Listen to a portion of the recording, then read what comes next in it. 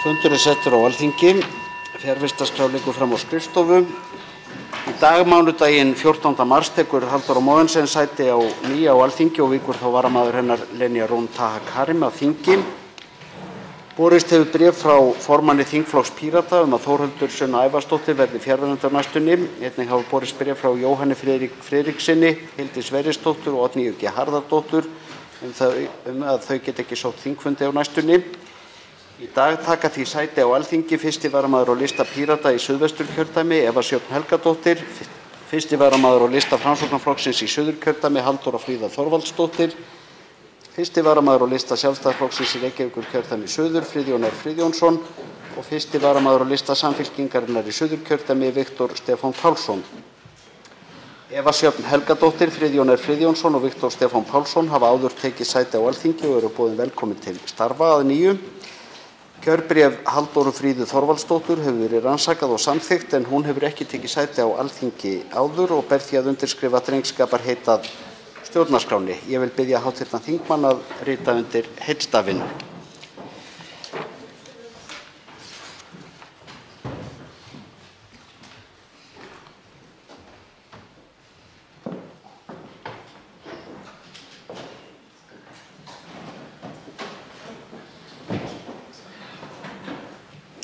Halldóra Fríða Þorvaldsdóttir hefur undirritað drengskaparheit að stjórnarskránni og er boðin velkomin til starfa á Alþingi. Borist hefur bréf frá Sigmundi Davíð Gunnlaugssyni, 7. þingmanni Norðausturkjördæmis hann geti ekki sinnt þingstörfum á næstunni.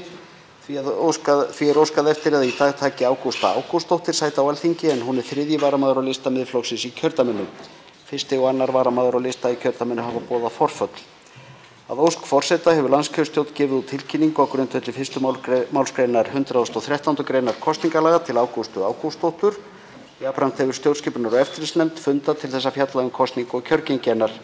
Til máls tekur formaður stjórnskipunar- og eftirlitsnefndar, hv. 8. þingmaður Suðvesturkjördæmis, Þórunn Sveinbjarnardóttir. Hæstv. forseti.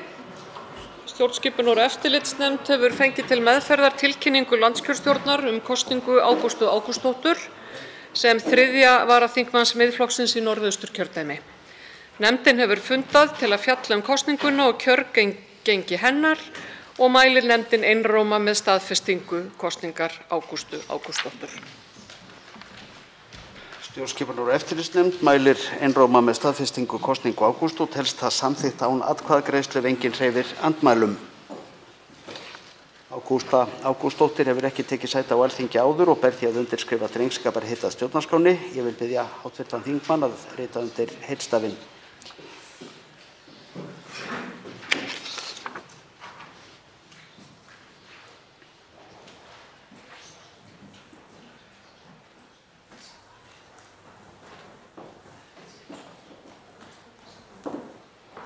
Ágústa Ágústsdóttir hefur undirritað drengskaparheit að stjórnarskránni og er boðin velkomin til starfa á Alþingi.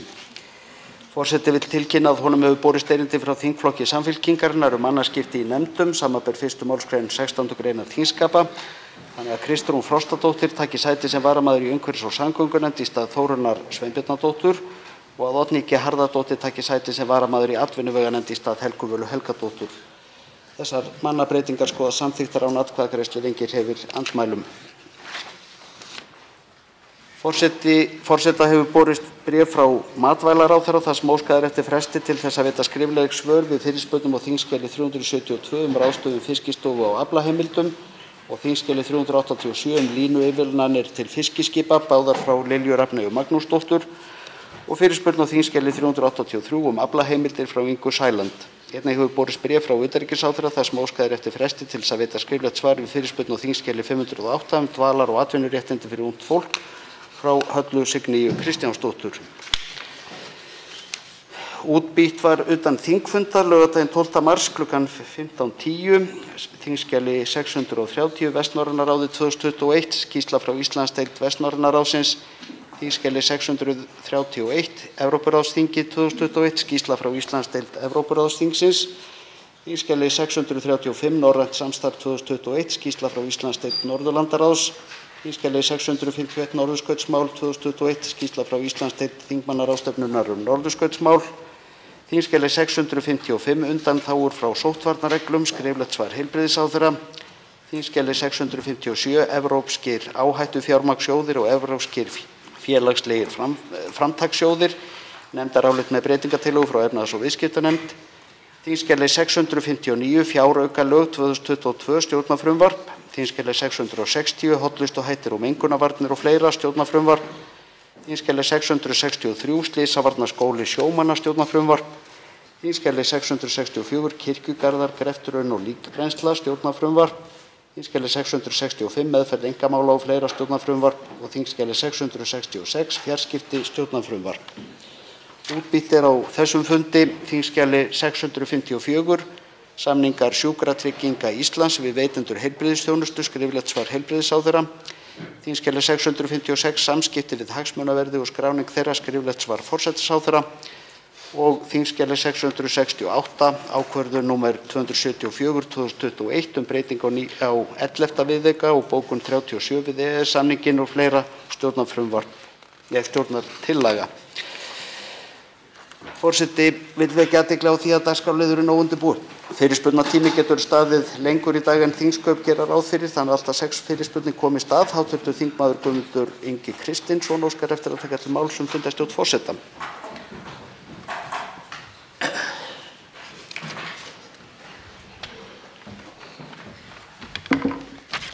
Virðulegur forseti, þann 13. júní síðastliðinn samþykkti Alþingi þingsályktunartillögu Flokks fólksins hagsmunafulltrúa eldra fólks. Alþingi ályktaði að fela félags- og barnamálaráðherra að stofna starfshóp hagsmunaaðila auk starfsfólks ráðuneytis að semja frumvarp til laga embætti hagsmunafulltrúa eldra fólks.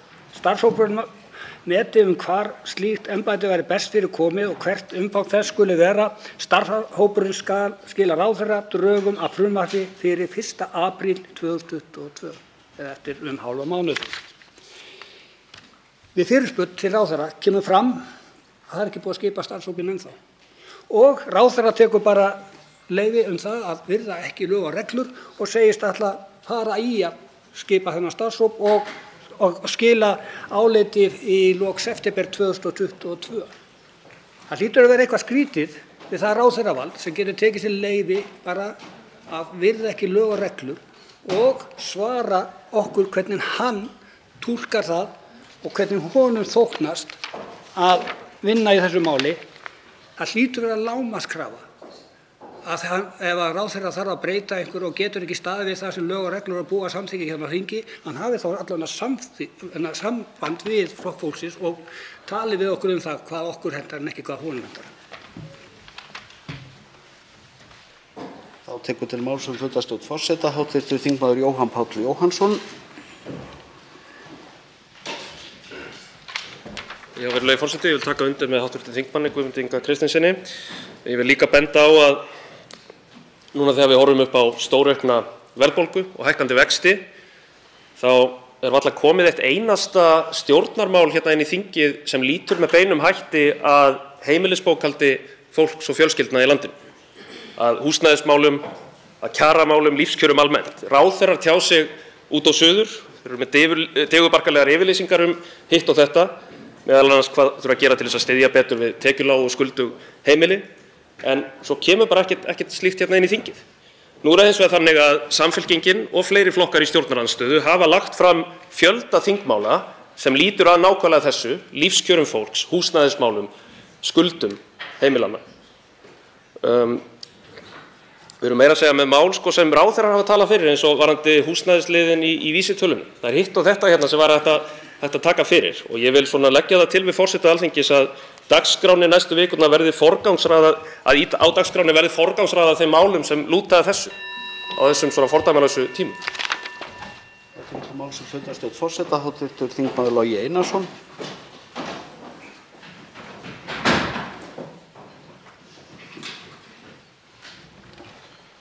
Herra forseti, já, ég held ég geti bara tekið undir með hvoru tveggja hv. þingmönnum þó að þeir hafi kannski ekki talað nákvæmlega sömu hlutina.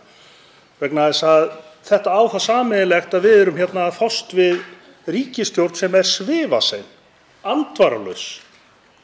Í fyrsta lagi það náttúrulega algjörlega óboðlegt að ríkisstjórn telji sig geta ákveðið það hvað hún gerir og hvað ekki með þingsályktunartillögu sem allt þingið samþykkir. En að hinu leyti tek ég undir með hv. þingmanni Jóhanni Páli Jóhannssyni þar sem hann bendir á fjölda þingmála sem að stjórnarandstaðan hefur lagt fram til að bregðast við vaxandi verðbólgu og hækkandi vöxtum sem að ráðherrar ríkisstjórnarinnar hafa tekið undir og Framsóknarflokkurinn hefur stutt. Nú legg ég til að forseti setji þessi mál í forgang og ég hvet stjórnarliða, þau að minnsta kosti sem að styðja okkur í þessu, að beita sig með okkur til þess að ráðast í brýna og nauðsynlegar úrbætur fyrir heimili vegna þess að ríkisstjórnin virðist sannarlega ekki ætla að gera það. Máls tekur hv. þingmaður Kristrún Frostadóttir fundarstjórn forseta.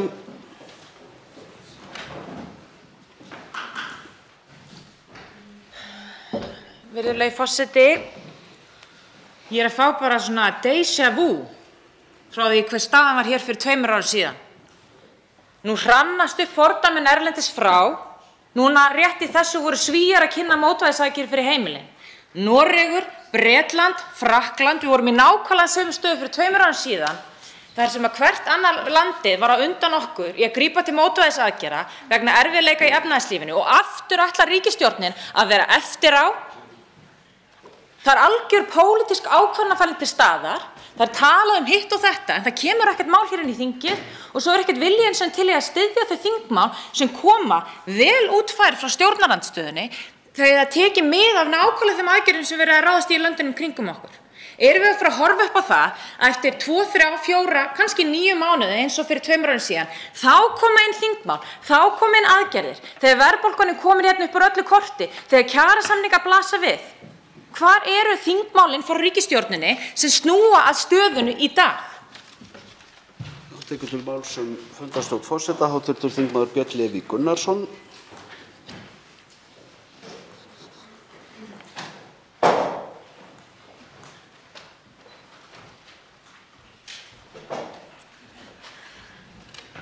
Forseti, þegar að þingið afgreiðir hérna þingsályktunartillögur, þá skiptir máli að við fylgjum því og eftir að þeim sem framfylgt.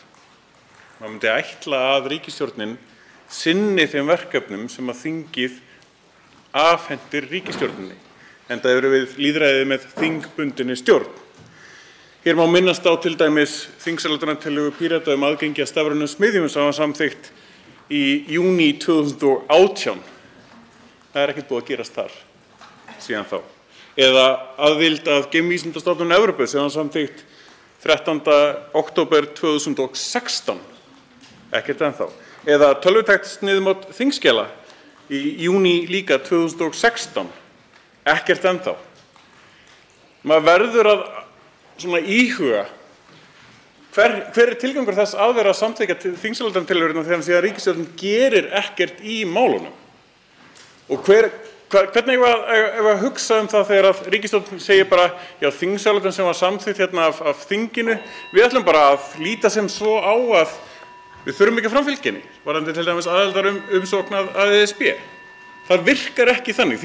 Ríkisstjórnin verður að koma þá hingað og segja að við ætlum ekki að gera þetta og leggja af þær þingsályktunartillögur ef hún hefur pólitískt þor til þess. Tekur til máls fundarstjórn forseta hv. þingmaður Hanna Katrín Friðriksson.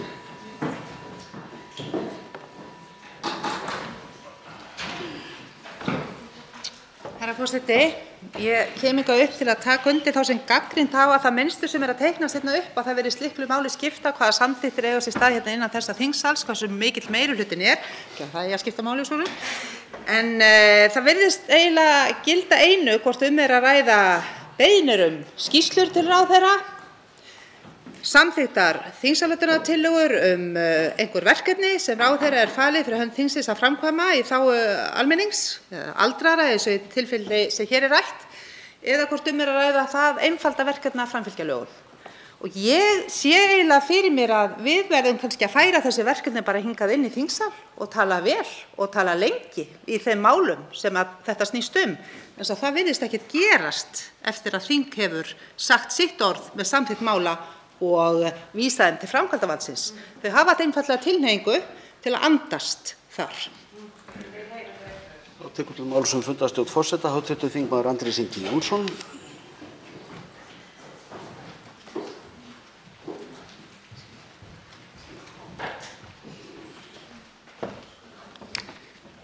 Herra forseti, hv. þingmaður Guðmundur Ingi Kristinsson nefndi hér dæmi eina af rosalega mörgum tillögum sem ekki hefur verið farið eftir, tillögum sem Alþingi hefur samþykkt, yfirleitt með öllum greiddum atkvæðum í kjölfar þinglokasamninga þar sem meirihlutinn svona lætur sig hafa það að hleypa í gegn einhverjum meinlausum málum frá stjórnarandstöðunni. Svo mikil lýðræðisástin. Það ekki gæði málanna, það ekki stuðningu við þau. Nei, þetta svona einhver hausatalning. Hver flokkur fær 1, max 2 mál við þinglok sem eru svo samþykkt og síðan ekkert gert með. Ég held við þurfum að taka þetta til skoðunar þegar kemur að næstu þinglokasamningum. Hér hefur verið nefnd þessi tillaga Flokks fólksins. Hvað með aðgerðir vegna rakaskemmda sem átti að skila einhverri niðurstöðu í júní á síðasta ári eftir að tillaga Halldóru Mogensen hafði verið samþykkt hér í þingsal. Það bólar ekki á neinu þar. Svo eru 2 tillögur frá Viðreisn og Pírötum líka sem voru samþykktar síðasta vor sem eru komnar á tíma núna fyrir þinglok á þessu ári. Ég held við ættum að taka þetta dálítið alvarlega ef það ekki komin nein útkoma úr þeim tillögum áður en við setjumst niður við þinglokasamninga af því að það virðist bara ekki verið neitt að marka þá. Hv. þingmaður Jóhann Páll Jóhannsson tekur til máls öðru sinni fundarstjórn forseta.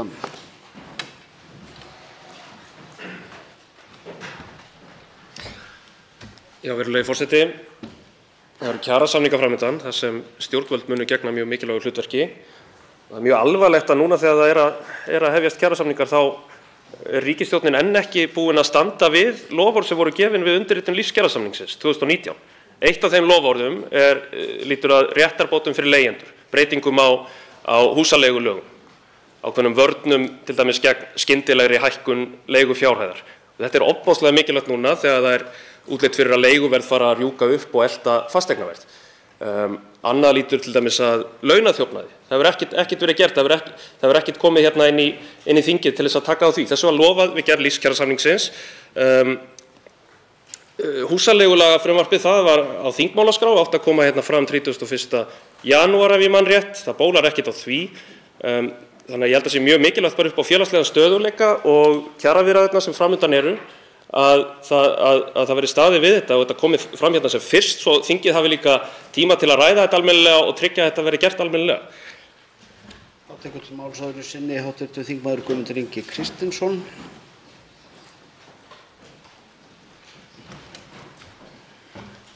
Virðulegur forseti, það er að koma ákveðið munstur hjá ríkisstjórninni. Við erum búin að fjalla hér mál sem varða fyrirtæki og koma þeim í gegn í COVID og það hefur gengið vel og það er bara flott. En þegar á að fara að forgangsraða gagnvart fólkinu að öldruðum, lögfesting samningsákvæða með málefni fatlaðs fólks, fatlaðir, eða að skila til allsherjar- og menntamálanefndar flóttamenn. Við sjáum alveg hvar munstur liggur, hverjir eru þóknanlegir ríkisstjórninni og hverjir ekki. Og það er alveg greinilega alveg á hreinu. Aldraðir eru það ekki, öryrkjar eru það ekki.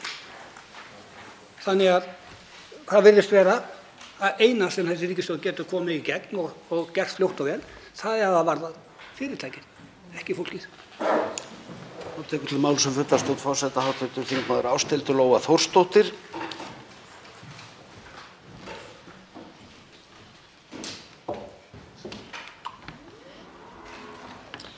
Virðulegi forseti. Mér er náttúrulega sérstaklega umhugað málefni heimilanna og stöðu þeirra á þessum erfiðu tímum í 6,2% verðbólgu. Erlendar þjóðir taka málefni heimilanna en ekki við. Og það sem skilur okkur frá öllum öðrum þjóðum er bölvuð verðtryggingin. Áhrif verðbólgunnar á Íslandi verða miklu meiri á heimilin þar hér á landi heldur en nokkuð tíman áhrif verðbólgu eru á heimili úti í Evrópu. Það sem engin verðtrygging er eins og á náttúrulega aldrei að vera hjá siðmenntuðum þjóðum. Áhrif þessa munu kannski ekki koma fram strax á þessu ári en þau munu koma fram fljótlega eftir það.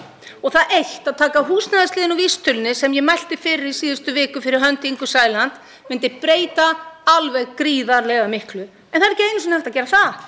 Heimilin eiga greinilega bara að fá að sigla sinn sjó og láta skeika sköpuðu, alveg eins og gert var eftir bankahrunið 2008. Og það endaði með skelfingu sem margir hafa ekki enn og munu jafnvel aldrei ná sér að fullu af. Það má ekki endurtaka sig. Tekur til máls fundarstjórn forseta, hv. þingmaður Helga Vala Helgadóttir.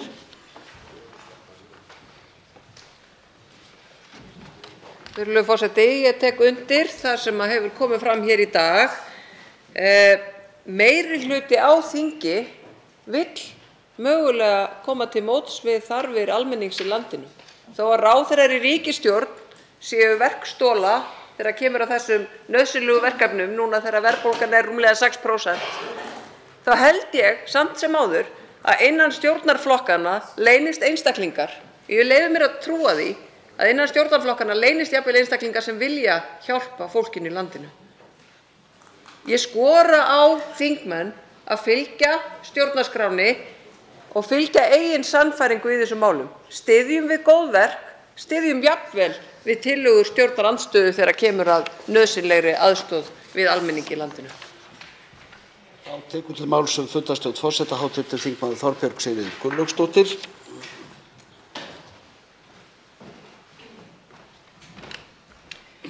Já, virðulegi forseti, ég kem nú bara hérna upp til að taka undir með öðrum þingmönnum sem þá þegar hafa talað og í samhengi við þessa stóru mynd sem hér er verið að lýsa, hvort sem við erum að tala um vexti og verðbólgu í aðdraganda kjarasamninga eða önnur brýn mál sem varða almenning miklu.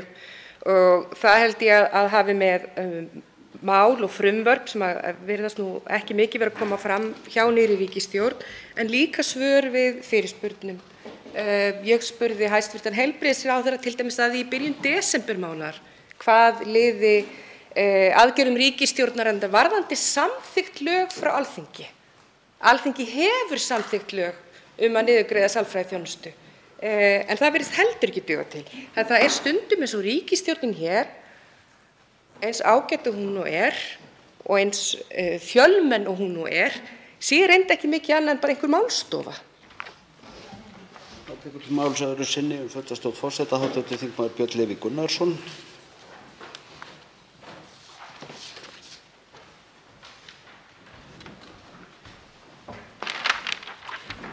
Forseti, mér finnst þetta alltaf mikilvæg umræða því að það hefur verið talað um svona pólitískan ómöguleika í tengslum við þessa umræðu það að þingsályktun sem þingið samþykkir, svo kemur ný ríkisstjórn sem er bara ekki sammála þessu og bara vill ekki fara eftir því sem að þingið segir. Rétta niðurstaðan þá er að sjálfsögðu ríkisstjórnin komur með tillögum að fella brott þá þingsályktun. Ellegar bara gera það sem þingið segir. Það er ekkert flókið. Mér finnst dæmið stafrænu smiðjurnar, aðild að stafrænu smiðjum sem að ég og hv. þingmaður Albertína Friðbjörg Elíasdóttir lögðum hérna fram vera mjög gott dæmi því að við vorum hófsöm í okkar aðkomu að því máli. Þingið bætti við, gerði kröfunar meiri aðild, meiri aðgang að stafrænu smiðjum og allir þingmenn og ráðherrar samþykktu þá þingsályktunartillögu. Meira heldur en að við báðum um. Við báðum lágmarkið til að byrja með. Nei, það var gefið í. Og samt er ekki búið að gera neitt. Það er ekki bara þannig að mál sé að deyja í nefnd eru líka að deyja í ríkisstjórn. Og það er óásættanlegt. Þá tekur til máls öðru sinni fundarstjórn forseta hv. þingmaður Kristrún Frostadóttir.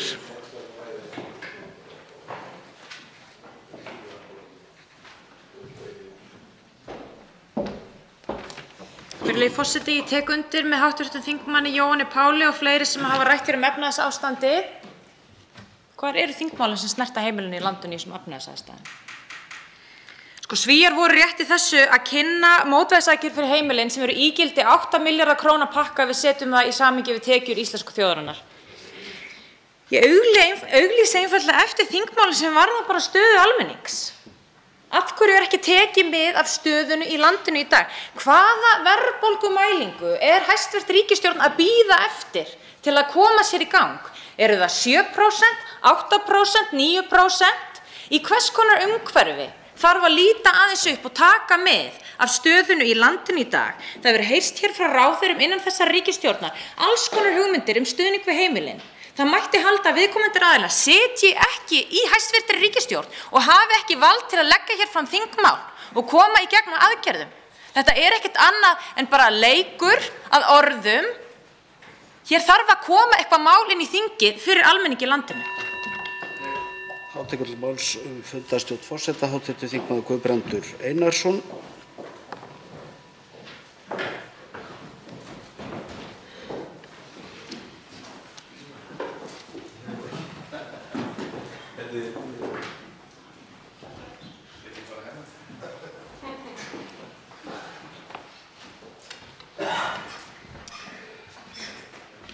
Virðulegur forseti, fyrir mig sem nýjan þingmann þá leiðir þetta hugann að tímasetningu kosninga. Það bara ekki bara alveg út í hött að halda kosningar svona seint, koma inn í þing rétt fyrir áramót og reyna að berja saman fjárlögum til þess að klára það nú á löglegum tíma og vera bara eftir á með alla skapaða hluti. En hér búið að nefna að Svíar séu farnir að grípa til aðgerða. Þeir eru meðal annars að skoða álögur á bensín sem hægt væri að fara í hér skjótt og vel. Þannig að það eru mörg úrræði sem hægt að grípa til núna sem að muni hjálpa fólki. Ég nefndi það hér í pontum daginn að það hægt að fara inn í tilfærslukerfinu og spýta inn í bætur til illa setta heimila. Og það bara eitthvað sem við þurfum að gera, ekki seinna en strax. Tekur til máls fundarstjórn forseta, hv. þingmaður Halldóra Mogensen.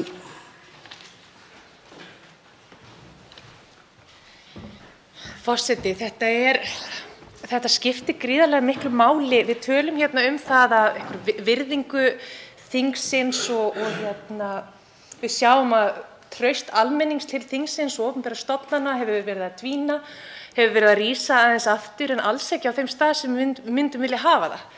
Ef við setjum þetta í samhengi þegar að þingsályktunartillaga þingmál samþykkt hérna í þingsal, til dæmis tökum bara sálfræðiþjónustuna sem að Viðreisn var með, sem að var samþykkt hérna einróma á þingi, að niðurgreiða sálfræðiþjónustu.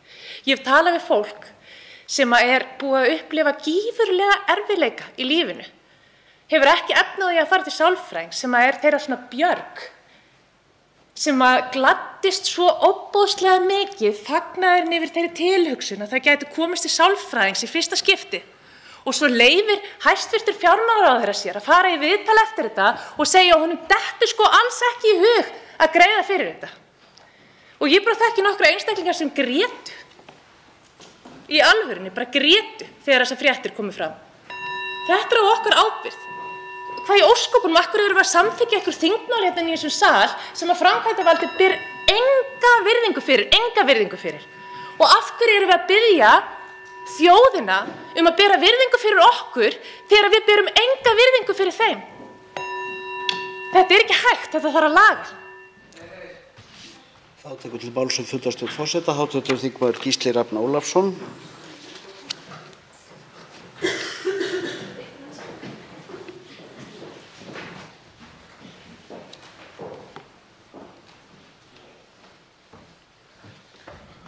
Virðulegi forseti, já, það eitt að setja þingsályktanir og ekki fara eftir þeim. Það annað að setja þingsályktanir og fjármagna þær ekki.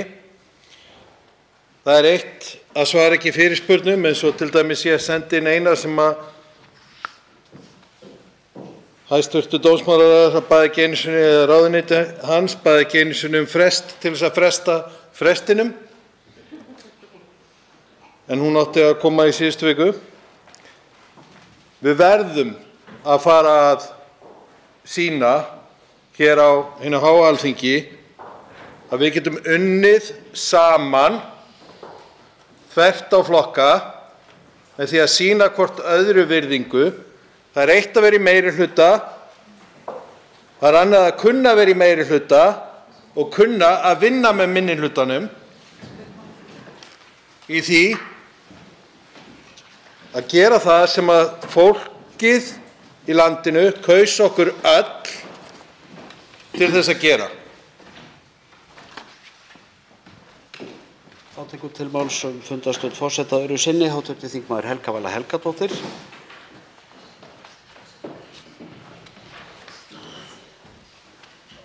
Virðulegur forseti, því ég kom hér áðan og talaði úrræðaleysi ríkisstjórnarinnar þegar kemur að því að mæta fólkinu í landinu vegna erfiðs efnahagsástands, að þá finn ég mig núna til að koma upp til að taka undir með þeim sem eru hér að ræða störf þingsins og vinnubrögð. Þegar að þingsályktunartillögur eru samþykktar hér af Alþingi þá virða ráðherrar í þessari ríkisstjórn það að vettugi þegar frumvörp eru samþykkt af Alþingi og gerð að lögum, að þá leyfa ráðherrar í ríkisstjórn sér að virða það líka að vettugi. Og hvaða skilaboð eru það sem verið að senda almenningi, vinnuveitendum okkar? Að ráðherrar geti bara gert nákvæmlega það sem þeim sýnist, óháð því hvað Alþingi fyrirskipar. Æðsta lýðræðisstofnunin. Eins og þeir þurfi ekki að fara eftir því sem hér er samþykkt. Þá tekur til máls fundarstjórn forseta hv. þingmaður Logi Einarsson öðru sinni.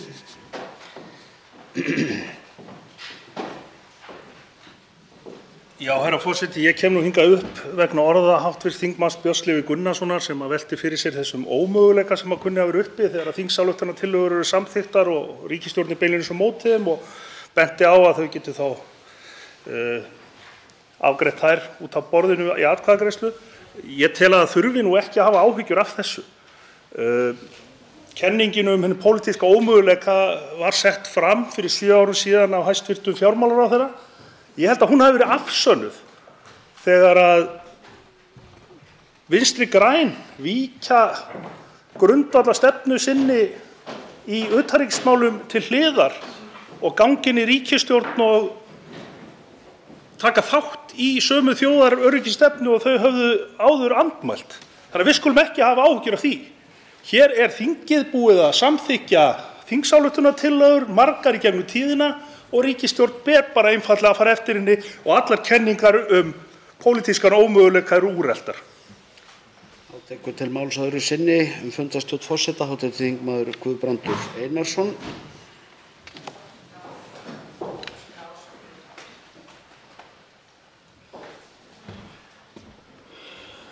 Virðulegur forseti, í stjórnarsáttmálanum þá getum við lesið fögur fyrirheit að bæta aðstæður vinnumarkaðarins og reyna að skapa hér eitthvað umhverfi sem getur gert það að verkum að samningur taki við að samningi. En ég get ekki séð að í stöðunni eins og hún lítur út núna að það sé verið að reyna að lyfta litla fingri til þess að reyna að skapa þær aðstæður. Hér er allt á fleygiferð.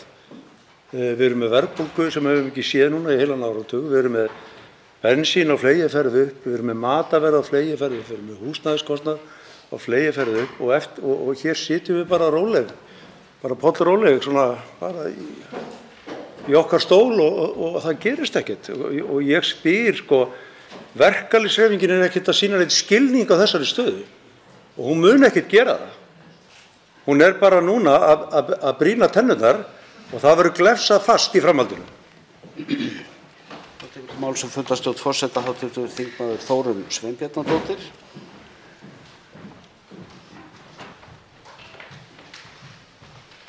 Hæstv. forseti, ég kem hér upp til þess að biðja forsetann að taka lífsmörkin á ríkisstjórninni.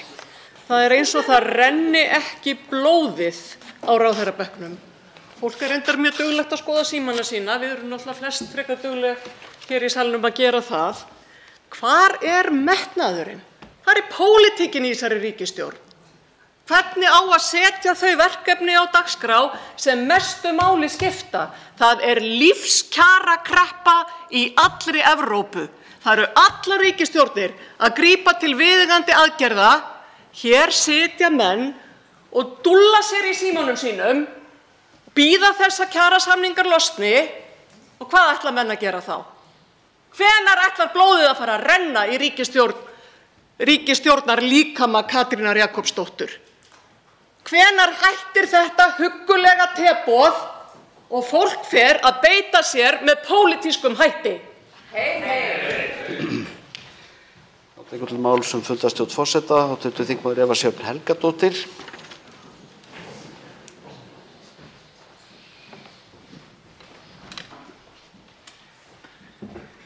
Virðulegur forseti, verandi varaþingmaður og starfandi sálfræðingur þegar ég ekki hér, þá trúði ég eiginlega ekki því sem gerðist hér á síðasta kjörtímabili og það sem enn að gerast, að það sé ekki verið að niðurgreiða sálfræðiþjónustu. Ég eiginlega get varla orða bundist og ég að styðja hér bara, og ég trúi eiginlega ekki komandi hér inn sem varaþingmaður hvernig þetta virkar, eða virkar ekki, eða vil ég segja það þannig. Þannig að ég eiginlega bara langar kannski svolítið bara svona að tala fyrir hönd almennings, þar sem ég sit ekki alltaf sem alþingismaður, að það að traustið okkar á Alþingi og traustið á fólkinu sem situr í ríkisstjórn, það ekki upp á marga fiska. Þannig að það að eitthvað sé samþykkt með lögum og sé síðan ekki framgengt eða fjármagnað, það eiginlega bara ótrúlegt og lyginni líkast. Tekur til máls fundarstjórn forseta öðru sinni hv. þingmaður Andrés Ingi Jónsson.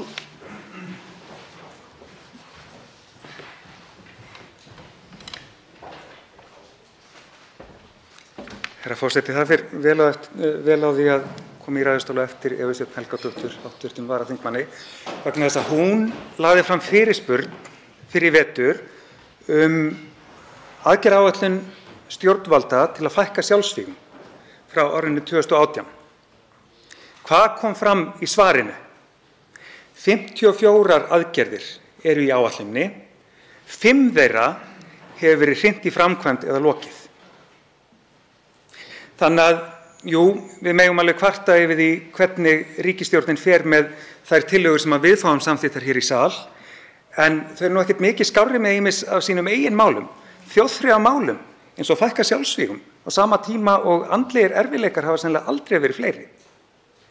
Sjálfur lagði ég nýlega fram fyrirspurnir hvernig gengi að framkvæma áætlun sem var samþykkt hér í Alþingi aðgerðir gegn ofbeldi og afleiðingum þess, sem nú annar vágestur sem hefur aldeilis farið að knýja fastar á dyr á síðustu árum. Mig grunar að svörin verði svipuð þar. Mikið tal, lítið gert.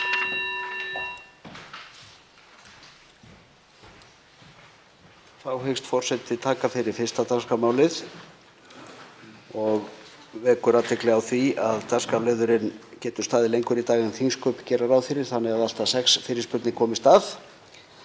Til svara eru í óundirbúnum fyrirspurnatíma matvælaráðherra, umhverfis-, orku- og loftslagsráðherra, utanríkisráðherra, menningar- og viðskiptaráðherra, mennta- og barnamálaráðherra, háskóla-, iðnaðar- og nýsköpunarráðherra, dómsmálaráðherra og heilbrigðisráðherra. Til máls tekur hv. 3. þingmaður Reykjavíkurkjördæmis norður, Halldóra Mogensen, og beinir fyrirspurn til hæstv. umhverfis-, orku- og loftslagsráðherra. Forseti, hæstv. umhverfisráðherra gaf nýlega út skýrslu úttekt á stöðu og áskorunum í orkumálum með vísan til markmiða og áherslna stjórnvalda í loftslagsmálum. Markmiðið var að draga fram staðreyndir á grundvelli faglegra sjónarmiða og upplýsinga á sviði orkumála á aðgengilegu formi til upplýsinga fyrir stjórnvöld, hagaðila og almenning. En faglegu sjónarmiðin náðu ekki lengra en svo að höfundar grænbókarinnar leggja ekki neitt sjálfstætt mat á sviðsmyndir. Heldur eru sviðsmyndir skýrslunnar uppsettar af orkufyrirtækjum sem skiluðu inn útreiknuðum sviðsmyndum sem voru, afsakið slettun og forseti, bara copy-pastaðar inn í skýrsluna. Formaður hópsins sem vann grænbókina talar að á næstu 18 árum þurfa að reisa ígildi 5 Kárahnjúkavirkjana á Íslandi. Stefnan að stækka hagkerfið á ógnarhraða, keyra upp hagvöxtinn samhliða orkuskiptum á meðan aðrar þjóðir heims að breyta neysluvenjum, umbylta samgöngukerfum og aðlaga samfélagið sitt að loftslagsbreytingum. þá ætla íslensk stjórnvöld að nýta sér ferðina og nota orkuskiptin til að stækka stóriðjuna og keyra upp hagvöxtinn. Rödd náttúruverndar var í mýflugumynd við gerð skýrslunnar, enda fengu náttúruverndarsamtök nánast engan tíma til þess að bregðast við, sem mjög kunnugt stef. Gefa þeim bara nægilega lítinn tíma til þess að bregðast við. Hvað snýst seta hæstv. Ráðherra í umhverfisráðuneytinu? Ég bara spyr. Það er augljóslega ekki að vera rödd náttúruverndar. Hvaða arfleifð sá hæstv. Ráðherra fyrir sér að skilja eftir sig þegar hann fer úr embætti? Ætlar hann að verða ráðherrann sem botnvirkjaði Ísland í þágu orkufyrirtækjanna og stóriðjunnar og nota loftslagsmálin sem skálkaskjól fyrir því? Eða ætlar ráðherra að gera eitthvað aðeins stærra? Svara fyrirspurn hæstv. umhverfis-, orku- og loftslagsráðherra Guðlaugur Þór Þórðarson. Virðulegi forseti, það eru mér mikil vonbrigði ef að þingflokkur Pírata ætlar að tala hér í fyrirsögnum og tala gegn aðgerðum okkar í loftslagsmálum. Og ef einhver trúir því eina sekúndu að heimurinn sé að fara með einhverjum þeim hætti sem hv. þingmaður vísaði til, ef einhver trúir því eina sekúndu, þá hvet ég hv. þingmenn sem gera það og alla aðra til að fara á internetið og skoða hvað er að gerast í heiminum. Það sem er að gerast í heiminum er þetta, að við erum að berjast gegn loftslagsvánni. Og það gerum við með því að fara úr jarðefnaeldsneyti yfir í græna orku. Það er það sem við erum að gera ásamt ýmsu öðru. En það er á nokkuð svaða lang stærsta aðgerðin. Og það er að koma hér upp, virðist vera, því að umræðan fór nú mjög vel á stað og málefnalega og þetta er stórt verkefni til að vinna úr. En svo er það kannski bara þannig, virðulegi forseti, að það eru hér hv. þingmenn sem er ekki tilbúin til að leggja sitt loð á vogarskálina í baráttum gegn loftslagsvánni þegar að til stykkisins kemur. Og ef að menn telja eitthvað sé rangt í þessari skýrslu öðrum, þá eiga menn auðvitað bara komið það fram. Þetta er gert eins gagnsætt eins og mögulegt er. Þetta er strax sett á netið. Hv. þingmenn fá aðgang að öllum þeim upplýsingum sem vilja. Nú ef það er eitthvað sem menn telja betur fara, þá skulum menn auðvitað bara koma með málefnalegar athugasemdir við það. En við komumst ekkert áfram í þessum málum eingöngu með stóryrðum og fyrirsögnum. Hv. 3. þingmaður Reykjavíkurkjördæmis norður tekur til máls að öðru sinni og ber fyrirspurn til hæstv. ráðherra. Forseti, grænbókin er skrifuð af hagsmunaaðilum stóriðjunnar, í samtökum iðnaðarins, samtökum atvinnulífsins. Við lifum á tímum þar sem hætta steðjar að mörgum skilyrðum þess sem gerir plánetun okkar, sem hýsir okkur og fæðir okkur, sem gerir það lífvænlegt að lifa hérna á þessari plánetu. Og að miklu leyti þá er vandinn að við búum við efnahagskerfi sem grundvallast á hugmyndafræði línulegan, óendanlegan hagvöxt á plánetu sem hefur ekki yfir óendanlegum auðlindum að ráða. Staðreyndin er sú að við erum langstærsti rafmagnsframleiðandi heims miðað við fólksfjölda. Langstærsti. Við framleiðum 2 sinnum meira á hvern einstakling en Norðmenn sem er í öðru sæti. 80% af þessari orku, hún fer í álver, kísilver og gagnaver. Þetta snýst ekkert það að við þurfum meiri orku. Þetta snýst hvernig við forgangsröðum. Hvernig þjónar þessi forgangsröðun núna? Hvernig þjónar hún orkuskiptunum, hæstv. ráðherra? Við þurfum ekki að virkja meira, við þurfum að forgangsraða betur. Forgangsraða í þágu náttúrunnar, í þágu framtíðar kynslóða, en ekki í þágu skammtíma gróða og hagvaxtar. Hvað ætlar hæstv. ráðherra að gera? Annað heldur en að botnvirkja Ísland í þágu stóriðjunnar. Það er spurningin mín. Hvað ætlar hann að gera? Hæstv. umhverfis-, orku- og loftslagsráðherra svara fyrirspurn öðru sinni. Virðulegi forseti, þessi grænbók er ekki í þágu stóriðjunnar og ef hv. þingmaður kynnt sér málið þá snýst þetta það að stórum hluta hvað þarf mikla orku í því orkuskipti sem við höfum farið í. Og hv. þingmaður, ég þakka fyrir, ég held að skipti bara máli að menn tali skýrt og ég þakka hv. þingmanni og Pírata fyrir að tala bara gegn hagvexti. Þá var það bara að liggja það fyrir. Hér er bara einn þingflokkur sem móti hagvexti. Það eru hræðilega fréttir fyrir þá sem þurfa á til dæmis ríkisútgjöldum að halda. Þá er ég að tala öryrkja, þeir sem þurfa á heilbrigðiskerfinu að halda, skólunum og öðru slíku. Því hv. þingmaður er að segja við þetta fólk, við ætlum að taka niður lífskjör í landinu, við ætlum að taka niður opinbera þjónustu. Það er það sem hv. þingmaður er að segja. Og hv. þingmaður Björn Leví er alveg mjög ánægður með það. Við Íslendingar fórum í orkuskipti á undan öllum öðrum og við getum verið afskaplega stolt af því. Og það gerði ekki bara gott fyrir umhverfið, það gerði ekki bara gott fyrir loftslagið, það gerði líka gott fyrir efnahagslífið og jók samkeppnisforskot okkar á þessum sviðum. Og við erum núna að fara, að vísu eru aðilar sem ætla ekki með þá vekkferð og það er þingflokkur Pírata, en við ætlum að fara það í vekkferð að fara í 3. orkuskiptin og það er gott fyrir loftslagið og það er gott fyrir okkur Íslendinga. Forseti minnir bæði þingmenn og ráðherra á að virða tímann sem er takmarkaður í óundirbúnum fyrirspurnum. Til máls tekur hv. 11. þingmaður Reykjavíkurkjördæmis norður, Jóhann Páll Jóhannsson, og beinir fyrirspurn til hæstv. Mennta- og barnamálaráðherra.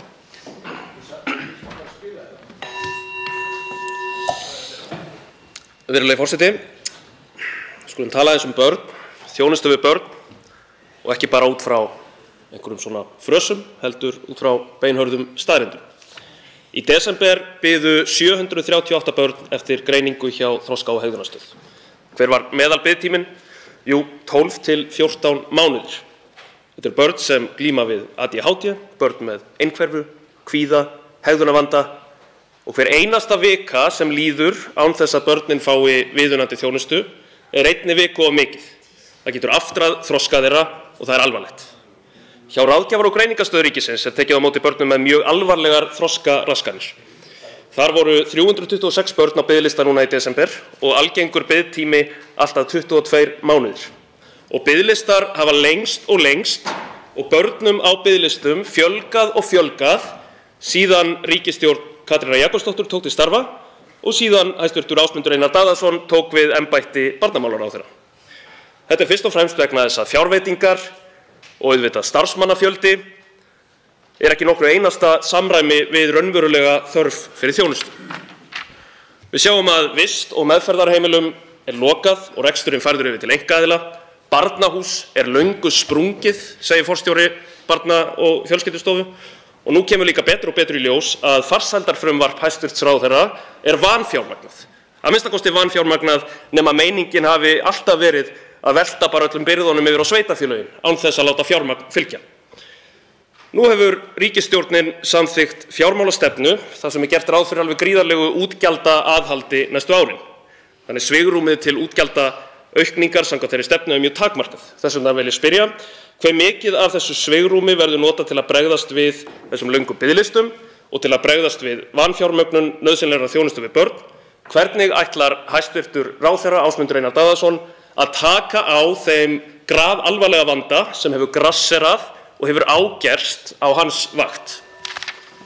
Þá tekur til máls hæstv. Mennta- og barnamálaráðherra Ásmundur Einar Daðason og svarar fyrirspurn. Virðulegi forseti, ég vil þakka hv. þingmanni Jóhanni Páli Jóhannsyni fyrir þessa fyrirspurn og segja það að til þess að taka á löngum biðlistum að þá þarf vissulega fjármagn, en það er ekki einungis það sem vantar. Til að mynda hefur fjármagn verið aukið til greiningar- og ráðgjafarstöðvar, það hefur verið aukið til barnahús. Það þarf að auka samtal á milli þessara aðila sem er að veita þessa þjónustu vegna þess að oft á tíðum eru sömu sérfræðingarnir að vinna hjá fleiri en einum aðila þarna. Einum aðila sem er að þjónusta börn. Það þarf að mennta fleira starfsfólk sem að þessu kemur og það þarf að skýra alla ferla á milli þessara aðila. Við ætlum okkur að taka þennan þyngsta vanda fyrst sem eru þau úrræði sem að lúta meðal annars eru undir Þroska- og hegðunarstöð, því að hv. þingmaður nefndi það. Ég og heilbrigðisráðherra áttum góðan 2 tíma vinnufund í síðustu viku þar sem við vorum að undirbúa það með hvaða hætti við gerum það og erum líka í samtölum við núverandi félagsmálaráðherra, félags- og vinnumarkaðsráðherra og reiknum með að koma með svona umgjörð í því hvernig við ætlum að taka á þessum þáttum annaðhvort í þessari viku eða næstu viku. Síðan það þannig að því að þingmaðurinn fullyrti að það hefði ekki verið aukið fjármagn til að mynda til barnahús, þá höfum við aukið fjármagn á síðasta kjörtímabili til barnahús, meðal annars vegna þess að við vissum að það yrði aukið álag á barnahúsi í tengslu við COVID-19 faraldurinn. Ég bendi líka á að fyrir 2 árum var opnað útibú barnahús á Akureyri, þannig að það liggur algjörlega fyrir að það þarf að auka fjármagn núna áfram inn í barnahús, meðal annars til þess að bregðast við afleiðingum af COVID-19. Síðan það allt tal það að sú hugsun sem að farsældarlöggjöfin byggja á, þar sem við erum að setja 2 milljarða tæpa á ári inn í innleiðingu á þeirri löggjöf, sé vanfjármögnuð og ófjármögnuð á enga stoð í raunveruleikanum. En hins vegar þarf að taka til endurskoðunar öll úrræði í málefnum barna og í stjórnarsáttmála það rammað inn að þar ætlum við okkur að setja reglur eða löggjöf hámarksbiðtíma eftir nauðsynlegri þjónustu og sú vinna komin á stað í nýju ráðuneyti mennta- og barnamála en við ætlum okkur að taka þyngstu úrræðin fyrst. Við erum byrjuð á því og það þarf aukið fjármagn þar inn, já, en það þarf líka samtal vegna þess að þetta snýst ekki eingöngu fjármagn og það höfum við séð meðal annars í ráðgjaf- og greiningarstöðinni eins og hv. þingmaður nefndi hér í sinni ræðu. Til máls öðru sinni hv. 11. þingmaður Reykjavíkurkjördæmis norður, Jóhann Páll Jóhannsson. Já, virðulegur forseti, ég ætla að biðja hæstv. ráðherra ekki að leggja mér orð í munn varðandi vanfjármögnun barnahús sérstaklega, en það að segja að ríkisstjórnin hafi ekki aukið fjármuni til þess, auðvitað hefur hún gert það, en það breytir því ekki að forstjóri Barna- og fjölskyldustofu hefur verið alveg skýr með það að barnahús sé sprungið og ferlar og fundir og blaðamannafundir, þeir hjálpa ekki börnum sem eru komin út í horn, börnum á biðlistum. Við vorum að tala um ráðgjafar- og greiningarstöð og hæstv. ráðherra segir að fjármagn hafi verið aukið þangað. Ég ætla nú bara að leyfa mér að vitna í umsögn frá umboðsmanni barna sem við hljótum að taka mark á. Markmiðum að bæta snemmtækan stuðning verður ekki náð án þess að biðlistum verði útrýmt en slíkt átak krefst aukinna fjárveitinga til ráðgjafar- og greiningarstöðvar ríkisins. Þetta sagði umboðsmaður barna í fyrra og hún notaði orðið ámælisvert skort á fullnægjandi fjármögnun stofnunarinnar.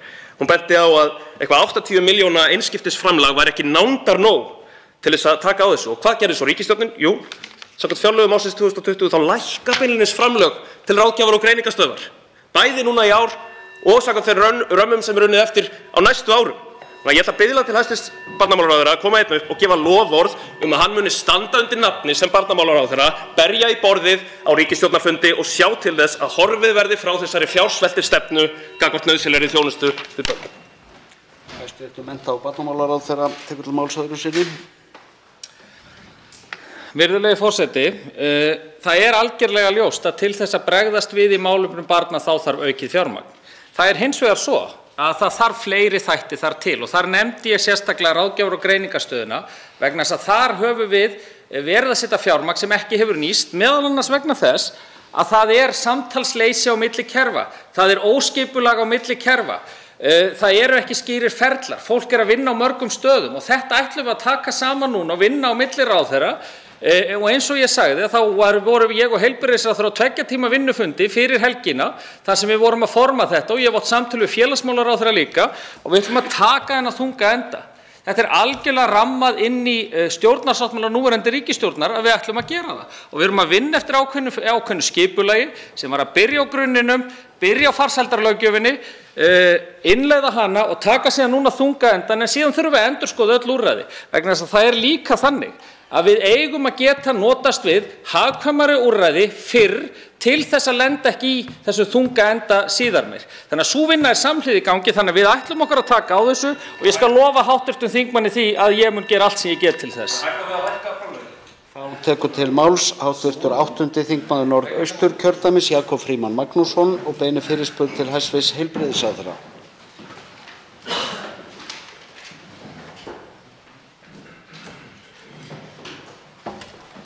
Virðulegi forseti. Ef benda ætti á tiltekinn þjóðarsjúkdóm Íslendinga væri sá að líkindum fyrst og fremst af andlegum toga. Miðað við höfðatölu eigum við að líkindum heimsmet í fjölda þeirra sem glíma hér við alvarlegan kvíða og þunglindi og fjöldi þeirra að því virðist vaxandi frá ári til árs. Í ljósi þessa þarf engum að koma á óvart að heimsmetin nær einnig til fjölda ávísana og geðlyfa af ýmsum toga, lyfja sem mörg hver valda erfiðum hliðarverkunum. Víst að samfelldum 2 ára COVID-drungi hefur hér gert illt sínu verra og síðan brostið á með óhugnanlegri innrás, styrjöld sem veldur alvarlegri hugarangri hér sem annars staðar. Biðlistar sérfræðinga og geðlækna hafa aldrei verið lengri og lengjast stöðugt. Eins og margoft hefur verið bent á, meðal annars í þessum sal, verða lífsgæðastuðlar okkar aldrei bundnir eingöngu við krónur og aura. Viðvarandi vanlíðan þúsunda og tugþúsunda ungs fólks, eldra fólks, öryrkja og almennra borgara á Íslandi grafalvarlegt vandamál sem okkur ber að horfast í augu við og grípa til aðgerða gegn, ekki einungis með því að slæfa einkennin með lyfjaneyslu. Nú blasir við að fjöldi COVID-smittara hefur aldrei verið jafn mikil og einmitt nú. Dauðsföll á undanförnum 6 mánuðum hafa verið hér næstum 2-falt fleiri en dauðsföllin 18 mánuðum þar á undan af völdum heimsfaraldursins. Þessi til viðbótar það svo stigvaxandi ofbeldi rússneskra stríðsmanna sem okkur berast fréttir af frá degi til dags og eru án nokkurs vafa að valda þeim hópum sem hér ræðir meiri vanlíðan en okkur órar fyrir. Því ekki löngu tímabært, virðulegi forseti, að beina þeirri áskorun til hæstv. Heilbrigðisráðherra að nú verði tafarlaust skipaður sérstakur starfshópur vel valinna sérfræðingja taki þetta vandamál til gaumgæfilegrar rýningar með það fyrir augum að greina hinar raunverulegu rætur þessa grafalvarlega heilbrigðisvanda.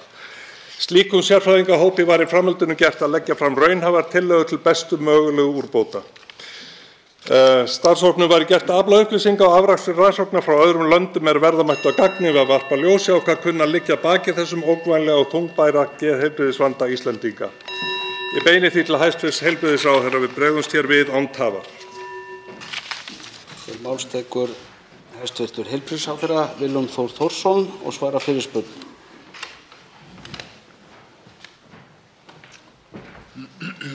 Hæstv. forseti, ég vil þakka hv. þingmanni Jakobi Frímanni Magnússyni hér fyrir að bregða upp hér þeirri sviðsmynd sem við okkur blasir og víða herjar að og steðjar vandi. Og þegar kemur að geðheilbrigðismálunum þá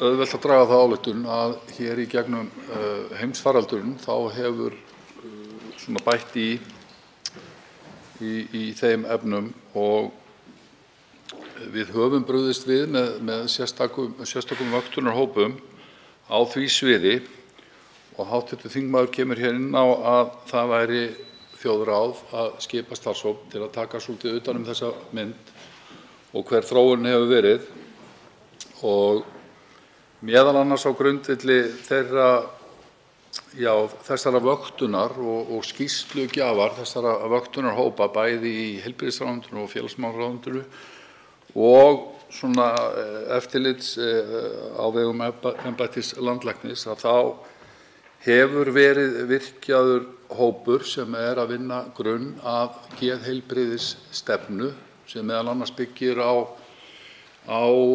geðheilbrigðis eða niðurstöðum af geðheilbrigðisþingi forvera minn sem að forveri minn stóð hér ásamt fjöldamörgu góðu fólki og í kjölfarið þessi hópur, mjög víðtækur hópur, að vinna að aðgerðaráætlun í geðheilbrigðismálum sem að fylgi þessari stefnu sem að sama skapi í takt við heilbrigðisstefnu til 2030. Þannig að svarið alveg örugglega já og þetta auðvitað það sem við þurfum að fara af krafti í. Ekki bara vegna þess að það hefur svona aukið á þennan vanda í gegnum faraldurinn heldur vegna þess að við höfum auðvitað löngu átt að vera búin að opna á aðgerðir gegn þessum vanda. Til máls tekur að nýju hv. 8. þingmaður Norðausturkjördæmis Jakob Frímann Magnússon. Virðulegi forseti, ég þakka hæstv. Heilbrigðisráðherra fyrir svörin en ég að tala kannski dálítið annan hlut. Ég að tala að fara í dýptina á þessu og greina það sem ekki hefur áður verið greint. Ég hef spurt marga, bæði sálfræðinga og geðlækna aðra, hver skýringin á þessu undarlega sér íslenska geðheilbrigðisvandamál? Það hefur enginn komið með haldbær svör. Við engan heyrt koma með trúverðugt svar. Sumir segja þetta eru samfélagsmiðlarnir, maður, skilurðu það ekki? Þetta er nú bara skammdegið eða eitthvað annað. Ég er að tala um að fara í alvarlega vísindalega greiningu á hvað veldur þessu. Hvers vegna er staðan svona hér miklu alvarlegri en nokkuð staðar annar staðar? Og hvað gerum við? Þetta er ekki bara spurningin um hvað hendir mann, heldur líka hvernig bregst maður við því sem hendir mann. Þannig að ég bið um djúpa, víðtæka rannsóknarskýrslu nákvæmlega á þessu. Til máls tekur hæstv. Heilbrigðisráðherra Willum Þór Þórsson og svarar fyrirspurn öðru sinni.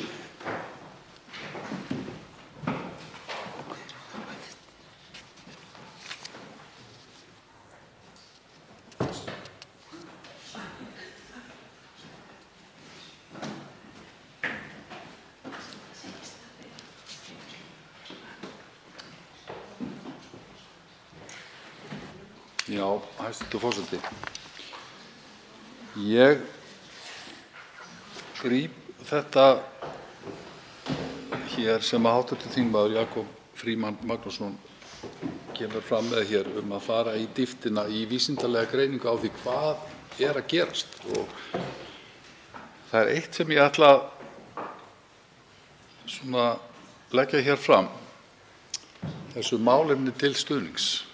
Það kann að vera að við þurfum að fara í dýpri greiningar á þessum vanda. Mögulega er þetta uppsafnaður vandi sem kemur til að því að við vorum of sein að bregðast við honum eða einhvers konar vera með úrræði til þess að bregðast við þessum uppsafnaða til dæmis eins og hv. þingmaður segir kvíðavandamálum. Við höfum byggt upp nýjungar í geðheilbrigðisþjónustu, sérhæfð geðheilsuteymi í heilsugæslu og svo framvegis. En það kann að vera að við þurfum kannski að rannsaka frekar orsakirnar og undir það tek ég. Og ég held að það sé, ég mun taka þetta með mér úr þessari fyrirspurn hv. þingmanns.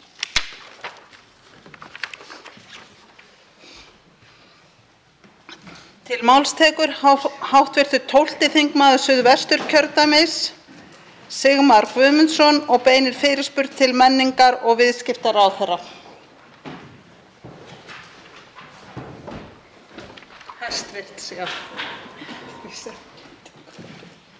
Frú forseti, við hljótum að fagna því þegar vel gengur hjá fyrirtækjum í samfélaginu, en við hljótum líka að benda mjög innbyggt og hressilega á það þegar að tölur úr uppgjörum gefa tilefni til.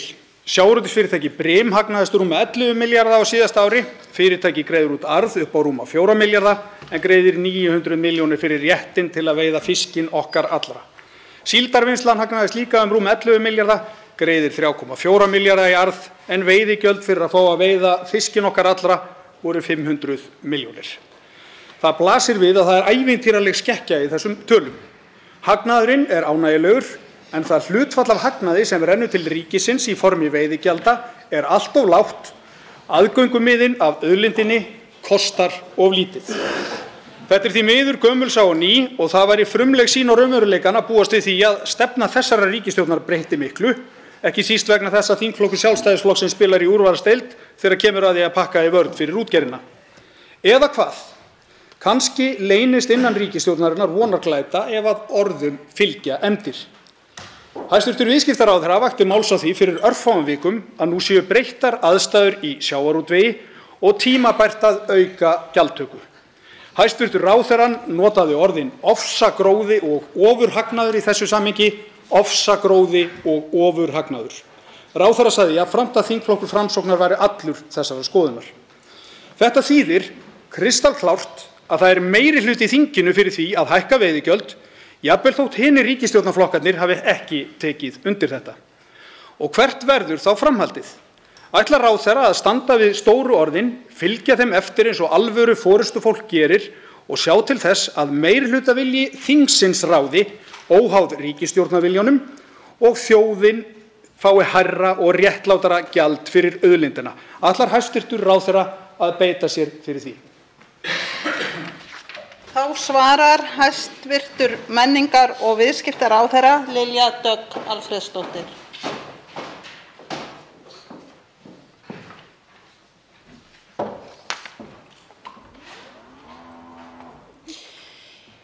Virðulegur forseti, ég vil þakka hv. þingmanni Sigmari Guðmundssyni fyrir spurninguna og vil byrja á því að segja að hann kemur inn á mjög mikilvægt málefni í samfélaginu okkar, það er að segja hvernig við skiptum þeim auðæfum, hvernig við bara höfum réttláta gjaldtöku. Og það sem hefur verið að gerast í sjávarútvegi þjóðarinnar er að hann gengur mjög vel. Við vitum að það er mikill hagnaður og eitt af því sem hefur verið að gerast er að vegna tækniframfara þá eru færri sem koma að því að vinnslu og öðru slíku og hagnaðurinn og arðsemin hefur verið að aukast gríðarlega. Það er mín skoðun að það þurfi að fara betur yfir þessi mál. Við þurfum að skoða það þegar ákveðnar atvinnugreinar eru farnar að skila gríðarlegum hagnaði og ég tel að sé vilji þeirra sjálfra að skila sínu samfélagi meiri arði og ég tel að sé eðlilegt og sanngjarnt að samfélaginu að gera það. Það á ekki bara við þessa atvinnugrein. Ég nefndi bankakerfið daginn, það á líka við bankakerfið og mér finnst mjög ljóst að hversu framfarasinnuð þessi ríkisstjórn sem ég sit í, að það kæmi mér ekkert óvart að við myndum koma ykkur á óvart. Til máls tekur öðru sinni hv. 12. þingmaður Suðvesturkjördæmis Sigmar Guðmundsson. Frú forseti, já, það kæmi mér ekkert á óvart að við kæmum ykkur kannski á óvart. Þau verða nú eiginlega ekkert mikið óljósari svörin.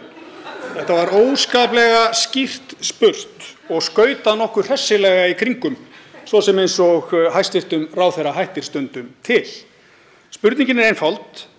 Það liggur fyrir þingmeirihluti fyrir því að hækka veiðigjöld. Þessi þingmeirihluti er alveg skýr. Nú er það spurningin, ætlar hæstv. Ráðherra að beita sig fyrir því að sá þingmeirihluti komi skýrt fram óháð vilja ríkisstjórnarinnar og tryggja það þá að þjóðin fái sanngjarnari arð og ég fagna orðum hæstv. Ráðherra í aðdraganda þessa kléna svars að það væri gott að þeir sem geta greitt meira myndu greiða meira. Ætlar hæstv. Ráðherrann að tryggja það að þingmeirihlutin ráði í þessu? Þá svarar fyrirspurn öðru sinni hæstv. menningar- og viðskiptaráðherra Lilja Dögg Alfreðsdóttir.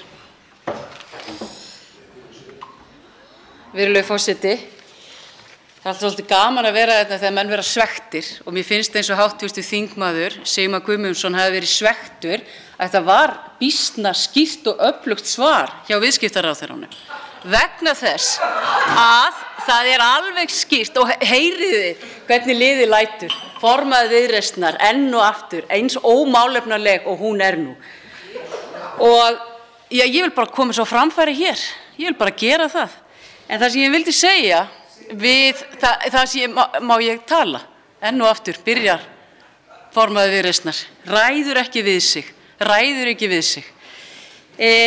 Það sem ég vildi segja hins vegar, já, við munum beita okkur.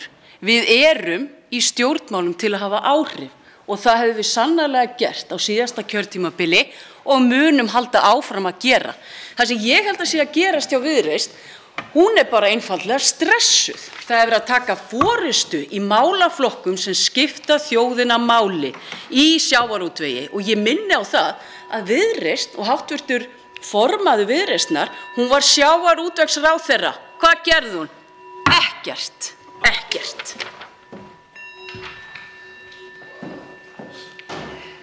Til máls tekur hv. 7. þingmaður Norðausturkjördæmis Ágústa Ágústsdóttir og beinir fyrirspurn til hæstv. Matvælaráðherra.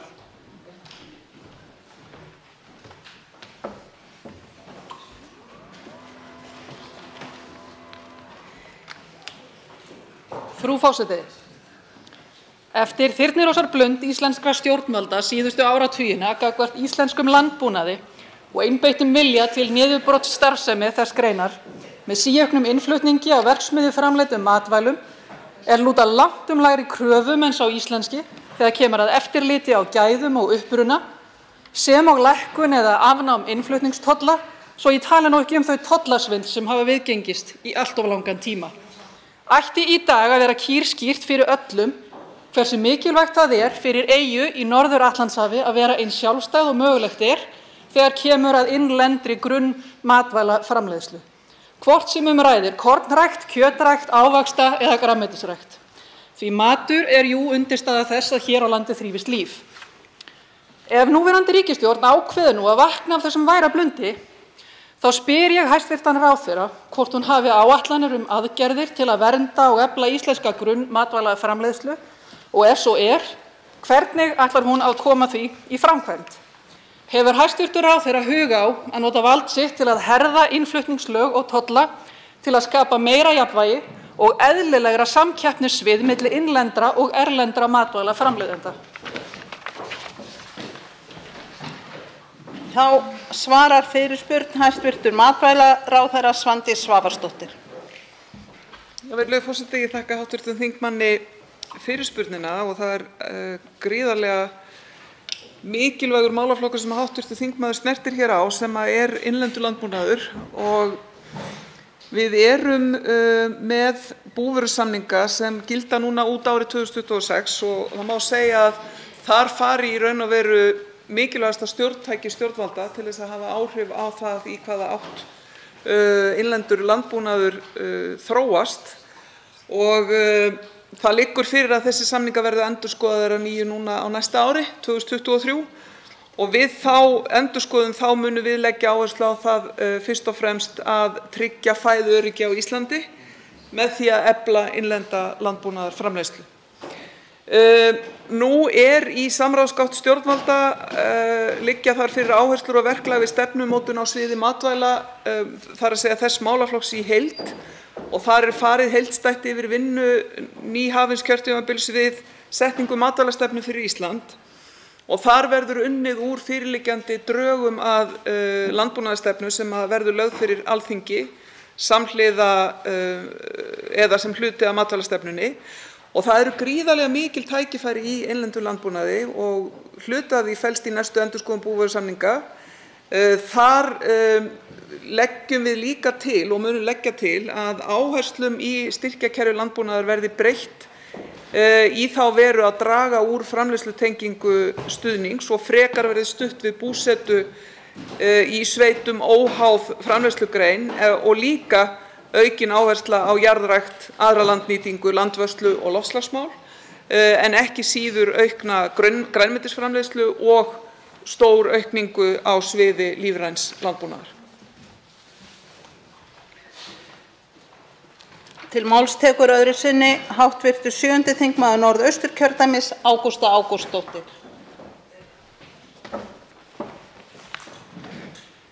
Frú forseti, ég þakka hæstv. Ráðherra fyrir svörin og verður áhugavert að fylgjast með framvindu þess sem hún talaði hér á undan. En mér langar þá að spyrja annarra spurningar. Þar sem innlend grunnmatvælaframleiðsla lífæð þjóðarinnar, nauðsynlegt að hún njóti ákveðinna sérkjara að mínu mati vegna sérstöðu sinnar á eyju þar sem landamæri annarra landa eru víðs fjarri og stríðsbrölt og heimskreppur geta hæglega lokað fyrir æð okkar til meginlandsins. Mun það koma til greina að hæstv. Ráðherra beiti sér fyrir því að grunnmatvælaframleiðendur fái rafmagnsnotkun sína á sömu eða jafnvel lægri kjörum og stærstu notendur þess fá í dag? Þá svarar hæstv. Matvælaráðherra Svandís Svavarsdóttir öðru sinni.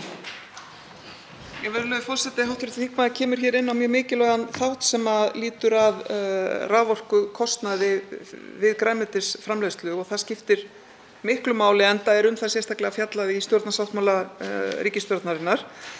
En ég vil nefna til viðbótar við þá þætti sem ég fór yfir hér áðan, það eru orkuskipti í landbúnaði, það bættar samgöngur, það betri nýting á áburði, aukin framleiðsla á innlendum áburði og þar að segja allar þessar aðgerðir sem verða til þess að auka á vægi hringrásarhagkerfisins, draga úr kolefnisspori, draga úr loftslagsáhrifum og þar með að styrkja og styðja við fæðuöryggi hér innanlands.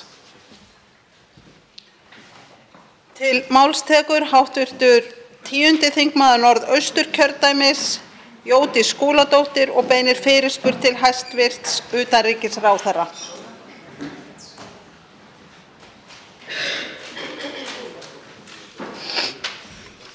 Frú forseti, þær aðstæður sem nú eru í Evrópu eru bæði skelfilegar og ógnvænlegar.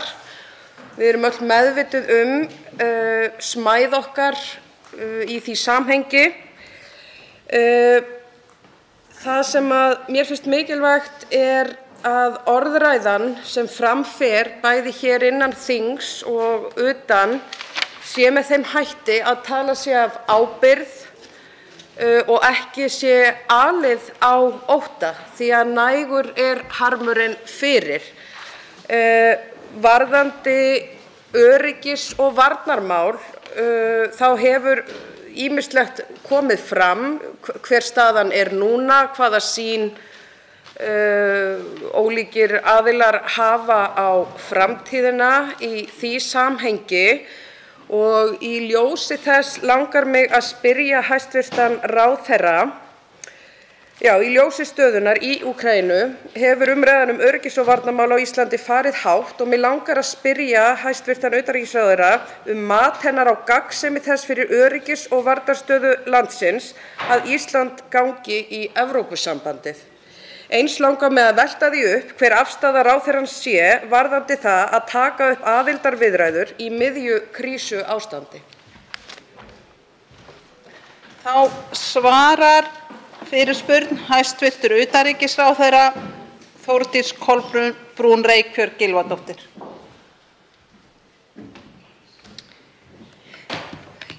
Frú forseti, ég þakka hv. þingmanni fyrir fyrirspurnina. Evrópusambandsríkin og Evrópu og innan Evrópusambandsins eru sannarlega vina- og bandalagsþjóðir okkar. Og það endurspeglast meðal annars og fyrst og fremst í EES-samningnum sem ég mjög ánægð með og við erum ánægð með og mikill stuðningur við í íslensku samfélagi sem betur fer. Og það að mínu viti kannski óþarfi að vera að bera saman öryggishagsmunina sem felast í ESB-aðild og því sem við síðan höfum. Ísland aðili að NATO en innan Atlantshafsbandalagsins eru til að mynda Bandaríkin og Bretland með 80% af hernaðarstyrknum og Evrópusambandsríkin öll til samans 20%. Þannig að það í mínum huga ekki mikil viðbót út frá öryggis- og varnarmálum að vera fyrir okkur að gerast aðilar að Evrópusambandinu. Og það í mínum huga líka hálfgerður óþarfi fyrir okkur að vera að velta vöngum yfir þessu núna eða vera að taka þátt í einhvers konar svona innbyrðis metingi Evrópusambandið og Atlantshafsbandalagið. Staðreyndin að það sótt að gildum sem við eigum sameiginleg á svo mörgum vettvangi. Og auðvitað öllum frjálst að hefja máls á hverju sem þeir kjósa eins og Evrópusambandsflokkarnir hafa nú gert. Og það ekkert að því að segja að þótt einhverjir telji tækifæri til að tala sérstaklega fyrir ESB-aðild í tengslu við það sem að gerast.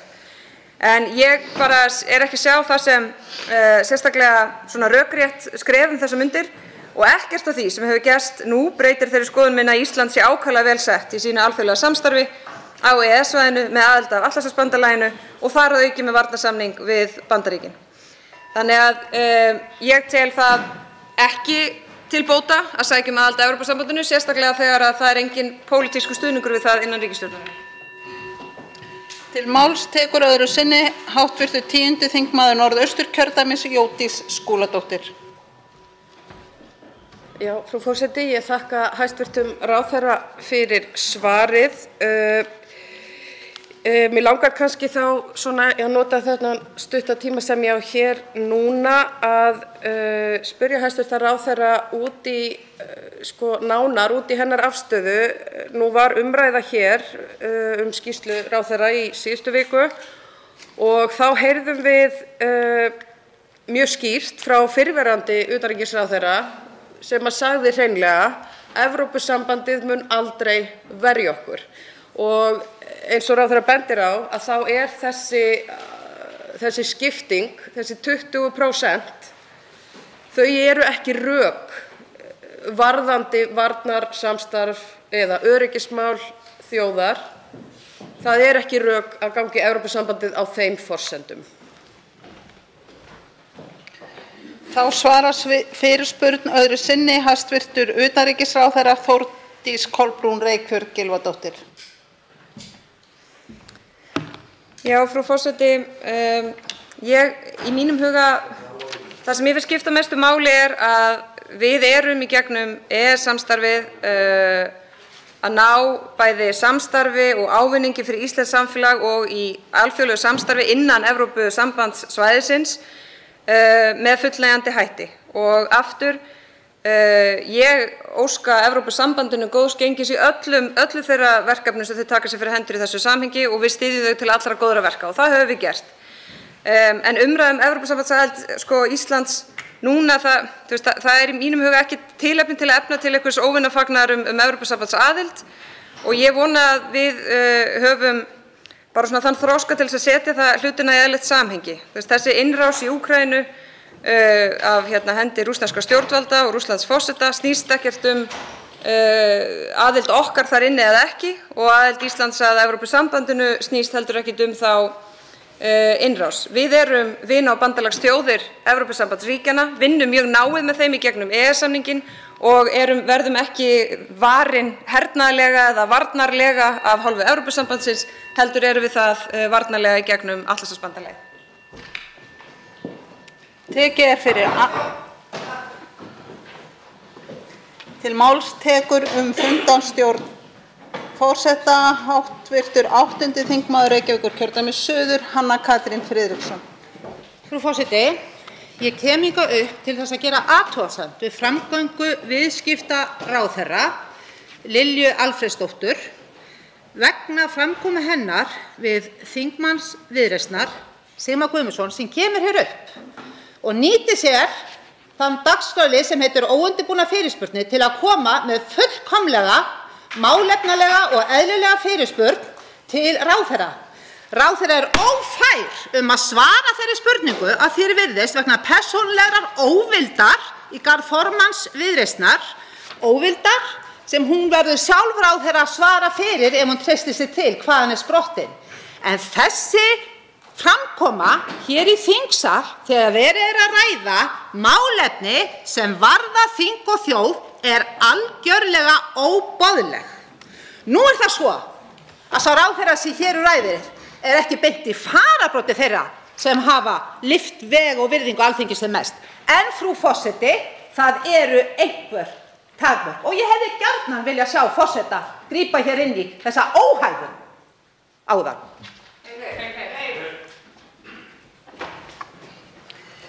Til máls tekur hæstv.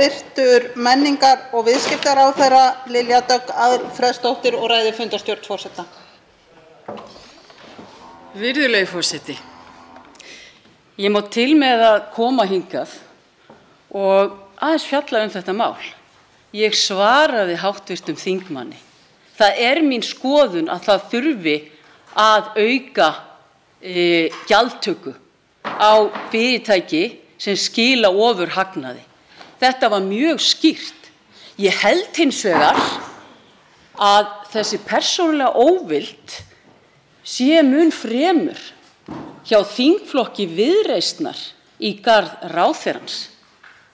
Ég verð að segja eins og ég hef bara sjaldan séð hv. þingmann jafn æsta og þegar hún kemur hingað í pontu annaðhvort að spyrja hv. ráðherra út í einhver málefni eða að fjalla. Má ég svara? Já, en ég er að fara yfir það, hv. þingmaður, að ég svaraði fyrirspurninni málefnalega og er búin að undirbúa þann málflutning mjög vel. Til máls tekur fundarstjórn forseta hv. 5. þingmaður Norðausturkjördæmis, Logi Einarsson.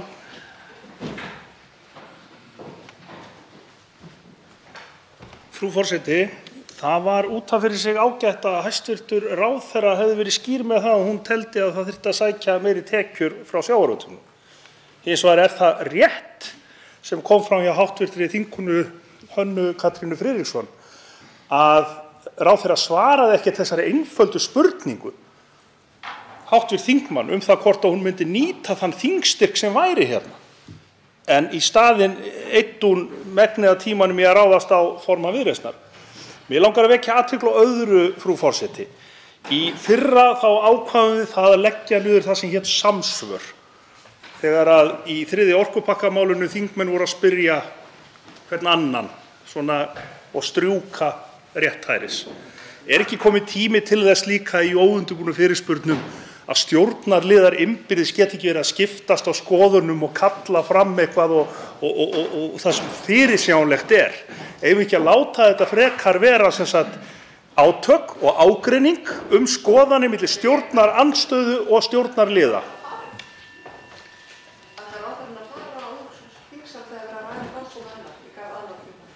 Til máls tekur hv.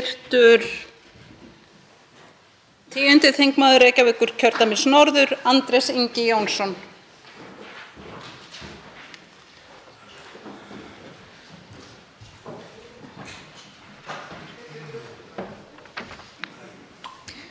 Frú forseti, það orðinn óttalega plagsiður hjá ráðherrum að mæta frekar með derring en svör í óundirbúnar fyrirspurnir. Hér hefur, það kannski hægt að fyrirgefa hæstv. Viðskiptaráðherra, hún sé dóttir þjálfun, enda þetta fyrsta fyrirspurnin sem beint til hennar á kjörtímabilinu. En mig langar að vekja athygli á því að umhverfisráðherra var sama marki brenndur hér í dag þegar hann fór að hrópa þingmaðurinn hatar hagvöxt, sem ég hélt við hefðum vaxið upp úr fyrir 15 árum í umræðum umhverfismál. En nei, það risaðilega í umhverfisráðuneytinu sem heldur að fólk sem vill hverfa frá því að einblína eingöngu á hagvöxt, óháð því hvernig hann tilkominn, og hanna þannig grunn að sjálfbæru samfélagi, að það fólk sé einhvern veginn út að aka. Og vel að merkja, þessi klausa,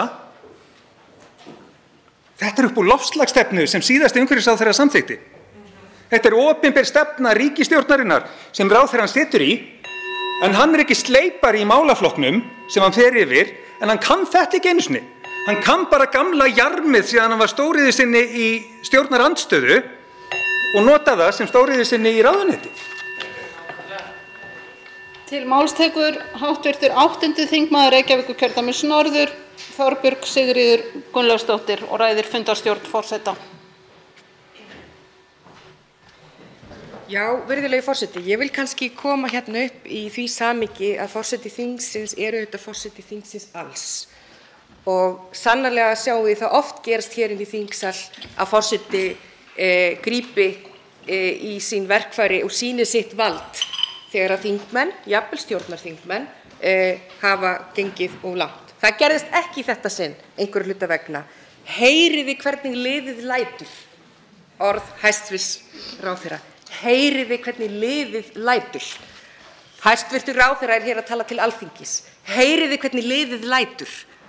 Þetta eru orðin, þetta virðingin, engin viðbrögð frá stjórnarmeirihluta. Til máls tekur hv. 4. þingmaður Reykjavíkurkjördæmis norður, Helga Vala Helgadóttir.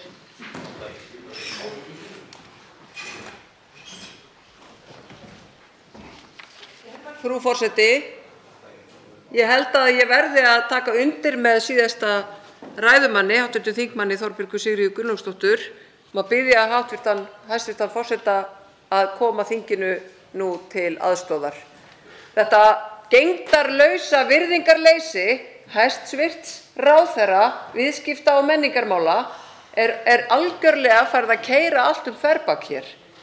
Hvernig hún talar hérna niður þingmenn, trekk í trekk, talar að fólk sé svekkt, talar hvernig liðið lætur, hrópar að fólki eins ómálefnalegt eins og það og að ákveðnar þingkonur háttvirtar ráði bara ekkert við sig. Í hvert einasta skipti sem að hæstv. Ráðherra kemur hingað upp í pontu, þá lætur hún með þessum hætti. Þá lætur hún út úr sér að hún hafi bara aldrei séð þingmenn jafn æsta. Hvernig væri að svara bara málefnalega hérna? Þessi framkoma fyrir neðan allar hellur, virðulegu forseti. Við verðum bara að fá aðstoð. Hæstv. Ráðherra gerir þetta trekk í trekk þá sjaldan hún kemur hingað upp. Til máls tekur hv. 8. þingmaður Reykjavíkurkjördæmis suður, Hanna Katrín Friðriksson. Öðru sinni fundarstjórnarforseta.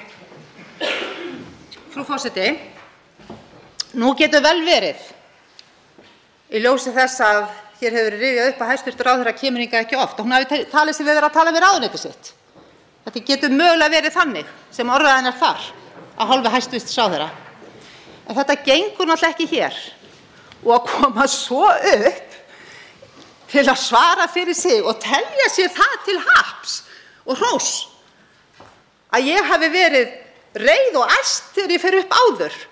Já, ég var reið og æst vegna þess að ég eiginlega miður mín, og ekkert sérlega fyrir hönd formanns Viðreisnar, Þorgerðar Katrínar Gunnarsdóttur. Hún getur varið sig sjálf og þetta væntanlega ekki að versta sem hún hefur heyrt, þó mögulega héðan úr þingsal. En fyrir hönd Alþingis, vegna þess að þetta nær náttúrulega ekki nokkurri átt. Það hlýtur að vera snefill af málefnalegri nálgun einhvers staðar í samtalinu. Og að hafa svara málefnalega í fyrirspurningu, þá það kannski líka fallið í gleymskuna dag hjá hæstv. Ráðherra. Hér eru 2 umferðir og það þingmaðurinn sem ræður því hvernig hann fer með sínar spurningar. Ekki hæstv. Ráðherra, sama hvað ráðherra, hvað ég að segja, lætur, vælir. Ekki hægt. Til máls tekur hv. 11. þingmaður Reykjavíkurkjördæmis norður, Jóhann Páll Jóhannsson. Já, frú forseti, mér finnst ofboðslega billegt af hæstv. Ráðherra að tala hérna til stjórnmálakonu á þann hátt að hún sé æst, hún ráði ekki við sig, hún sé stressuð. Sko, nú má vel vera að hæstv. Menningar- og viðskiptaráðherra hafi verið slegin niður í ríkisstjórninni með hugmyndir sínar að koma til móts við tekjulág heimili vegna hækkandi verðbólgu og vaxta, að leggja á hærri bankaskatt, jafnvel hvalrekaskatt á stórútgerðir. Þetta eitthvað sem hún talaði núna fyrir nokkrum vikum og sagði allan þingflokk Framsóknarflokksins vera á bakvið. Það má vel vera að hæstv. Ráðherra hún sé svekkt yfir því að hafa verið einhvern veginn slegin niður með þetta, því leið og hún kallaði eftir þessu stigu strax hæstv. Fjármálaráðherra og hæstv. Forsætisráðherra fram og sögðu ekkert í þessa veru vera á teikniborðinu. En við hljótum að gera þá kröfu að hæstv. Ráðherra sé ekki vegna þessara mála einhvern veginn að koma hérna inn í þingið og sjúkdómsgreina sérstaklega þingmenn stjórnarandstöðunnar með þessum hætti. Til máls tekur fundarstjórn forseta hv. 13. þingmaður Suðvesturkjördæmis, Gísli Rafn Ólafsson.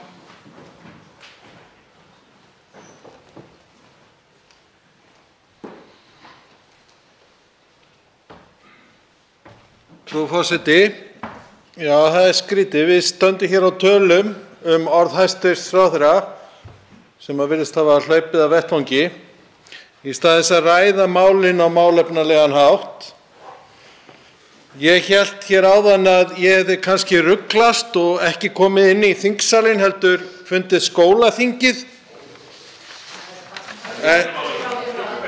Það sennilega ekki alveg jafn mikill æsingur þar. En mig langar bara að biðja hv.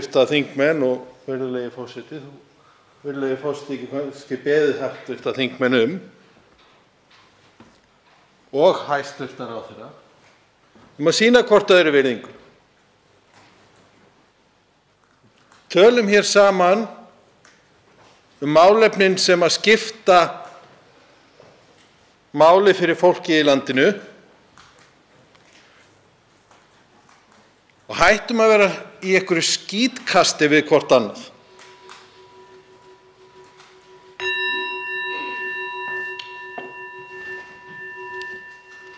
Til máls tekur öðru sinni fundarstjórn forseta hv. 8. þingmaður Reykjavíkurkjördæmis norður, Þorbjörg Sigríður Gunnlaugsdóttir. Já, virðulegi forseti, ég vil ítreka upphafsorð mín frá því að ég tók til máls hérna í fyrra sinni og óska eftir orðum frá virðulegum forseta það hver viðbrögð hennar verða. En mér finnst, eftir að hafa hlustað á þetta, að við séum enn og aftur að vera vitni að því hjá hæstv. Ráðherra hver hennar sýn á það hvernig má fara með valdið. Það birtist í því hvernig ráðherrann hæstv. Fer með orðið, hver hennar sýn á valdið er. Svona talar ekki hæstv. Ráðherra til þingsins eða þingmanna. Og ég get ekki vikið fyrir hugsun frá mér að því við höfum áður séð birtast hjá hæstv. Ráðherra í garð kvenna sem voru nú reyndar þess eðlis að ríkisstjórnin þurfti að borga sig frá dómsmáli gagnvart konu sem hafði unnið málið í tvígang á hendur henni, hvort að hæstv. Ráðherra hefði talað með þessum hætti til karlkyns þingmanns. Ég veit það ekki. Ég veit það ekki, en ég get ekki annað en að velta þessu fyrir mér og ég ítreka beiðni mína til hæstv. Forseta. Til máls tekur fundarstjórn forseta hv. 7. þingmaður Reykjavíkurkjördæmis suður, Björn Leví Gunnarsson.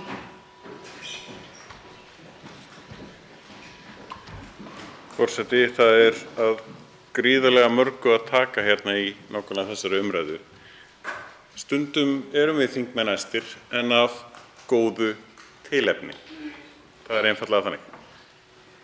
En það mjög algengt að ráðherrar komi þá og bendi á, hann svo æstur, hann hlýtur að vera ómálefnalegur. Það svona klassísku vörn. Maður má alls ekki vera æstur.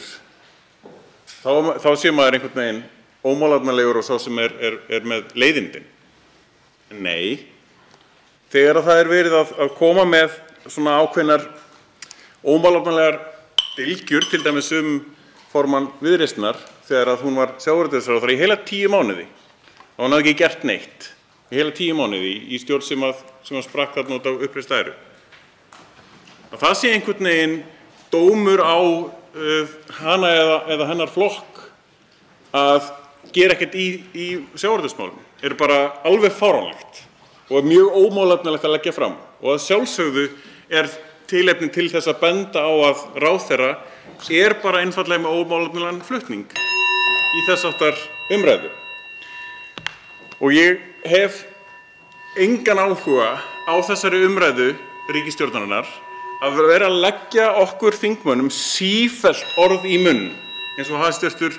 Orku-, auðlinda- og flókið loftslagsráðherra gerði líka hérna í sinni óundirbúnu fyrirspurnum.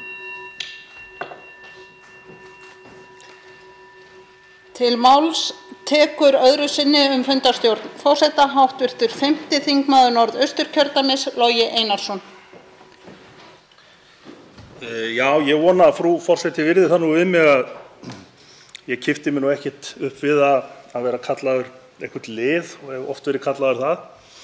En ég hef samt grun að forseti hefði barið í bjölluna ef að þingmaður hefði notað þetta orð ráðherra og beðið hana að gera grein fyrir af hverju hún brást ekki við. Kannski ættum við hins vegar að vera að ræða það sem að mestu máli skiptir í tengslum við þessa umræðu. Og það eru ítrekaðar yfirlýsingar hæstv. Ráðherra hvaða aðgerðir hún tilbúin til að ráðast í og að hún hafi fullan stuðning hjá formanni sínum og þingmönnum Framsóknarflokksins. Hér sitja 2 þingmenn í salnum. Hér situr hæstv. Ráðherra þingflokks Framsóknarflokksins og frú forseti líka framsóknarmaður og gæti beðið einhvern að hlaupa í skarðið fyrir sig ef eitthvert af þessu góða fólki kæmi nú hérna upp og staðfestu það að þau styddu þessar hugmyndir hæstv. Ráðherra. Til máls tekur fundarstjórn forseta hv. 1. þingmaður Norðausturkjördæmis, Ingibjörg Isaksen.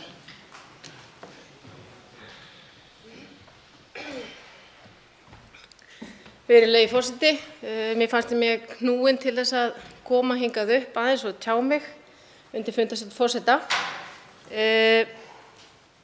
Ég er svolítið hissa, verð ég að segja, á umræðunni hérna vegna þess að hér er verið að gagnrýna háttvirtan ráðherra fyrir það hvernig hún kom fram hér í ræðupúlti. Hún sjálf verður svolítið að svara fyrir það hvað hún segir, ég ætla ekki að gera það hér og nú. En umræðan í kjölfarið samt sem áður vekur mig svolítið til umhugsunar því að hér er stjórnarandstaðan að ræða það að vera málefnaleg og gæta orð okkar og bera virðingu fyrir þinginu. Og mín tilfinning er sú að það virðist ekki alveg vera sú stefna hjá stjórnarandstöðunni. Ég bið ykkur öll og okkur öll að sýna þinginu virðingu og sýna hvort öðru virðingu. Verum málefnaleg og gætum orð okkar því að ég persónulega hef orðið vitni að því hér að frammíköll og annað sem hafa komið fram bæði hér í dag og undanfarna daga, ég tel það ekki vera virðingu til að auka virðingu þingsins. Kannski ekki, nei. Til máls tekur fundarstjórn forseta öðru sinni hv. 4. þingmaður Reykjavíkurkjördæmis norður Helga Vala Helgadóttir.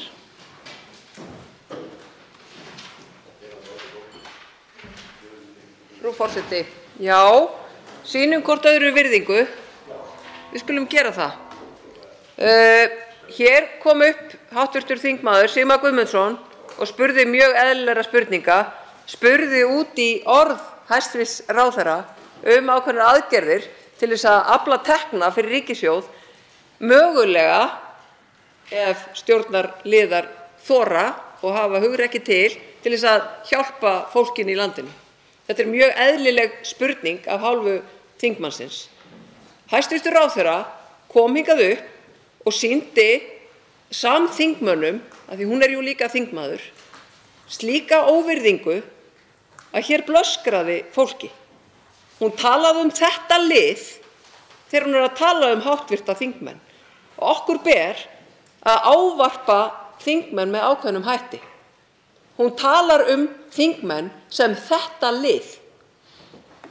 Hún talar háttvirta þingmenn sem svekta og spælda og æsta. Er þetta sú virðing sem við viljum að hæstv. Ráðherrar sýni hér þingmönnum? Nei, ég held ekki. Til máls tekur fundarstjórn forseta öðru sinni hv. 6. þingmaður Reykjavíkurkjördæmis suður Björn Leví Gunnarsson. Forseti, ég greip fram í fyrir hæstv. Umhverfis-, orku- og loftslagsráðherra í óundirbúnum fyrirspurnum áðan einfaldlega af því að hann var að segja rangt. Ég minnti hann á það. Hann var að fara með rangt mál. Hann var að leggja hv. þingmanni Halldóru Mogensen orð í munn. Það var ekki það sem hún sagði sem að hæstv. ráðherra var að segja hún sagði. Það finnst mér vera mjög mikil ókurteisi og er fyrir neðan virðingu ráðherra. Þannig að það er stundum tilefni til að minna ráðherra á slíka vanvirðingu. Þannig ég tek líka undir með hv. þingmanni Ingibjörgu Isaksen. Ég vona að hún þurfi ekki að upplifa það einmitt að vera ekki búin að vera hérna nægilega lengi eins og hv. þingmaður Ásmundur Friðriksson kallaði hérna fram í áðan. Að við þurfum ekki að læra þessa gömlu slæmu siði. En til þess þá þurfum við að taka á rót vandans og ég hef upplifað það sjálfur, verandi hérna núna í annað kjörtímabilið, að það eru því miður þau elstu sem hafa verið hérna sem haga sér sem verst. Og við sem að reynum að bregðast við því á einhvern smáræðis hátt, við erum ásökuð æsing. Til máls tekur fundarstjórn forseta hv. 8. þingmaður Norðausturkjördæmis Jakob Frímann Magnússon.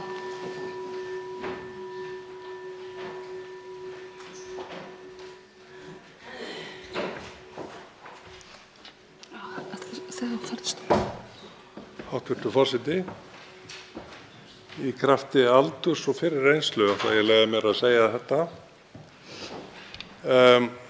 Við höfum nú svona kannski eflaust margt betra við tímann að gera heldur en að halda áfram á þessum nótum og ég minni á það er kannski eitthvað í því sem að ráðherrann er búinn að vera að segja að undanförnu sem rímar furðu vel við áherslur okkar í minnihlutanum. Hún vill hækka bankaskatt eða framlag bankana, hún vill hækka gjald sjávarútvegsins og við ættum kannski að reyna að finna leið fyrir þau sjónarmið áfram þó að þau kunni að vera erfið í meðförum ríkisstjórnarinnar, því að það rímar ekki við stjórnarsáttmálann. En sjáu hvernig liðið lætur. Er lína sem gefur sitt hvað til kynna. En hér söfnuður hreint á gætur að höldum nú áfram að vinna. Til máls tekur öðru sinni fundarstjórn forseta hv. 10. þingmaður Reykjavíkurkjördæmis norður, Andrés Ingi Jónsson.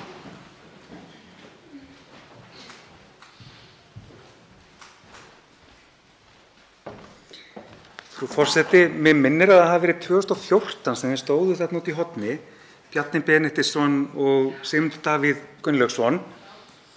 Það var kona hér í pontu. Róa sig, sögðu félagarnir. Ég hélt að þetta væri hætt. En hvað mætir hv. þingmanni Hönnu Katrínu Friðriksson hér? Aldrei séð hana jafn æsta þessa. Og þegar þingheimur mótmælir þessari forkastanlegu framkomu með frammíköllum eins og vera ber, þá bara tvíeflist ráðherrann í dónaskapnum og segir: sjáðu hvernig liðið lætur. Hvernig lét forseti þá? Við erum hér í fundarstjórn forseta, ekki bara í einhverri málfundaræfingu að tala um það sem gerðist, heldur að kalla eftir viðbrögðum frá fundarstjóra þessa fundar. Ráðherra fór yfir strikið og það er hlutverk forseta að hlutast um. Hvað ætlar forseti að gera? Til máls tekur fundarstjórn forseta hv. 10. þingmaður Suðurkjördæmis, Guðbrandur Einarsson.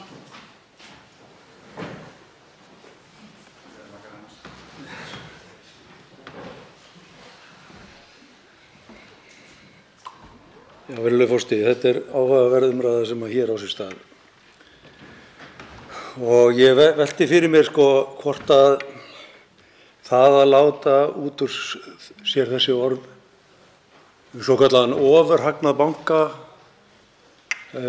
sýni skilning þess sem á að sjá viðskiptaráðherrann sjálfan, hvort hún skilji hvernig þessi ofurhagnaður bankana núna var til kominn. Við skulum bara rifja það upp, í fyrra var hagnaður á bönkum sáralítill vegna þess að þeir töldu að þeir myndu tapa talsvert á útlánum. Það gerist núna að það er leiðrétt. Þetta er endurmat á virði útlána sem gera það að verkum að bankarnir eru að hagnast með þessum hætti. Og ég spyr, er þessi viðskiptaráðherra ekki að átta sig á því? Er það óraunverulegt að fyrirtæki skili 7–8% hagnað á eigið fé? Þannig að ef við tökum saman 2 síðustu ár. Ég er ekki viss að viðskiptaráðherrann hafi gert sér grein fyrir þessu og hafi bara rekinn heim með þetta. Til máls tekur hv. 9. þingmaður Suðvesturkjördæmis, Guðmundur Ingi Kristinsson, og ræðir fundarstjórn forseta. Virðulegur forseti, virðing Alþingis hefur rakað mikið. Ég segi alveg svo að síðan ég kom inn á þing þá hefur endalaust talað að nú þurfum við að hífa upp virðingu Alþingis. En ég held að því miður það bara gengur ekkert upp og það versnar. Og að koma einhver að segja, byrju, að segja þessu liði, ég er í þessu liði. En ég held að ráðherrar þurfa nú aðeins að fara að líta í eigin barm. Þeir geta ekki bara endalaust komið og valtað yfir þingið, hvort sem það er með því að gera ekki neitt eða hreinlega að segja við fólki að það megi ekki tala og spyrja í óundirbúnum fyrirspurnum þannig að þeir móðgist eitthvað. Þeim ber að svara og vera með einhvern skæting þess vegna er nákvæmlega það sem hérna er. Ráðherrarnir bera enga virðingu fyrir á því eða þingmönnum. Til máls tekur öðru sinni fundarstjórn forseta Háttvirtur 10. þingmaður Háttvirtur 11. þingmaður Reykjavíkurkjördæmis norður Jóhann Páll Jóhannsson. Virðulegi forseti, ég vil taka undir eiginlega bara allt það sem hér hefur komið fram, nema kannski það sem kom fram í máli hv. Ingibjargar Isaksen. Nú er það þannig að ennþá á Alþingi eftir að afgreiða mjög mikilvæg mál sem varða síðustu kjarasamninga. 31. janúar þá átti að vera komið hérna inn í þingið frumvarp réttarbætur fyrir leigjendur, húsaleigulög, breytingar á þeim ákvæðum. Og ég held að sé mjög mikilvægt áður en kjaraviðræðurnar fara á fullt að stjórnvöld og við hér á Alþingi höfum sýnt að við séum trúverðugir viðsemjendur, að við sýnum verkalýðshreyfingunni það. Þess vegna finnst mér eðlileg krafa að forseti í samráði við ráðherra ríkisstjórnarinnar geri Alþingi viðvart það ef það stendur til að halda áfram að svíkja þessi loforð sem voru gefin við undirritun lífskjarasamninga, vegna þess að þá verða óbreyttir þingmenn hér að taka þau upp sjálfir að leggja fram slík mál til þess að þau geti fengið almennilega umfjöllun hérna í þinginu. Það getur ekki orðið aftur þannig að þetta mál sé lagt fram einhvern veginn 2-3 dögum fyrir þinglok. Til máls tekur og ræður fundarstjórn forseta háttvirtur 7. þingmaður Suðvesturkjördæmis Eva Sjöfn Helgadóttir.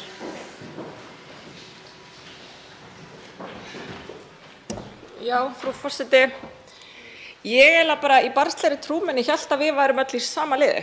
En ég veit ekki hvort að það sé bara eitthvað barnslegt hjá mér að koma inn og halda að þetta væri eitt liðar en að gera það besta fyrir okkar samfélag þar sem við ætlum öll að búa og viljum að fólki í landinu þrífist vel og við öll saman. En að við séum í mismunandi liði og þetta lið, mér finnst þetta ekki vera svona umræður sem ég eiginlega bara hélt að myndi fara fram á Alþingi og fólk talaði svona við hvort annað. Að það skorti virðingu og það skortir traust á Alþingi og það skortir traust á líka bara það að við séum í sama liði og við viljum öll gera gott og gera það saman. Þannig að þetta ekki allavega Alþingi til málsbóta. Til máls tekur fundarstjórn forseta öðru sinni háttvirtur 10. þingmaður Suðurkjördæmis Guðbrandur Einarsson.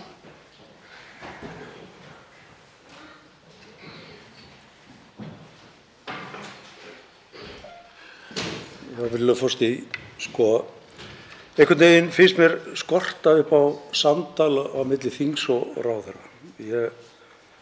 Mig langar hér til að eiga samtal við ráðherrana sem að fara með það vald sem búið að fela þeim að þinginu og framfylgja því sem að þingið að fela þeim.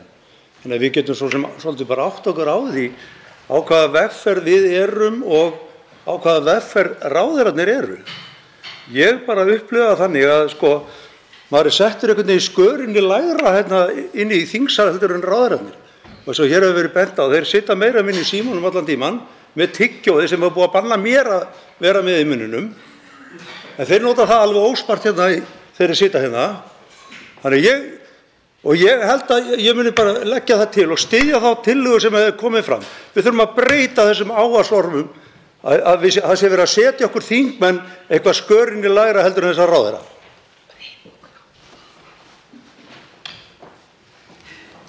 Til máls tekur fundarstjórn forseta háttvirtur 7. þingmaður Norðvesturkjördæmis Halla Signý Kristjánsdóttir. Já, virðulegi forseti, óveðurslægðin gengur víðar heldur en hérna í kringum okkur. Ég held að hún sé komin hérna inn í þingsal. Hér hefur verið tíðrætt virðingu Alþingis. Mér langar bara til þess að taka hérna fram að það er frétt á vef Alþingis þar sem að kemur fram að traust almennings á Alþingi hefur ekki verið hærra síðan fyrir hrun og er 42%. Og mér langar líka til að segja það að hér hafa ýmis orð fallið, bæði hjá stjórnarandstöðu og stjórnarþingmönnum og ráðherrum, og ég held að sé 1-1 í þeim leik sé 1-1 vegna þess að hér var hv. Þingmaður minnihluti sem kallaði ráðherra risaeðlu. Þannig að ég held að sé mál að linni og það eru mikilvæg málefni hér á dagskrá þingsins sem til dæmis sérstaka umræðu geðheilbrigðismál og mál frá ríkisstjórn sem hæstv. Ráðherra að fara að flytja hérna og ég held að við ættum að láta staðar numið í þessari vitleysu. Til máls tekur fundarstjórn forseta hv. 3. þingmaður Reykjavíkurkjördæmis norður, Halldóra Mogensen. Forseti, ég verð eiginlega bara að koma upp og segja að það hefði svo auðveldlega verið hægt að bara koma í veg fyrir þetta ef að ráðherra hefði bara komið hérna upp í pontu og brotið odd á oflæti sínu og hreinlega bara beðist afsökunar. Mér hefði alveg fundist það bara vera allt í lagi viðbrögð við þessu.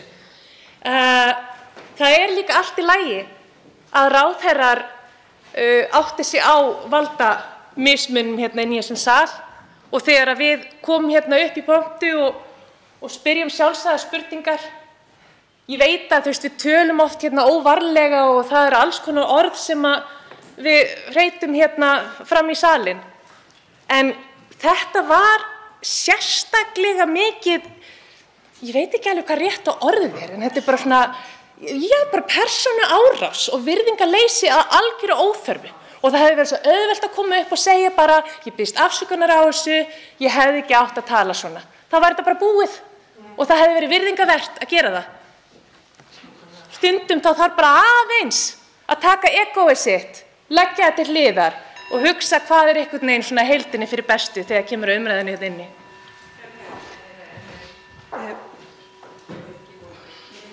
Til máls tekur fundarstjórn forseta hv. 11. þingmaður Reykjavíkurkjördæmis suður, Arndís Anna Kristínar Gunnarsdóttir.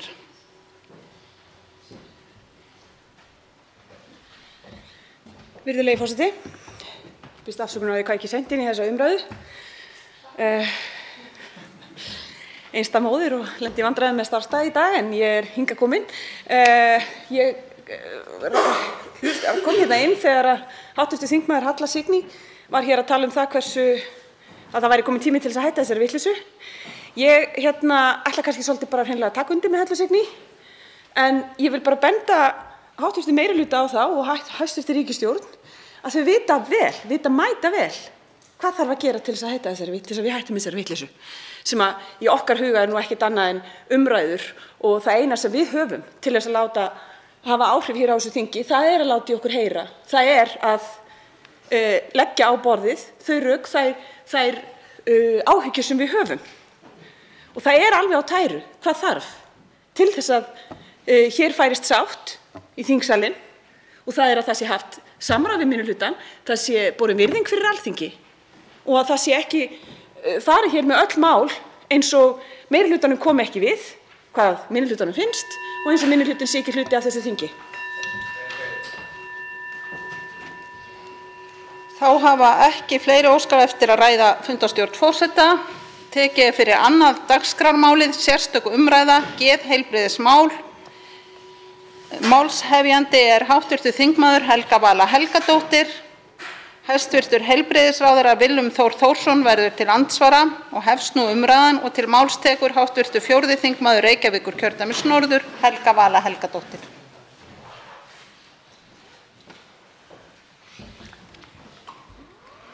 Frú forseti, ég vil byrja á að þakka hæstv. heilbrigðisráðherra fyrir að eiga orðastað við mig hér í dag mikilvæga málaflokk sem að hæstv. ráðherra ber ábyrgð á, geðheilbrigðismálin.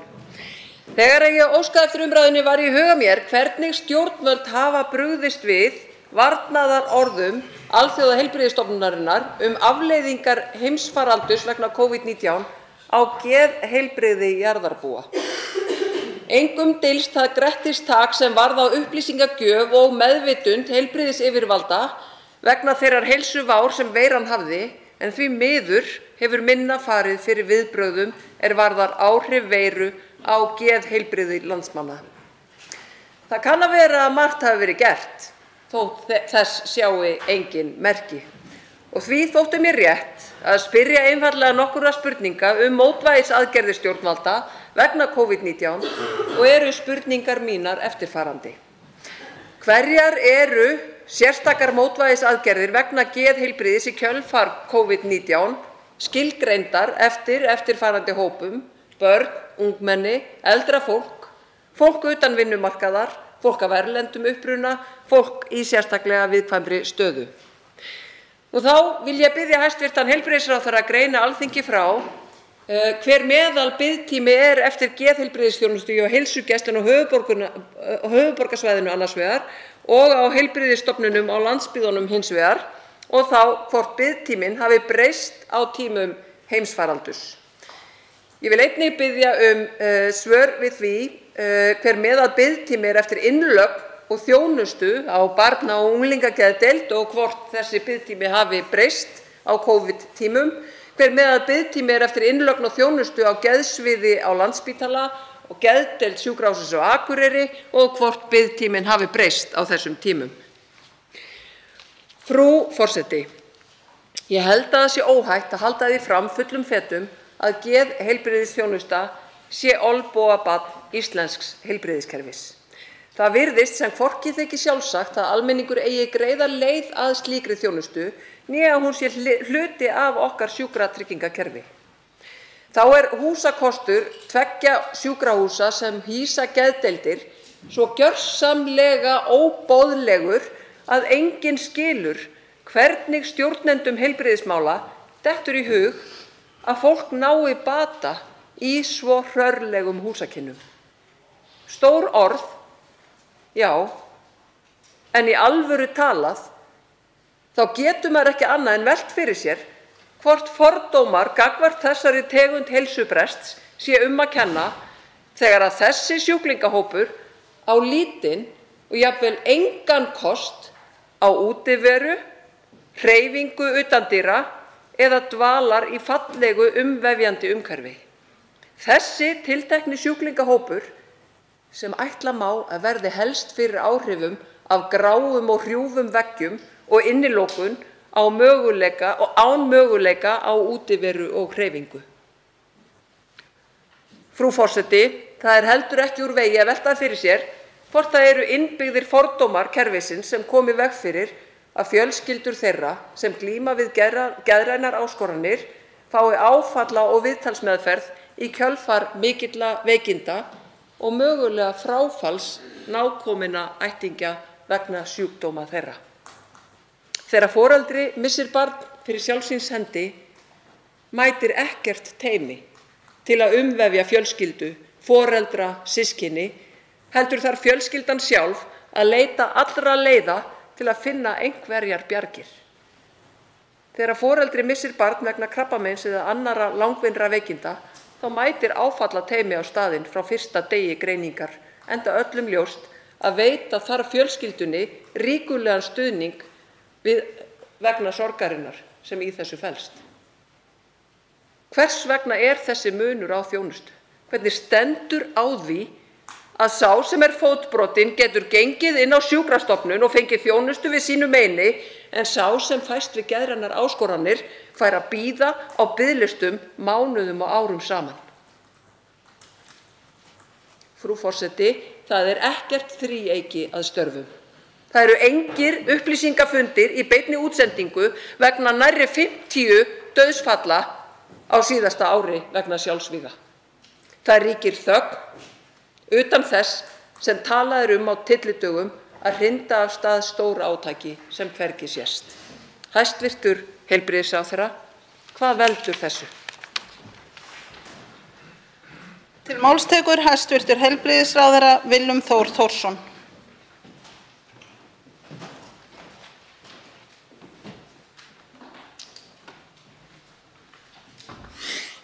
Já, hæstv. Forseti, ég vil nú byrja á því að þakka hv. þingmanni Helgu Völu Helgadóttur fyrir að taka þessa mikilvægu umræðu hér á dagskrá og hv. þingmaður kom hér inn á þá, já, svona þá hvatningu sem að þegar í upphafi faraldurs Alþjóðaheilbrigðismálastofnunin kom með og dró hér fram mjög athyglisverða punkta varða aukna meðvitund á þessu sviði og þessa áeggjanum frá Alþjóðaheilbrigðisstofnuninum að við myndum ekki bíða boðana, ættum að hafa lært það fyrir reynslu, fara í vöktun og aðgerðir. Og það var það sem að hæstv. Ríkisstjórn hafði hér í huga og samhliða spyr hv. þingmaður hér sérstakar mótvægisaðgerðir sem hefur verið gripið til vegna á sviði geðheilbrigðismála í kjölfar COVID-19 faraldursins varðandi börn, varðandi ungmenni, varðandi eldra fólk, fólk utan vinnumarkaðar og fólk af erlendum uppruna og fólk í sérstaklega viðkvæmri stöðu. Strax í upphafi heimsfaraldurs þá var lögð áhersla á aðgerðir til þess að hlúa að og efla geðheilsu landsmanna samhliða því að vakta stöðuna. Ég held að okkur hafi auðnast að fara þá leið að gera það hér í nafni gagnsæis í gegnum fjáraukalagafrumvarp. Það aðgerðir.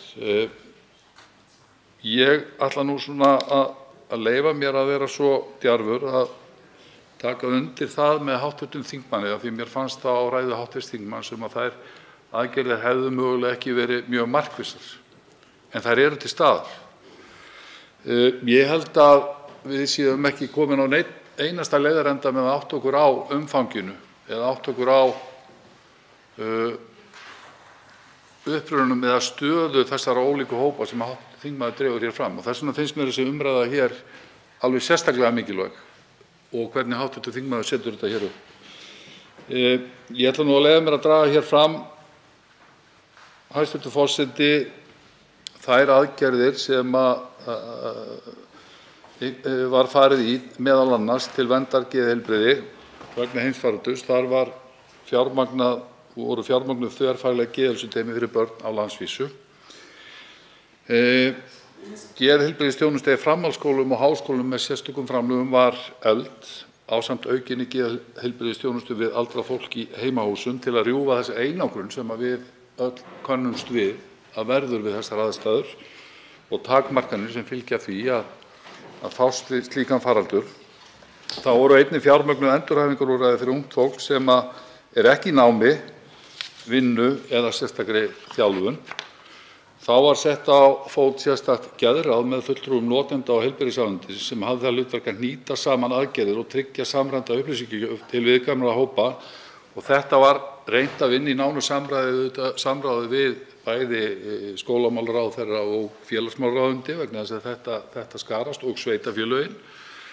Og þá vil ég rifja upp þann tómstundastyrk sem voru 600 milljónir sem voru settar hér fram til þess að halda börnum og unglingum gangandi í íþrótta- og tómstundastarfi. Þannig að fjölmargt hefur verið gert á þessum tíma. Þetta áfram vaktað og þá voru skipaðir 2 stýrihópar sem var ætlað að vakta þessi áhrif á geð- og lýðheilsu okkar þjóðar. Og stýrihóparnir hafa skilað skýrslum sem hafa gefið ágætis sýn á áhrifin hér á landi og vísbendingar skynsamlegar mótvægisaðgerðir. Og ég vil leggja áherslu á það hér að við getum ekkert stoppað hér og sagt að faraldurinn kunni að vera búinn hér eftir einhvern tíma. Eins og við vitum þá hvílir hann á heilbrigðiskerfinu okkar meira kannski en við finnum fyrir því svona dagsdaglega í samfélaginu ef við erum ekki þar að segja kljást við veikindi hvert og eitt okkar. En við þurfum að taka þessa vinnu, það sem verið hefur gert, draga þetta saman og halda áfram að gera betur á þessu sviði. Hv. þingmaður spyr einnig hér bið eftir geðheilbrigðisþjónustu og hvernig hún hafi breyst á tímum heimsfaraldurs. Og það verður að segjast að það óhuggulegt að horfa á þá biðlista sem hafa teknist upp. Á móti var reynt að bregðast við með ýmsum úrræðum, til dæmis með símaþjónustu og auka aðgengið og það má líka sjá jákvæðar tölur frá Heilsugæslu höfuðborgarsvæðisins slík viðbrögð þar sem að símtölum fjölgaði verulega. Þannig að ýmislegt hefur verið gert, var það nægilega markvisst. Það erfitt að svara til það, líklegast ekki. getum við stoppað hér og nú? Nei, þvert á móti, við þurfum að halda þessu áfram. En ég hlakka til að hlusta á það ræður sem hér á eftir koma. Til máls tekur hv. 9. þingmaður Suðvesturkjördæmis, Guðmundur Ingi Kristinsson. Virðulegur forseti, ég vil svo sannarlega þakka fyrir þessa umræðu. Þetta er mjög nauðsynlegt mál og það er þetta grafalvarlegt mál, þetta furðulega áhugaleysi ríkisstjórnarinnar á geðheilbrigðismálum fólksins í landinu. Það er löngu tímabært að heilbrigðisyfirvöld sýni ábyrgð og komi með viðunandi úrræði og þjónustu fyrir til dæmis börn sem eru á biðlista svo mánuði skiptir til að komast á annan biðlista sem mánuði skiptir til að fá svo nauðsynlega þjónustu á þriðja biðlistanum jafnvel svo mánuði skiptir. Vandi fer vaxandi og biðlistar lengjast. Það hefur verið erfiðleikar í geðheilbrigðismálum barna og unglinga og það er raunverulega alla tíð í miður. Það verður að auka þjónustu við börn og unglinga með geðraskanir. Flokkur fólksins segir 1 barn á bið er 1 barni of mikið. Þetta er ekki flókið. 1 barn á bið er 1 barni of mikið. Það verður strax að veita nógu miklu fé í þjónustu við börn með geðraskanir og það vantar fólk og það hefur verið lítið breyst í 20 ára. Biðin á biðlista getur svo sannarlega verið lífshættuleg og þá sérstaklega fyrir börn sem verða að bíða, eins og ég sagði, mánuðum eða jafnvel árum saman eftir meðferð. Kostnaður í heilbrigðiskerfinu, 1 tími hjá sálfræðingi, 1 tími 18.500 kr. Fyrir þá verst settu er það hvað? 8, nærmum 10% af mánaðarlaunum. Þeir eru verst settu. Hvernig í ósköpunum á þegar vestfræða fólki að hafa efni á þessu? Er þeirra börnin það verri? Og hitt, aðstæða geðdeildar, ný spítali í byggingu. Er þessi geðsjúkdómar kannski ekki nógu fínn til að fara þar inn? Eða er miklu betra að setja utanríkisráðuneytið í rándýra byggingu við höfnina heldur en að gera almenna fyrir geðsjúkdóma? Til máls tekur hv. 6. þingmaður Reykjavíkurkjördæmis norður, Diljá Mist Einarsdóttir.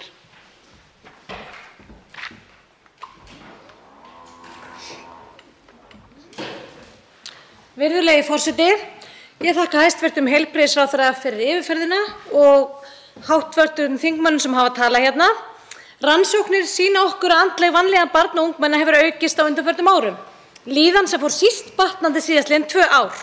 Þá sættu börn hér ítrekuðum takmörkunum af hálfu stjórnvalda og endurtekin einangrun jafnvel nokkrar vikur í senn. Ákvarðanir skemmtanahald voru teknar til þess að tryggja að sinfóníutónleikar gætu farið fram, en skemmtanalífi yngri kynslóðanna var fórnað í þágu almannahagsmuna.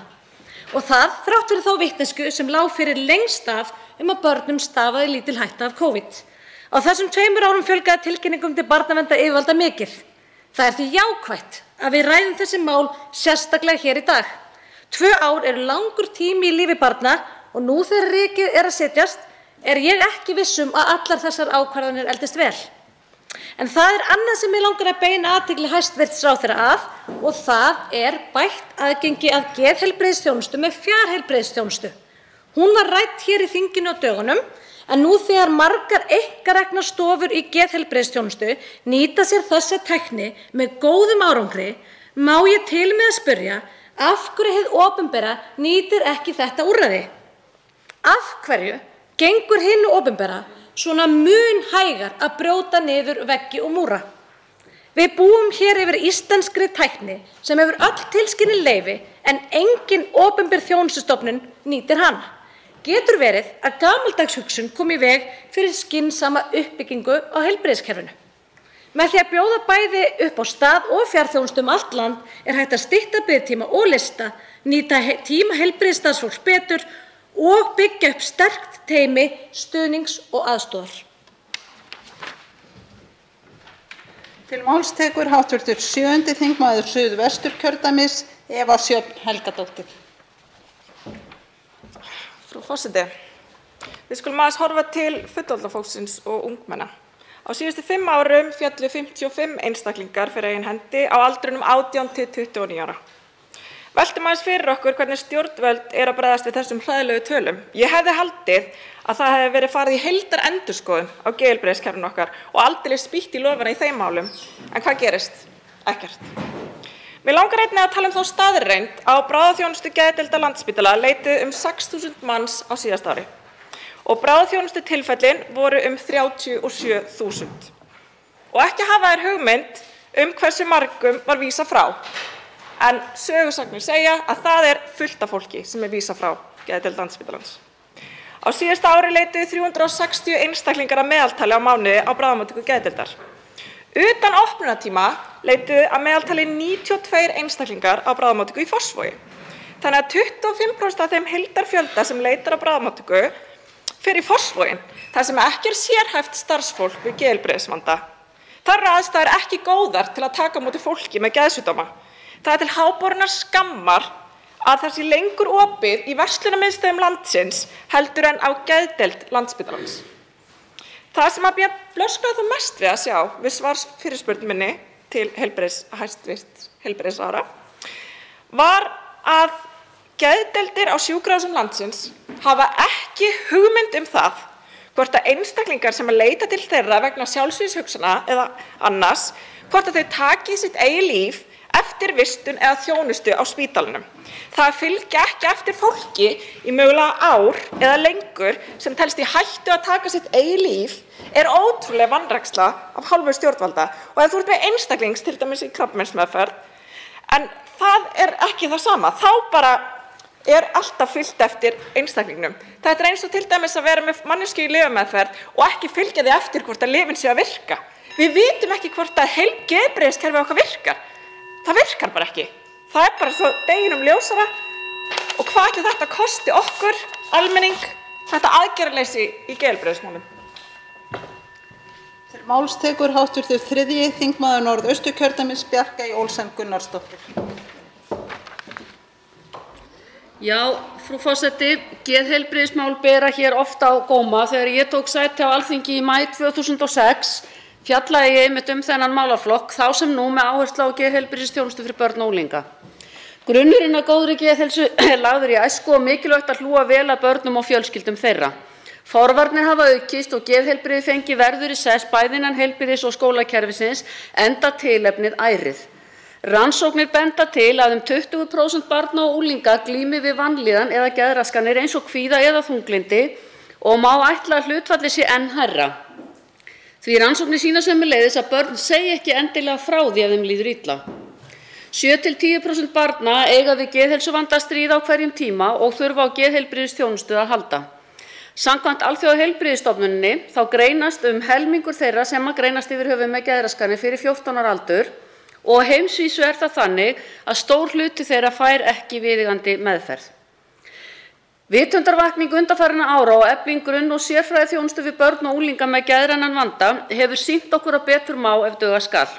Göngudeildar, legudeildar og vettvangsþjónusta hafa sannarlega aukist, ekki síst hvað viðkemur samvinnu, fræðslu og ráðgjöf. Framhald þarf að vera á þessari þróun því að hún heyrir til mikilvægra framfara í meðferðar- og forvarnarvinnu á sviði barna og unglinga. En með fleiri tilvísunum náum við ekki endilega utan biðlistana eins og best við vildum og skortur á meðferðarúrræðum öðrum en lyfjameðferðum, ekki síst í hinum dreifðu byggðum. Framboð og aðgengi á úrræðum og þjónustu fyrir börn og unglinga sem að glíma við geðheilsuvanda sem og fyrir fjölskyldur þeirra afar misjafn eftir landsvæðum. Flest úrræði eru í boði á höfuðborgarsvæðinu þar sem mannfjöldinn mestur. Í síðustu viku fjallaði ég fjarheilbrigðislausnir og hvernig mætti nýta þær til þess að veita meðal annars frekari geðheilbrigðisþjónustu land allt í takt við þá auknu þjónustu sem að komið var á síðasta kjörtímabili í málaflokknum. Það skýrt í mínum huga að við í okkar dreifbýla landi þurfum að hugsa út fyrir boxið og nýta fjölbreyttar lausnir til að veita góða geðheilbrigðisþjónustu út allt land. Til máls tekur hv. 8. þingmaður Reykjavíkurkjördæmis norður Þorbjörg Sigríður Gunnlaugsdóttir.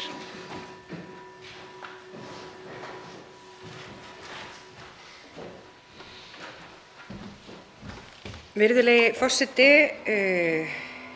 ég þakka hv. þingmanni Helgu Völu Helgadóttur kærlega fyrir að hefja máls í þessari umræðu og nota tækifærið og óska þingmanninum hv. jafnframt til hamingju með afmælið í dag. Ég ætla að leyfa mér að tala það sem ég ræði svo oft hér í þessum þingsal sem niðurgreidd sálfræðiþjónusta.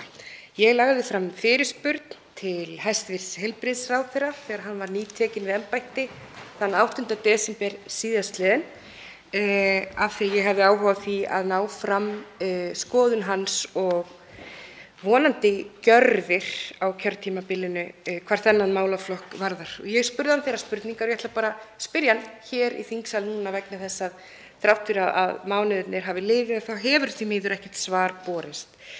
En ég spurði ráðherrann að því hvert væri nýgengi örorku vegna kvíða og þunglyndis árið 2021 og reyndar næstu 2 árin þar á undan og var vitaskuld með heimsfaraldurinn þar í huga. Og mér finnst satt best að segja holur hljómur í því að vera að tala það í stjórnarsáttmála að það eigi að efla geðheilbrigðisþjónustu fyrir alla þegar það virðist vera alltaf því pólitískur ómöguleiki að framkalla samtal þennan málaflokk hér. Þannig að ég hingað komin og vil segja það að ég hef mikla trú á hæstv. Heilbrigðisráðherra og var mjög ánægð með það að hann skyldi vera gerður að heilbrigðisráðherra en fá fram sjónarmið hans, helst svör og helst skýr svör það hvort hann hyggst auka aðgengi fólks að sálfræðimeðferð óháð efnahag. Það lykilbreytan í þessu. Þess vegna erum við að tala fyrir niðurgreiðslu. Þetta er spurning aðgengi óháð efnahag en þetta er líka spurning aðgengi óháð búsetu með því að niðurgreiða þjónustuna og minna hæstv. Heilbrigðisráðherra á það að það var með lögum nr. 93 frá 2020, það er fyrir 2 árum síðan, sem ráðherra fékk blessun og bón og skipun Alþingis að fara í þetta. Til máls tekur hv. 8. þingmaður Norðvesturkjördæmis Sigurður Páll Jónsson.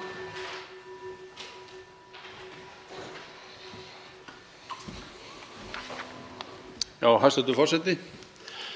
Á undanförnum árum og ekki síst á meðan heimsfaraldri stóð hefur mikið verið fjallað geðheilbrigðisþjónustu í fjölmiðlum og á Alþingi. Lítið virðist þó hafa gerst í þeim málefnum. Heimsfaraldurinn hefur haft neikvæð áhrif á geðheilbrigði. Sjálfsvíg hafa aukist á síðustu 2 árum en árið 2020 voru sjálfsvíg 47 miðað við 39 árið áður. Tilkynningum heimilisofbeldi hefur aukist og ekki var gert ráð fyrir á geðsviði á nýjum Landspítala en núverandi húsakostur orðinn úreltur og svo hefur biðlisti lengst hjá SÁÁ sem aldrei fyrr. En eins og staðan núna þá biðtími eftir geðheilbrigðisaðstoð hjá Heilsugæslu höfuðborgarsvæðisins sem getur varað frá nokkrum vikum upp í ár. Biðtími eftir þjónustu geðheilbrigðisteymis getur verið frá nokkrum vikum í 5-6 mánuði og biðtími hjá sálfræðingum á heilsugæslustöðvum getur verið misjafn frá nokkrum vikum og sums staðar upp í ár. Varla getur þetta verið heilsusamlegt, hæstv. Heilbrigðisráðherra. Það staðreynd að það vantar sálfræðinga og geðlækna hér á landi. Framhaldið á þessari starfsemi virðist vera óráðin og enginn virðist vita hvernig málin eigi að leysast. Við heyrum ítrekað sögur af því að fólki sem vegna manneklu, plássleysis og svo framvegis sem getur leitt af sér alvarlegum atvikum í einhverjum tilfellum sjálfsvíg. Það nokkuð ljóst að staðan þung og ekkert hefur verið lagt í að fjölga sálfræðingum og geðlæknum. Í kosningabaráttunni voru allir flokkar sammála að þessi málaflokkur þyrfti að fá fjármagn og lofuðu allir flokkar upp í ermina á sér. Núverandi ríkisstjórn hefur ekki staðið við gefin kosningaloforð í þessum málaflokki. Til máls tekur hv. 8. þingmaður Suðvesturkjördæmis Þórunn Sveinbjarnardóttir. Frú forseti, ég vil byrja á því að þakka málshefjanda fyrir að setja málefni geðheilbrigðismála á dagskrá hér á hinu háa Alþingi. Það verður ekki horft fram hjá því og þeirri staðreynd að langt árabil hafa geðheilbrigðismál og geðheilbrigðisþjónusta hér á landi verið undir fjármögnuð. Umfang málaflokksins innan heilbrigðiskerfisins er áætlað það bil 30%, en hann fær einungis 12% af fjárframlögum til heilbrigðisþjónustu hér á landi. Ég gæti kannski bara endað ræðu mína hér af því að þessi staðreynd segir okkur allt það hvernig forgangsröðunin í heilbrigðiskerfinu.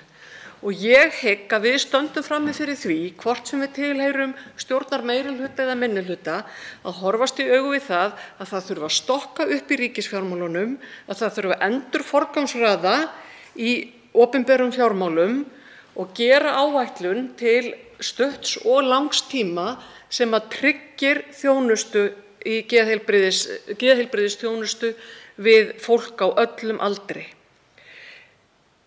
Mig langar líka að benda á aðra staðreynd og hún sú að allt of margir sem að fá ekki geðheilbrigðisþjónustu enda á örorku. Þannig að við erum að kippa fótunum undan oft ungu fólki með því að veita því ekki nauðsynlega geðheilbrigðisþjónustu. Og hvað gerum við þá? Að þá sitjum við uppi með fólk sem að fær ekki að nýta starfsgetu sína, fær ekki heilbrigðisþjónustu og í rauninni eiginlega dæmt úr leik stærstan hluta ævinnar. En besta ráðið við góðri heilsu, lýðheilsu og geðheilsu þjóðarinnar að tryggja jöfnuð, koma í veg fyrir fátækt barna og ungmenna og tryggja aðgengi allra að fyrsta flokks geðheilbrigðisþjónustu. Til máls tekur hv. 1. þingmaður Norðausturkjördæmis, Ingibjörg Ólöf Isaksen.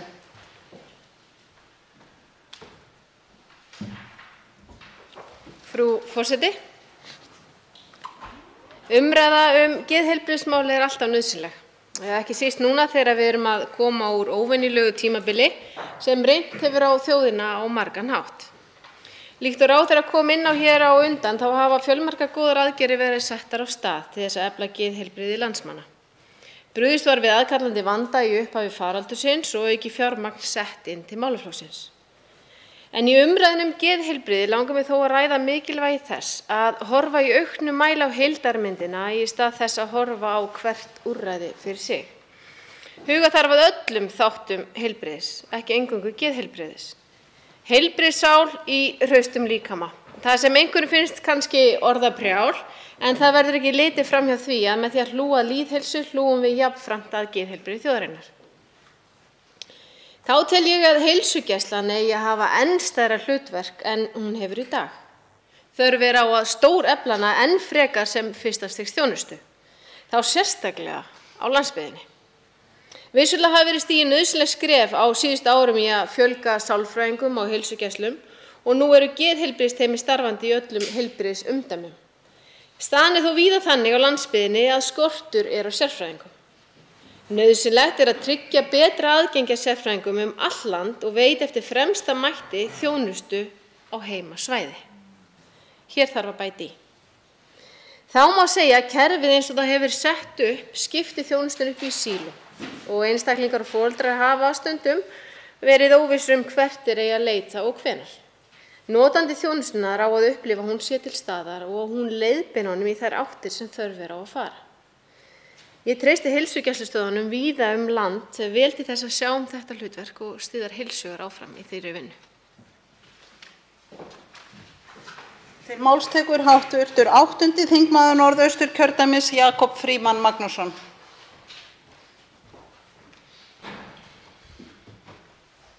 Virðulegi forseti, ég vil þakka hv. þingmanni Helgu Völu Helgadóttur fyrir að efna til þessarar þörfu umræðu og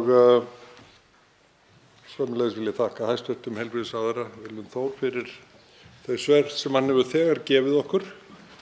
Ég ætla alveg að segja það hér, ég var einn af þeim sem fagnaði skipan þess góða manns í embætti heilbrigðisráðherra vegna þess að mér virðist hann vera hann æðrulaus, hann tekur við hugmyndum frá öðrum og öllum góðum hugmyndum ættum við að beina að heilbrigðisráðherranum okkar og það erum við að gera með þessari umræðu hér, hún þörf og góð.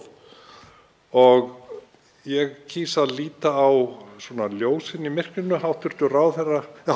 þingmaður Helga Vala Helgadóttir spurði hér í upphafserindi sínu hvort að geðheilbrigðismálin hefðu verið einhvers konar olnbogabarn, þurfti að sæta einhvers konar fordómum. Að sjálfsögðu svarið við því já, stórt já. Það þarf ekki að mikla kunnáttu í íslensku tungu til að sjá fyrirlitninguna í garð þeirra sem hafa glímt við þroskahömlun eða einhvers konar geðvanda. Þeir hafa verið settir sem afgangsstærð í kerfinu okkar. Við getum ekki hengt ábyrgðina á þeim hlutum hálsinn á nýskipuðum heilbrigðisráðherra. Við getum vonast til þess að hann beri gæfu til þess að leysa úr því sem allra fyrst og allra best, og ég treysti að svo verði. Við þurfum, það er stærsti og dýrasti málaflokkur okkar þjóðarbús heilbrigðiskerfið, og langtímastefnan ætti að vera stór átak í lýðheilsu þar sem geðheilbrigðismálin verða tekin sem allra föstustum tökum, og ég vonast til þess að við getum farið kannski að horfa í auknum mæli á samhengið á milli efnis og anda. Gæti verið að kvíðahnúturinn í maganum byrji hreinlega í maganum og færi síðan upp í höfuðið. Getur verið að flóran okkar sé í ólagi og það valdi hluta af þessum vandamálum. Skoðum þetta í víðu samhengi. Ég minni hv. þingmenn á að virða ræðutímann. Næst tekur til máls hv. 1. þingmaður Suðurkjördæmis, Guðrún Hafsteinsdóttir. Virðulegi forseti. Nú þegar við sjáum fyrir endan á heimsfaraldrinum þá leiðir maður hugann að því að þó veiran láti undan síga þá munum við lifa áfram við afleiðingar plágunar á ýmsum sviðum. Við verðum að vita hverjar þær eru. Staðan á vinnumarkaði er áhyggjuefni. Það er erfitt að fá fólk til starfa. Í morgun voru 1116 laus störf á alfred.is. Fyrir COVID voru laus störf inn á sama vef að meðaltali 300 og þótti mikið. Atvinnurekendur land allt vantar tilfinnanlega starfsfólk og það bendir margt til þess að fólk sé hikandi og kvíðið að fara aftur út á vinnumarkaðinn eftir fjarveru þaðan í COVID. Þetta er veruleikinn sem við okkur blasir og við þurfum að horfast í augu við það hvernig við ætlum að koma fólki aftur í virkni. Það er verkefnið næstu mánuði. Við vitum líka að það er fylgni á milli andlegrar vanlíðunar og þess að vera virkur á vinnumarkaði. Virkni á vinnumarkaði skiptir gríðarlega miklu máli hvað geðheilsu varðar og því tel ég að við verðum að gera allt sem í okkar valdi stendur til að koma fólki út á vinnumarkaðinn. Til þess eigum við mörg úrræði, meðal annars virk, en ég velti því oft fyrir mér hvort við séum nógu samhæfð. Andleg heilsa hrakaði í faraldrinum.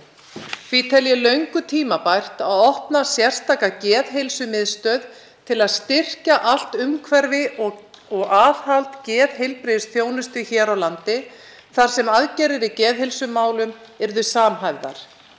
Við verðum að gera allt til að hlúa betur á geðheilsu fólks og þá sérstaklega ungs fólks. Til máls tekur hv. 7. þingmaður Suðvesturkjördæmis, Eva Sjöfn Helgadóttir. Frú forseti, mig langaði svona aðeins að klára mál mitt spurninguna sem ég langaði að varpa fram áðan. Og ég vil byrja að segja að það stjórnvöld sé ekki að fylgjast með því hvort að einstaklingar sem leiti á þriðju línu stofnun í von bata og sé veitt meðferð, að þau vita ekki hvort að meðferðin beri árangur, finnst mér bara að vera algjör skömm. Og ég vil spyrja hæstvirtan heilbrigðisráðherra því hvort að þessu á að breyta og hvort að það á að fylgja betur eftir fólki sem er í sjálfsvígshættu. Mig langar líka að fagna því að það sé verið að ræða geðheilbrigðismál og þakka fyrir það. Og mig langar líka að tala staðreyndir. Ekki sögusagnir, ekki vangaveltur, heldur staðreyndir. Staðreyndin er svo að tæplega 60% stúlkna í 10. bekk og 35% drengja meta andlega heilsu sína sæmilega, slæma eða mjög slæma. Staðreyndin sú að 40% barna í 10. bekk hafa hugleitt að skaða sjálfa sig einu sinni oftar. En staðreyndin sú að 20% hafa skaðað sig einu sinni oftar. 20% barna eru ekki ánægð með líf sitt og eru ekki hamingjusöm. Þetta eru bara börn í 10. bekk. Og staðreyndin sú að 20% barna líta aldrei eða sjaldan bjartsýnum augum til framtíðar. Hvað eru þessi 20% barna mörg?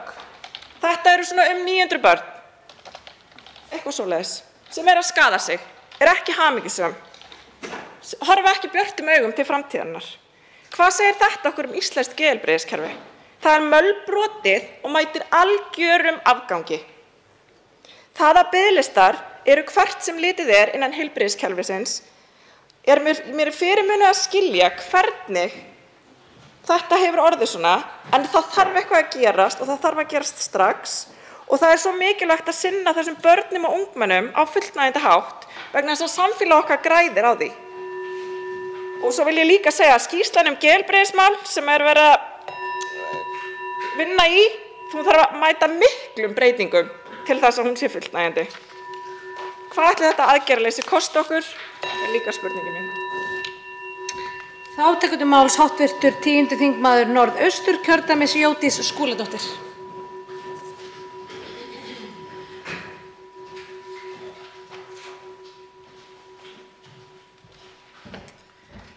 Frú forseti, ég vil byrja á því að fagna þessari góðu umræðu og þakka hv. þingmanni Helgu Völu Helgadóttur fyrir að vekja máls á stöðu geðheilbrigðismála hér í dag. Eins og fram hefur komið eru biðlistar víða langir og það óboðleg staða þegar kemur að veikum einstaklingum og jafnvel börnum. Það þó allt of algengt að talað sé fólk með geðrænan vanda sem einsleitan hóp og því mikilvægt að hér sé myndin brotin upp og horft til mismunandi hópa. Ekki eru sjúklingarnir bara ólíkir hvað varðar aldur, kyn, búsetu, stétt og stöðu, heldur geta veikindi verið ýmist langvarandi eða stutt tilfallandi tímabil, til dæmis í kjölfar áfalla. Viðkvæmir hópar, hinsegin fólk, fólk á flótta, fólk með fatlanir og svo framvegis, eru oft í viðkvæmari stöðu og eiga erfiðara með að nálgast þá hjálp sem þó stendur til boða. Því svo mikilvægt að úrræðin séu mörg og fjölbreytt, að fólki sé ekki mismunað á grundvelli búsetu eða annarra þátta. Ég tek undir með hv. þingmanni Ingibjörgu Isaksen, við þurfum að bregðast fyrr við verðum að snúa menningarlegum samfélagsmeinum við og styðja við geðheilsu allt frá upphafi, í stað þess að þurfa að mæta vandanum þegar staðan orðin grafalvarleg. Ég hef trú á hæstv. Heilbrigðisráðherra og styð hann til góðra verka og ég hvet hann til að horfa af sérstakri alúð til fólks jaðarsettra hópa og ekki síst til þeirra sem búa á landsbyggðinni. Þá tekur til máls hv. 8. þingmaður Reykjavíkurkjördæmis suður, Hanna Katrín Friðriksson. Frú forseti, ég þakka fyrir þessa umræðu og langar að beina fókusnum á sálfræðiþjónustuna innan heilsugæslunnar. Staðreyndin sú að á sama tíma og tölur sýna að fjármagn til grunnþjónustu þar hefur dregist saman í stjórnartíð þessara ríkisstjórnarflokka, þá hefur ljósið í myrkrinu verið aukin áhersla á uppbyggingu geðheilsuteyma innan heilsugæslunnar. Og því tengt hefur verið unnið að öflugri uppbyggingu þar hvað varðar sálfræðiþjónustu. En nú virðast blikur á lofti á lokarametrum þeirrar uppbyggingar, þar sem að svo virðist sem samræmd og gagnreynd meðferð sálfræðinga sé ekki lengur fókusinn, heldur frekar mun styttri meðferð með það að markmiði að fækka fólki á biðlistunum hraðar. Og mér kunnugt að yfirstjórn heilsugæslunnar hefur verið gert viðvart áhyggjur fagfólks vegna þessar breytinga. Þannig að ég hef áhuga á því að heyra frá hæstv. ráðherra hvort hann hafi þekkingu, hvort hann sé kunnugt þessar breytingar og þá óánægju sem hún hefur vakið meðal fagfólks. Og mér langar kannski hér, af því mér þykir við hæfi að minna á sneypuför heilbrigðisyfirvalda vegna illa ígrundaðra breytinga í tengslum við uppbrot á leghálsskipunarþjónustu við konur. Þannig vonandi hefur verið dreginn einhver lærdómur þar að það þarf að ígrunda breytingar mjög vel og menn þurfa helst að sjá enda ekki. Hér virðist sem markmiðið með þessum fyrirhuguðu breytingum sé einfaldlega og eingöngu að stytta meðferðartíma, það er að segja þvert á klínískar ráðleggingar, til að vinna hraðar á þeim biðlistum sem hafa byggst upp, og þannig er verið að brjóta niður samþættingu starfsins. Og þetta er þá samþætting sem hefur verið byggt undir til að tryggja að fólk fái sömu gagnreyndu sálfræðimeðferð, hvort sem það mætir inn á heilsugæslustöð í Garðabæ eða í Breiðholti, svo dæmi sé tekið. Þannig að aðgengi að gagnreyndri sálfræðimeðferð, það verður ekki jafnt á milli heilsugæslustöða endilega ef að þetta verður reyndin. Við viljum öll, trúi ég, draga úr biðlistum, en það er auðvitað ekki sama hvernig það er gert. Og mér þætti gott ef að hæstv. Ráðherra hefur vitneskju þetta mál og gæti varið smá tími að koma inn á það hér í lokin hvernig staðan er. Þá tekur til máls hv. 8. þingmaður Norðvesturkjördæmis, Sigurður Páll Jónsson.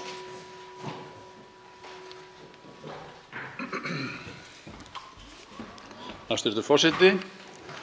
Hv. þingmaður Anna Kolbrún Árnadóttir ásamt fleiri þingmönnum lagði fram á ný skýrslubeiðni frá ríkisendurskoðanda geðheilbrigðisþjónustu á landinu.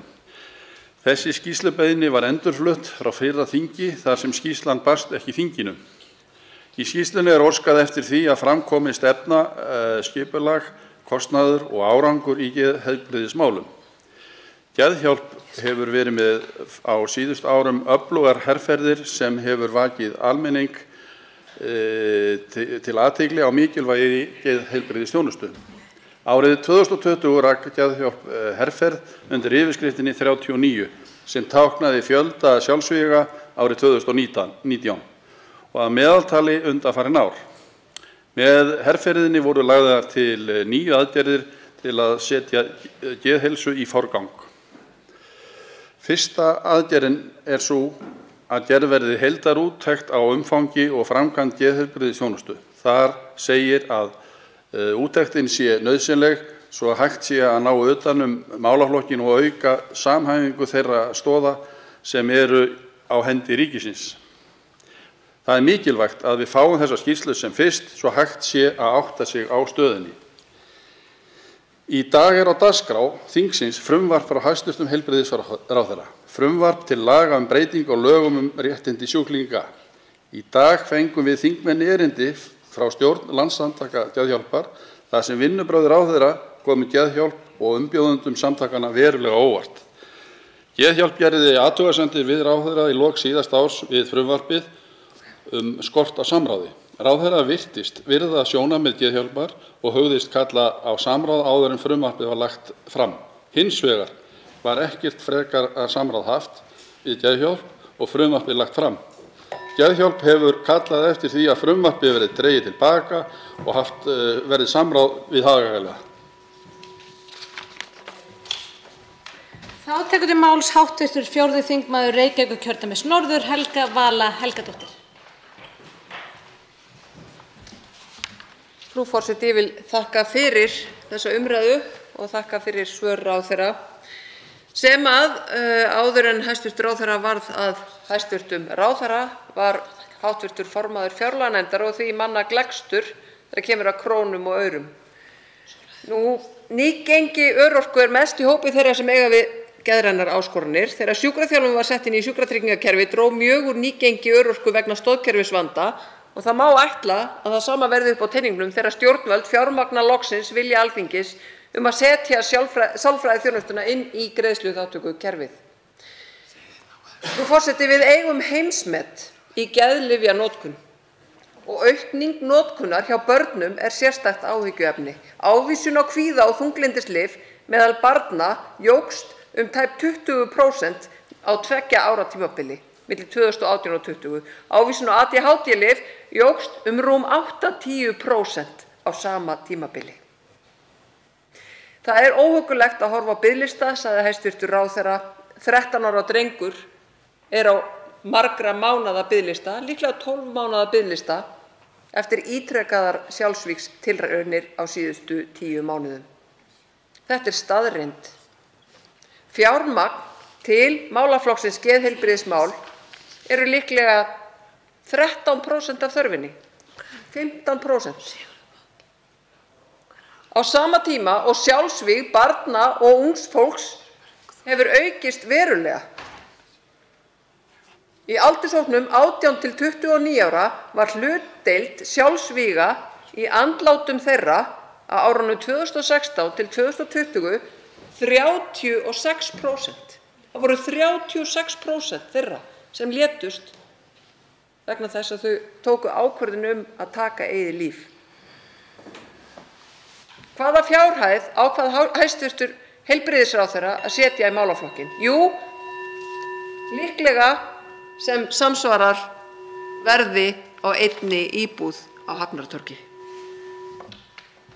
Að lokum tekur til máls hæstv. Heilbrigðisráðherra Willum Þór Þórsson.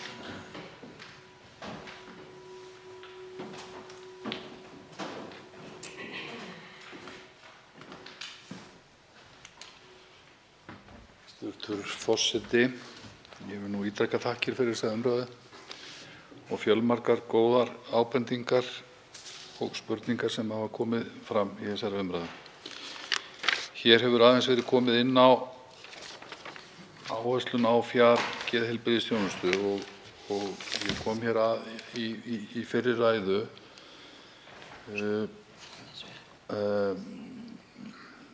aukninguna í þessum efnum og viðbrögð í þessum faraldri og ég get dregið hér fram að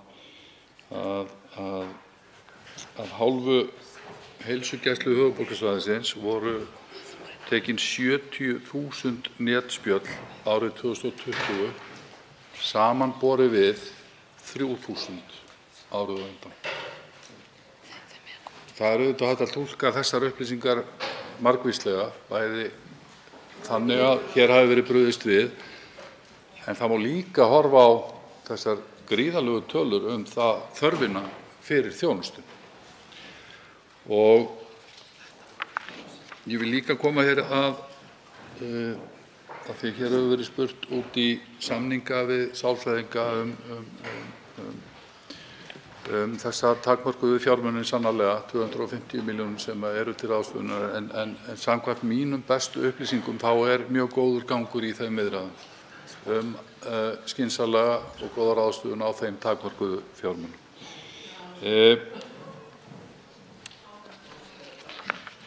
Hv. þingmaður Eva Sjöfn Helgadóttir fór hér yfir eftirfylgni eftir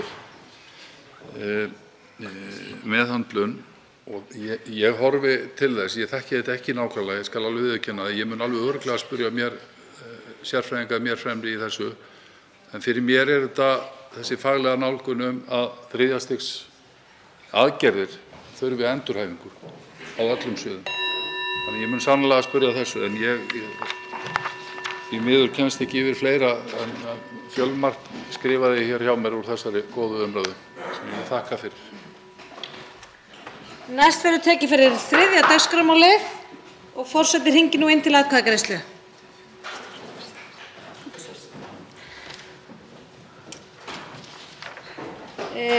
Til máls tekur Gísli Rafn Ólafsson, hv. 13. þingmaður Suðvesturkjördæmis fundarstjórn forseta.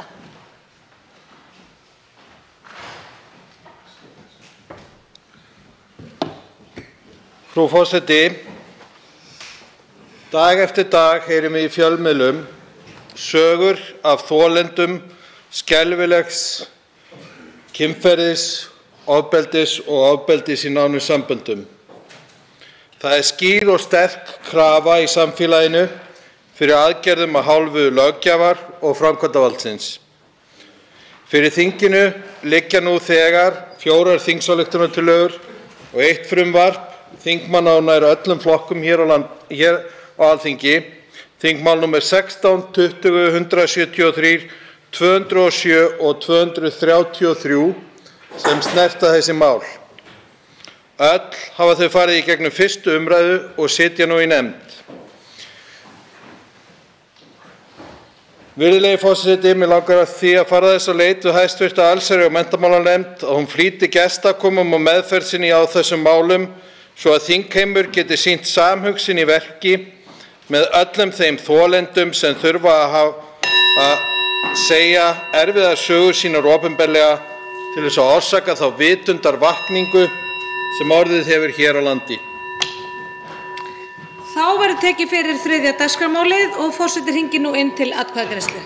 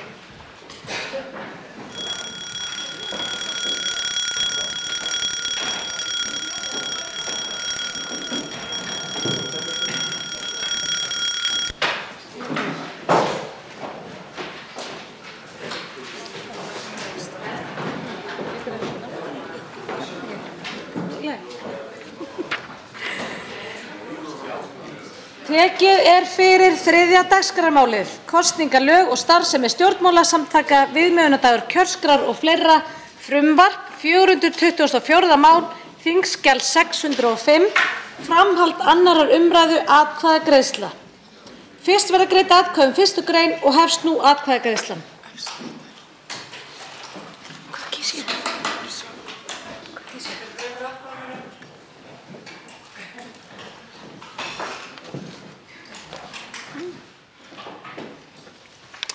Þá gerir grein fyrir atkvæði sínu hv. 8. þingmaður Suðvesturkjördæmis, Þórunn Sveinbjarnardóttir.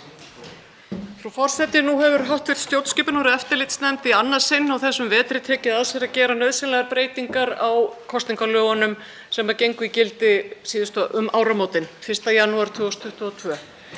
Ég kem hér upp til þess að vekja athygli hv. þingmanna á því að fréttir bárust af því í dag að í kosningalögunum, eins og þau voru samþykkt á hinu háa Alþingi á síðasta ári, að þá með vilja eða ekki láðist að hafa inni grein í lögunum sem tryggir að það skuli innsigla kjörkassa. Og ég verð að segja það, frú forseti, að mér er ekki skemmt. Eftir að hafa 125 klukkustundum á fundum með kjörbréfanefnd síðastliðið haust vegna klúðursins í Borgarnesi, að þá hélt ég hreinlega að þessu væri lokið núna. En það er alveg ljóst að stjórnskipunar- og eftirlitsnefnd mun nú þurfa að taka að sér að lappa upp á löggjöfina eins og hún kom hér frá síðasta þingi. Nú, forseti biður hv. þingmann að gæta orðum sínum. Nú lýkur atkvæðagreiðslunni. Stopp. Til að gera grein atkvæðagreiðsluna.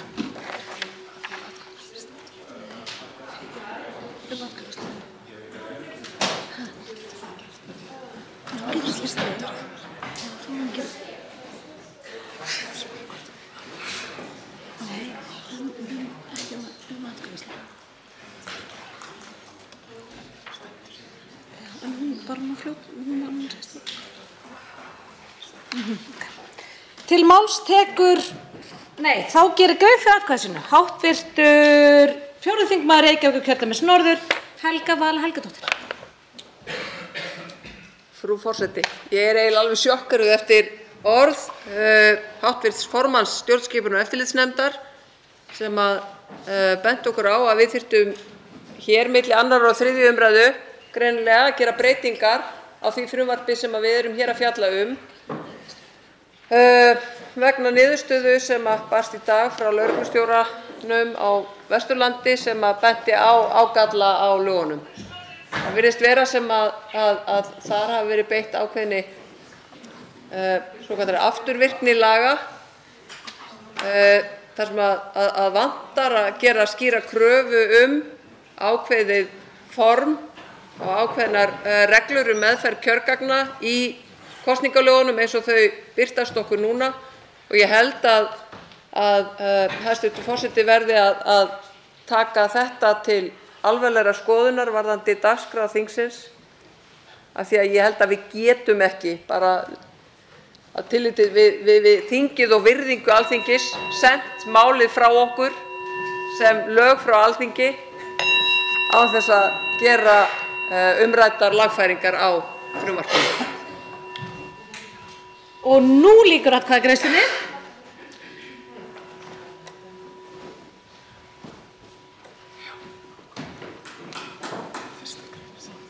Fyrsta grein er samþykkt með 47 atkvæðum. Endurtaka, já. Þá verður atkvæðagreiðslan endurtekin.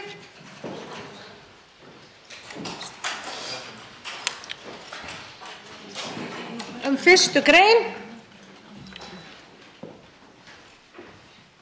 Allir búnir, þá lýkur nú atkvæðagreiðslunni.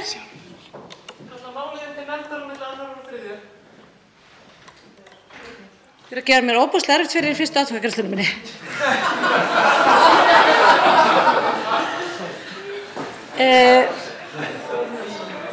Nú lýkur atkvæðagreiðslunni. Fyrsta grein er samþykkt með 46 atkvæðum. 2 greiða ekki atkvæði. Og þá... Jú, ég greiddi atkvæði.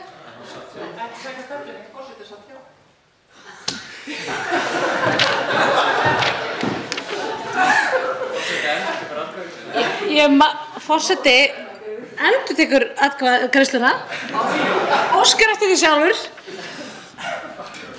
og allt eftir þröngt er.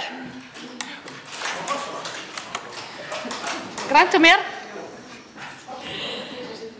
Atkvæði hafa verið greidd fyrstu grein og fyrsta grein er samþykkt með 48 atkvæðum. Já. Þá verða greidd atkvæði aðra til 12. grein. Grein. Og hefst nú atkvæðagreiðslan.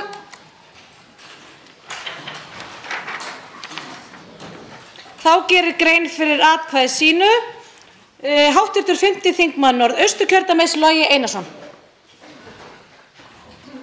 Frú forseti, ég skal taka fullri samviskusemi þátt í því að greiða fyrir þessu máli, en þetta er orðið svo vandræðalegt fyrir okkur að við skulum í fyrsta lagi vona mjög fáir séu að horfa á þessa útsendingu og horfa á sjónvarpið, og í öðru lagi að við tökum okkur þann tíma sem við þurfum núna til þess að klára málið þannig að það verði ekki frekari uppákomið.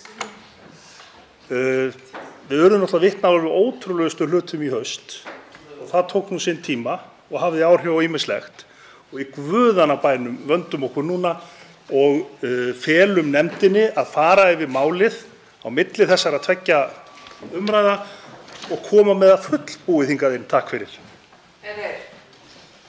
Þá gerir grein fyrir atkvæði sínu hv. 13. þingmaður Suðvesturkjördæmis Gísli Rafn Ólafsson.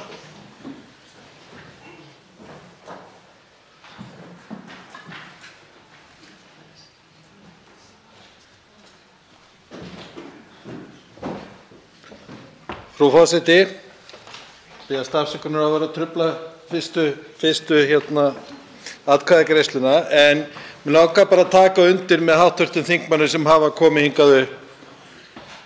Það gengur náttúrulega ekki að við séum að flýta okkur alltaf svo mikið að setja lög að það séu endalaus vesen á því. Það þurfti að koma þing saman hérna síðasta sumar til þess að laga galla. Það er verið að fara með frumvarp í gegn núna af því að það eru gallar, og svo fáum við að vita í gegnum fjölmiðla að það séu enn fleiri gallar. Hvað hefðum við gert ef við værum búin að samþykkja þetta? Þyrfti þá stjórnsýslu- og eftirlitsnefnd að koma enn eitt frumvarpið svo að hægt sé að kjósa almennilega hér á landi? Þá gerir grein fyrir atkvæði sínu hv. 11. þingmaður Reykjavíkurkjördæmis Suður Arndís Anna K. Gunnarsdóttir.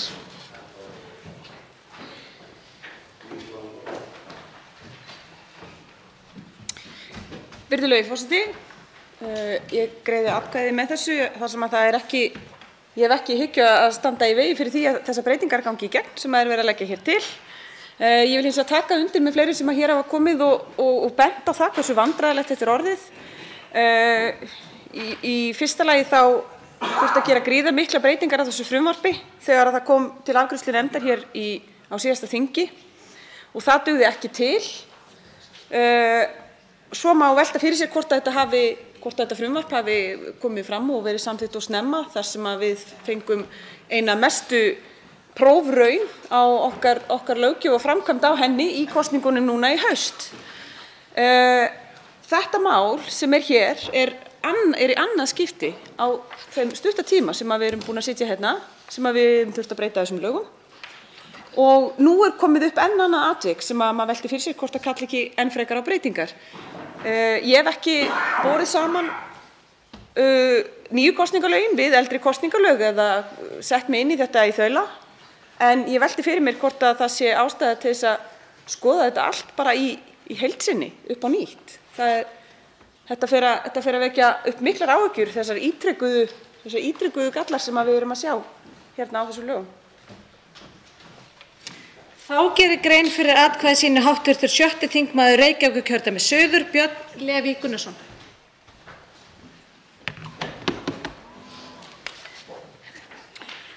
Forseti, það var ekkert rosalega gaman að sjá fréttirnar í dag niðurstöðu málsins í Norðvesturkjördæmi og sérstaklega ekki þá svona tilkynningu að það einhvern veginn hefði verið fellt niður á grundvelli nýrra kosningalaga. Því það væri nú ekki heimild í þeim til þess að fylgja eftir þeim ákvörðunum sem urðu á kosningunum í Norðvesturkjördæmi sem miðað við framkvæmd gömlu. En það segir einmitt í nýjum kosningalögum að það varði sektum nema þyngri refsing liggi við eftir öðrum lögum ef sveitarstjórn, kjörstjórn, utanfjörðunarkjörstjóri eða embættismaður hagar fyrirskipari framkvæmd laga þessara vísvitandi ólöglegan hátt eða vanrækir hana í 137. grein. Og í 99. grein segir að ráðherra setur reglugerð að fenginni tillögu landskjörstjórnar samsagt framkvæmd talningar við almennar kosningar, meðferð afgreiningsseðla, meðhöndlun kjörgagna og kjörskráa og frágang að lokinni talningu. Þetta allt þarna. En lögreglustjórinn þarna fyrir vestan greinilega farin að túlka ný kosningalög á þann hátt að þetta einhvern veginn eigi ekki við það sem gerðist í Norðvesturkjördæmi á síðasta kjörtímabili, síðustu kosningu, sem mér finnst vera mjög undarlegt. Og þá alveg þess vert að við kýpum málin inn í nefnd og gerum þetta aðeins skýrara. Mér finnst þetta nægilega skýrt, en ef að framkvæmdarvaldið fara að túlka þetta á þann hátt að sé bara að sneiða fram hjá þessu rugli sem var þarna síðast, þá það bara mjög alvarlegt. Nú lýkur atkvæðagreiðslu.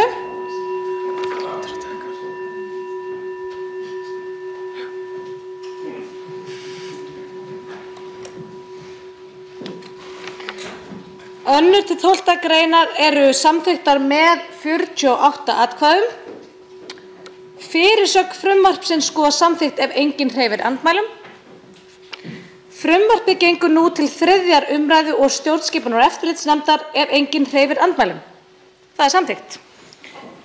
Þá fallið frá áformum að ljúka málinu í 3. umræðu í dag og tekið fyrir 4. dagskrármálið. Grænþvottur, beiðni skýrslu 449. mál, þingskjal 646. Fer nú fram atkvæðagreiðsla hvort skýrslubeiðnin skuli leyfð.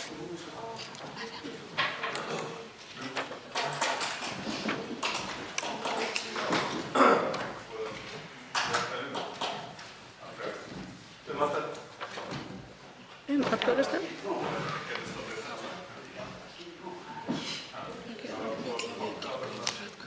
Og þú?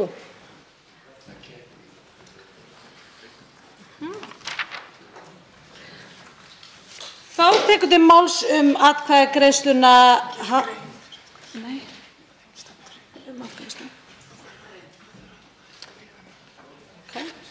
Gerir grein fyrir atkvæði sínu. Það besta sem ég býð. Þá gerir grein fyrir atkvæði sínu hv. 6. þingmaður Reykjavíkurkjördæmis suður, Björn Leví Gunnarsson.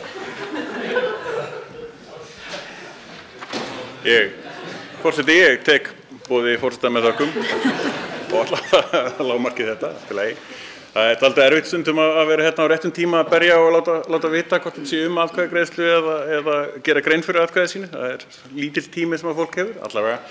Ég allavega að fagna þessu máli og svona í kjölfar þess að við erum hérna með grænbók eða eins og ég myndi vilja kalla það grænþvottabók, þá held ég bara mjög fínt að fá eina svona skýrslubeiðni innan. Ég tek heils hugar undir þetta.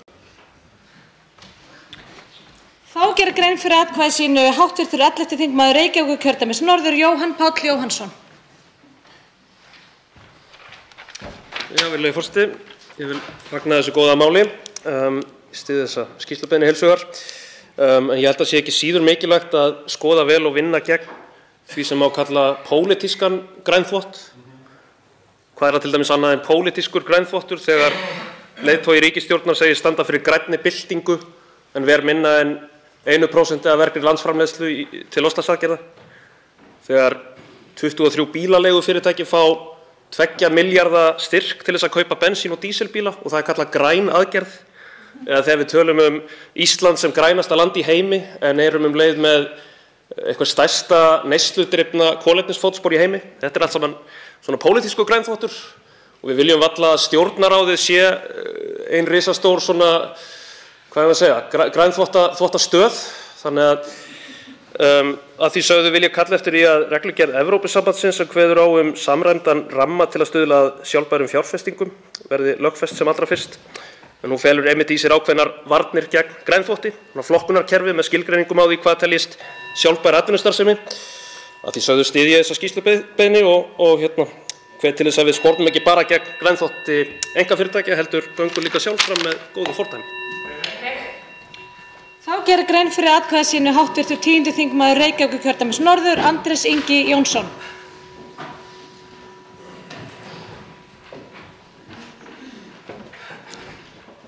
Frú forseti, ég vil bara þakka fyrir þessa ágætu skýrslubeiðni. Eftir því sem fleiri átta sig á nauðsyn róttækra aðgerða í loftslagsmálum þá, fara óprúttnir aðilar á markaði að sjá færi í því að setja grænan merkimiða á eitthvað sem kannski bara alls ekki grænt og þess vegna mjög mikilvægt að neytendur hafi í höndum þau tæki sem þarf til að sjá í gegnum þann grænþvott. Þess vegna mjög mikilvægt að stíga þetta skref. En ég var nú líka að taka undir með hv. þingmanni Jóhanni Páli Jóhannsyni að pólitíski grænþvotturinn kannski ekki síður alvarlegur, jafnvel enn alvarlegra því að þar teiknast upp stóru línurnar 4 ár í senn og þegar tveir flokkar í ríkisstjórn áttuðu sig á því að þeir gætu tekið gömlu stóriðjustefnuna sína og vafið henni inn í grænan álpappír og selt það sem einhverja nýja stefnu, já þá hefði nú þurft eitthvað. Nei, heyrðu, við reyndar höfðum eitthvað. Við höfðum sólina frá ungum umhverfissinnum sem sýndi svart á hvítu að einn af núverandi stjórnarflokkum var með ásættanlega stefnu í þessum málum, 2 voru með óásættanlega stefnu. Þannig að það nægir kannski ekki að vita hverju með græna vöru eða græna stefnu eða hvað heldur líka að muna að það skiptir máli hverjum við stjórnum með eftir kosningar. Nú lýkur atkvæðagreiðslu. Beiðnin samþykkt með 48 atkvæðum gegn 1.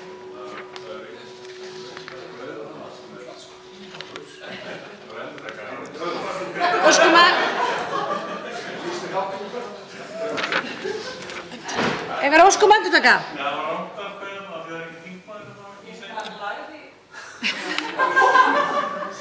Gerist það bestu bæn. Þá atkvæðagreiðslan endurtekin, stendur yfir og henni lýkur núna. Ég ýtti.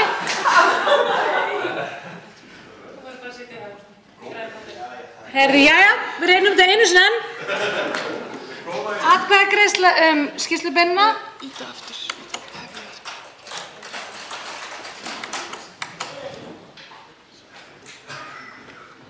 Og atkvæðagreiðslu lýkur. Beiðnin samþykkt með 48 atkvæðum.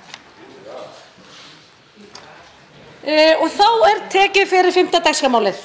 Réttindi sjúklinga, beiting nauðungar, stjórnarfrumvarp, 150. mál, þingskjal 152, 1. umræða. Og til máls tekur hæstv. Heilbrigðisráðherra Willum Þór Þórsson.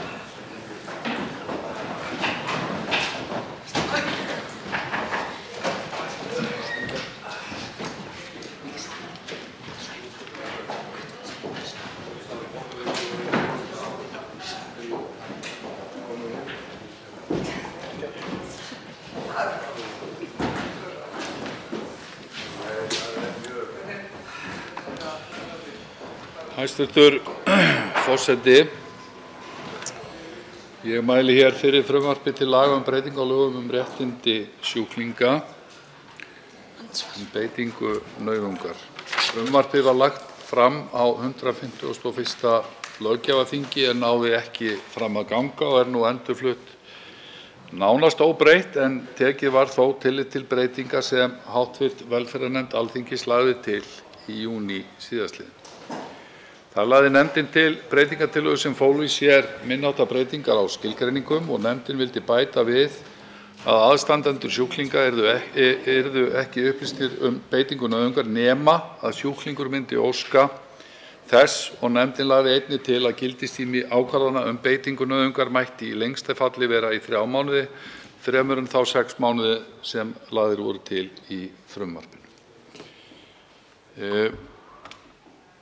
Áður en ég hef yfirferð efni frumvarpsins þá tel ég rétt að vekja athygli þingheims á því að þegar frumvarpið var lagt fram á síðasta þingi þá lögðust hagsmunasamtök notenda gegn frumvarpinu með þeim ábendingum að skort hafi á samráð við notendur við vinnu frumvarpsins án þess þó að verulegum efnislegum athugasemdum við frumvarpið hafi verið komið á framfæri en ég vil þó taka það fram að þegar ég tala efnislegar athugasemdir að þá auðvitað kannski ekki skýr lína þegar við erum að tala prinsipp, afstöðu og hugmyndafræði. Og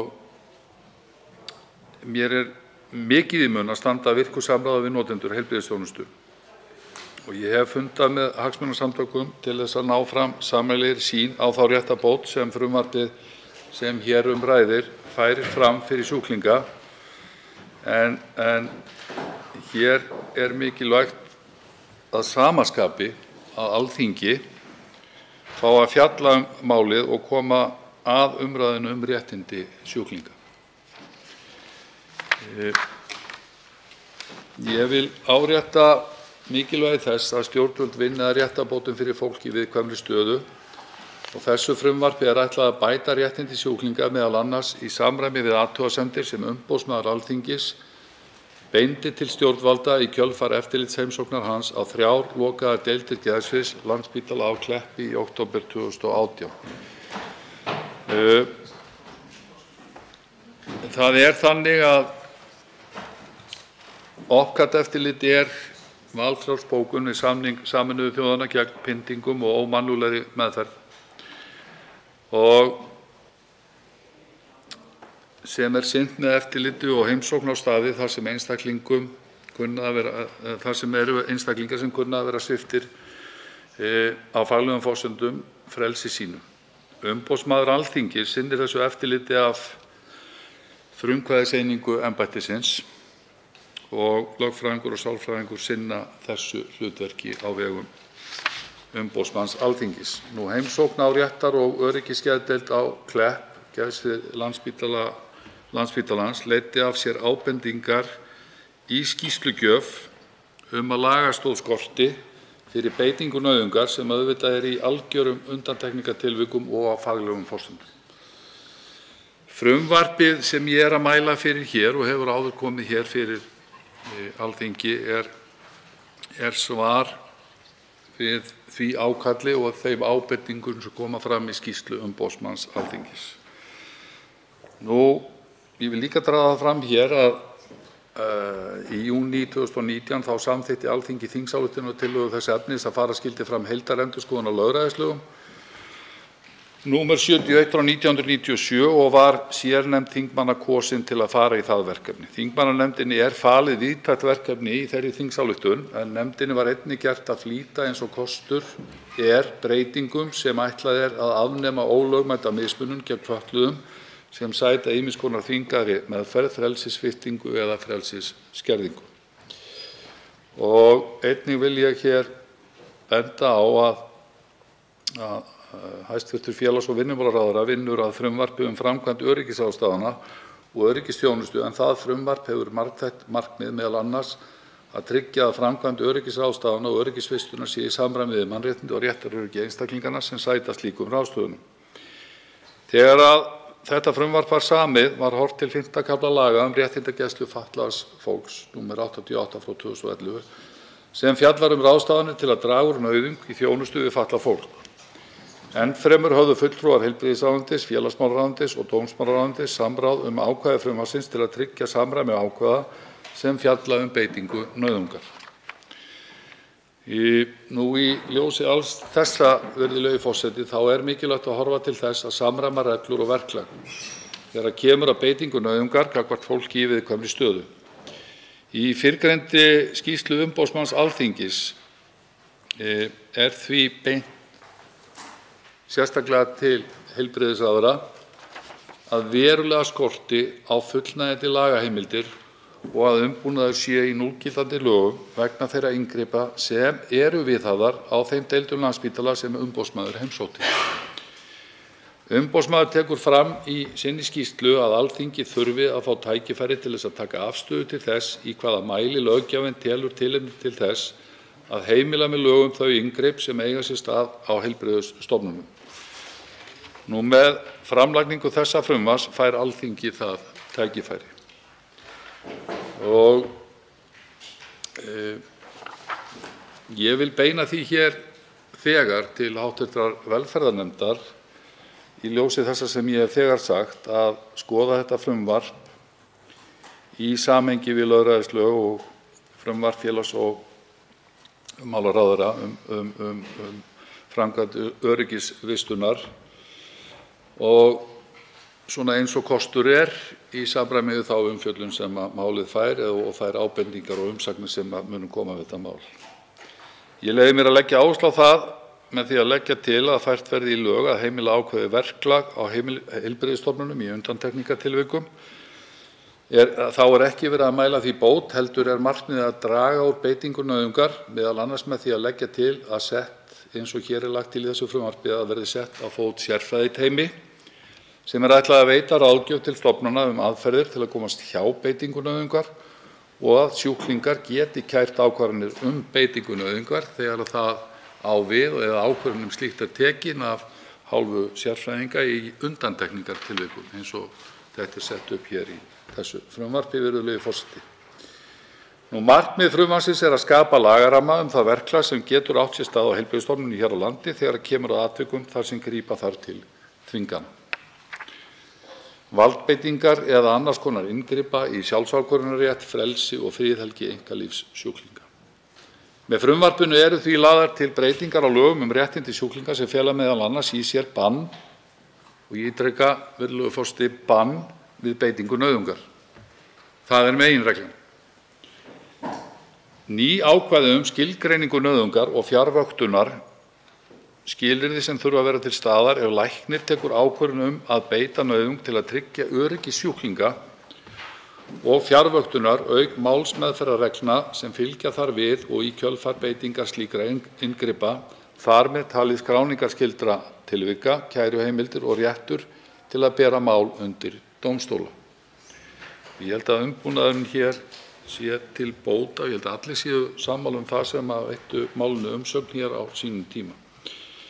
Eins og ég kom inn á áður er frumvarpið liður í viðbrögðum ríkisstjórnarinnar við athugasemdum sem umboðsmaður Alþingis gerði í kjölfar eftirlitsheimsóknar hans á 3 lokaða deild í geðsviðs Landspítala á Kleppi í október 2018. Eftirlitsheimsóknin fór fram á grundvelli svonefnds OPCAT-eftirlits sem felst í óháðum eftirlitsheimsóknum umboðsmanns á staði þar sem frelsissviptir einstaklingar dvelja. Með OPCAT er vísað til valfrjálsrar bókunar við samning Sameinuðu þjóðanna gegn pyndingum og annarri grimmulegri, ómannúðlegri eða vanvirðandi meðferð eða refsingu. Með frumvarpinu er einnig brugðist við athugasemdum frá nefnd Evrópuráðsins varnir gegn pyndingum og ég ætla að fara með enska orðið hér með leyfi forseta, European Committee for the Prevention of Torture and Inhuman or Degrading Treatment or Punishment.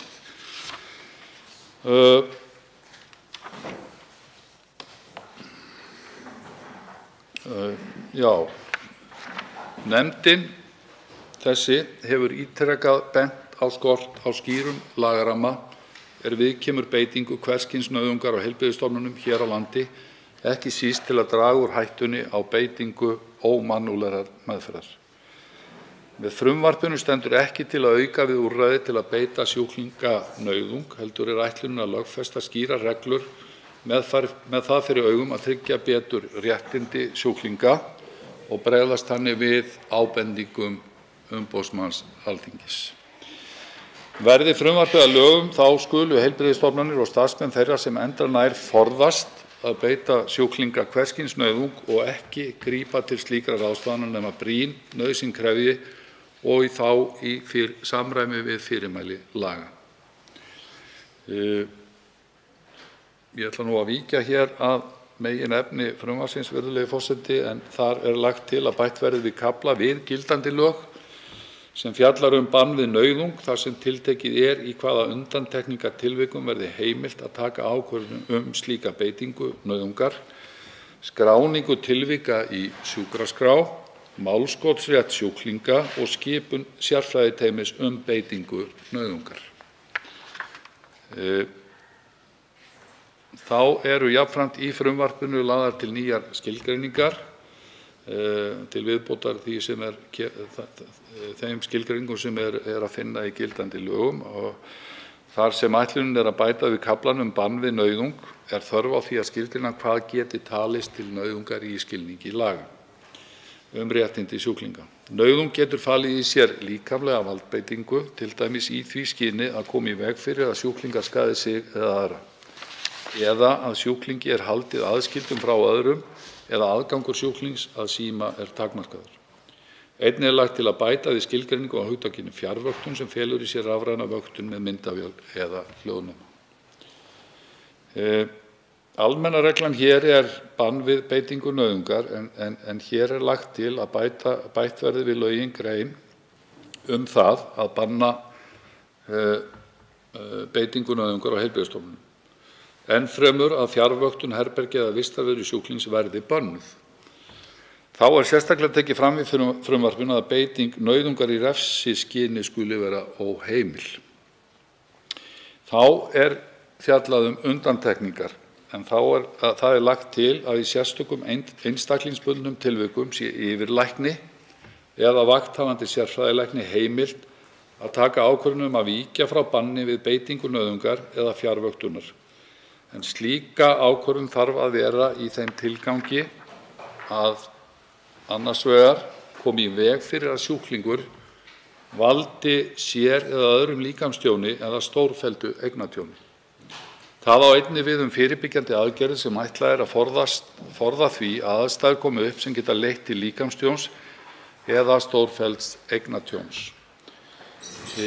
Hins vegar að uppfylla grunnþarfir sjúklings svo sem varðandi næringu, heilsu og hreinlæti. Áður en yfirlæknir eða vakthafandi sérfræðilæknir tekur slíka ákvörðun að víkja frá banni við beitingu nauðungar og eða banni við fjarvöktun ber honum að leita eftir afstöðu sjúklings eftir því sem við verður komið. Ef sjúklingur óskar þess skal einnig tilkynna nánasta aðstandanda ákvörðunina eða ef við á lögráðamanni sjálfræðissvipts manns, ráðgjafa nauðungarvistarmanns eða tilsjónarmanni manns sem er vistaður á heilbrigðisstofnun á grundvelli dóms samkvæmt 62. grein almennra hegningarlaga númer 19/1940. Ef er að ræða sjúkling sem er yngri en 16 ára skal auk þess liggja fyrir upplýst samþykki forsjáraðila. En það er akkúrat við þann aldur sem við verðum sjálfstæðir þjónustuþegar heilbrigðiskerfisins. Ákvörðun yfirlæknis eða vakthafandi sérfræðilæknis að víkja frá banni við beitingu nauðungar og eða banni við fjarvöktun skal vera skrifleg og rökstudd og skal koma skýrt fram til hvers konar aðgerða hún tekur og tilgreina gildistíma hennar. Og þetta er sá umbúnaður, virðulegi forseti, sem ég vísaði til hér í fyrri ræðu meðal annars. Ákvörðunin skal jafnframt vera tímabundin og aldrei veitt í lengri tíma en nauðsynlegt er en þó ekki lengri en til 3 mánaða í senn og hér er verið að bregðast við þeim ábendingum sem koma frá hv. velferðarnefnd hér í umfjöllun málið á síðasta þingi. Í skriflegri ákvörðun skal greina frá þeim skilyrðum sem sett eru fyrir beitingu nauðungarinnar, svo sem hvernig skuli staðið að henni, hvaða kröfur séu gerðar til starfsmanna sem henni beita og annað sem talið er mikilvægt. Sé tekin ákvörðun líkamlega valdbeitingu skulu þeir starfsmenn sem að valdbeitingunni koma hafa sótt námskeið þess efnis. Forstjóri viðkomandi heilbrigðisstofnunar ber ábyrgð á því að tryggt sé að sjúklingi sem sætir ákvörðun nauðung sé leiðbeint rétt sinn til að kæra ákvörðun beitingu nauðungar til sérfræðiteymis beitingu nauðungar og eftir tilvikum til að bera málið undir dómstóla. Að öðru leyti fer málsmeðferð eftir ákvæðum stjórnsýslulaga. Í frumvarpinu er lagt til að heimilt sé að beita nauðung án undangenginnar ákvörðunar ef slíkt talið nauðsynlegt í því skyni að koma í veg fyrir yfirvofandi líkamstjón, stórfellt eignatjón eða röskun á almannahagsmunum. Tafarlaust skal látið af nauðung þegar hættu hefur verið afstýrt eða ástand er liðið hjá. Þar sem slíkri nauðung er beitt í undantekningartilvikum skal skrá slík tilvik og gerð grein fyrir tilefni þess að nauðung var beitt, hvers eðlis hún var og hvaða hagsmunir voru í húfi. Heilbrigðisstofnanir skulu senda tilvikalýsingu vegna hvers tilviks til sérfræðiteymis beitingu nauðungar innan viku frá því nauðung var beitt. Og lagt er til að öll tilvik þar sem sjúklingur er beittur nauðung, hvort sem henn er beitt á grundvelli undanþágu eða í neyðartilvikum, skuli skrá í sjúkraskrá. Sama á við þegar undanþágu er beitt vegna fjarvöktunar. Við skráningu skal greina frá því hvernig nauðungin eða fjarvöktunin fór fram, hversu lengi hún stóð yfir, hverjir önnuðust framkvæmd hennar og önnur atriði sem þýðingu hafa, svo sem hvort meiðsl eða eignatjón hafi hlotist af. Heilbrigðisstofnanir skulu mánaðarlega senda sérfræðiteymi skýrslu beitingu nauðungar eða fjarvöktunar og upplýsingar beitingu nauðungar í neyðartilvikum skulu sendar sérfræðiteyminu innan viku frá tilviki þegar nauðung var beitt. Og í frumvarpinu er jafnframt lagt til, virðulegi forseti, að heilbrigðisráðherra skipi allt að 7 einstaklinga til 4 ára í senn í sérfræðiteymi beitingu nauðungar. Sérfræðiteymi skuli skipað af minnsta kosti einum sérfræðilækni, einum lögfræðingi sem hefur þekkingu á mannréttindamálum og fulltrúa sem hefur kynnst beitingu nauðungar af eigin raun. Lagt er til að varamenn skulu vera jafn margir og uppfylla sömu skilyrði og aðalmenn. Að minnsta kosti 3 fulltrúar úr teyminu skulu fjalla hvert mál ásamt formanni. Sérfræðiteymi beitingu nauðungar mun meðal annars veita ráðgjöf til heilbrigðisstofnana og heilbrigðisstarfsmanna hvað teljist til nauðungar og aðferðir til að komast hjá beitingu nauðungar. Þá er gert ráð fyrir að sérfræðiteymi beitingu nauðungar hafi aðsetur hjá embætti landlæknis. Heilbrigðisstofnunum verður gert skylt að láta sérfræðiteyminu í té öll gögn máls sem og þær upplýsingar og skýringar sem teymið telur nauðsynlegar vegna úrlausnar mála. Í frumvarpinu er lagt til að ákvörðun yfirlæknis eða vakthafandi sérfræðilæknis að víkja frá banni við beitingu nauðungar og eða banni við fjarvöktun sæti kæru til sérfræðiteymis beitingu nauðungar. Einnig er hægt að kæra beitingu nauðungar án þess að ákvörðun liggi til grundvallar. Þegar ákvörðun er kærð verður viðkomandi heilbrigðisstofnun gert að senda öll gögn málsins til sérfræðiteymisins. En kæra frestar þó ekki réttaráhrifum ákvörðunar. Sérfræðiteymið skal kveða upp úrskurð innan 4 virkra daga frá því að kæra berst, ella fellur hinn kærða ákvörðun úr gildi. Sérfræðiteymið skal þó ávallt leitast við að kveða upp úrskurð eins fljótt og auðið er. Í frumvarpinu er lagt til að heimilt verði að bera úrskurð sérfræðiteymis undir héraðsdómara í þeirri þinghá þar sem viðkomandi sjúklingur á lögheimili og skuli hann úrskurða í málinu innan viku frá því kæra berst honum. Úrskurði héraðsdómara samkvæmt lögum þessum sæta kæru til Landsréttar. Málskoti fer samkvæmt almennum reglum meðferð einkamála með þeim frávikum sem greinir í lögum þessum. Aðrir úrskurðir Landsréttar aðra úrskurði Landsréttar er mælt fyrir í 1. málsgrein 167. grein laga meðferð einkamála og númer 91/1991 og verða ekki kærðir til Hæstaréttar. Málskot frestar ekki réttaráhrifum úrskurðar héraðsdómara samkvæmt lögum þessum nema dómari mæli svo fyrir í úrskurði. Ég ætla að láta hér staðar numið, virðulegi forseti, held ég farið yfir meginefni þessa frumvarps og leyfi mér að leggja til að því verði að lokinni 1. umræðu vísað til hv. velferðarnefndar og til 2. umræðu.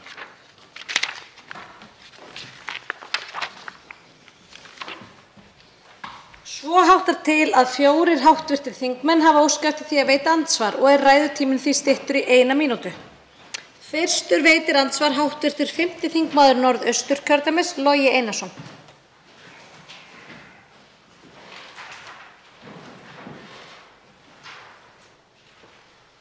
Frú forseti, ég skildi nú ekki alveg svona formála ráðherra samráð. En við erum að fjalla alveg gríðarlega viðkvæmt mál og við höfum nú bara núna fyrir nokkrum mínútum síðan verið í umræðu með hvers konar handvömm hægt að klára mál mjög mikilvæg réttindi eins og kosningamál. En hér erum við að fjalla kannski það allra viðkvæmasta sem til er. Það eru réttindi einstaklinga og frelsi þeirra og einhvers konar reisn. Og þá þarf svo heldur betur að vanda sig. Í Fréttablaðinu í dag má lesa að formaður Geðhjálpar hafi rætt við ráðherra 22. desember þar sem að ráðherra hafi lofað að það yrði fullt samráð við samtök sjúklinga og sjúklinga málið, hafi ekki verið staðið við það. Hvað vill ráðherra segja það? Þá svarar andsvari hæstv. Heilbrigðisráðherra Willum Þór Þórsson.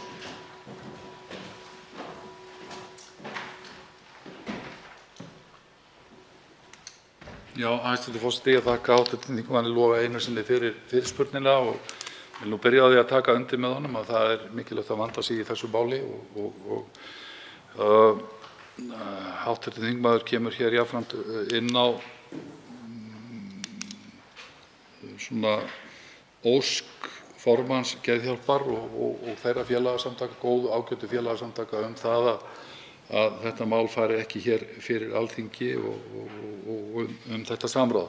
Nú þeim sem hér stendur ákveðin vandi á höndum þar sem að ég svona að fæ þetta mál hér í miðri á og ég á erfitt með að fara með tímavélina tilbaka.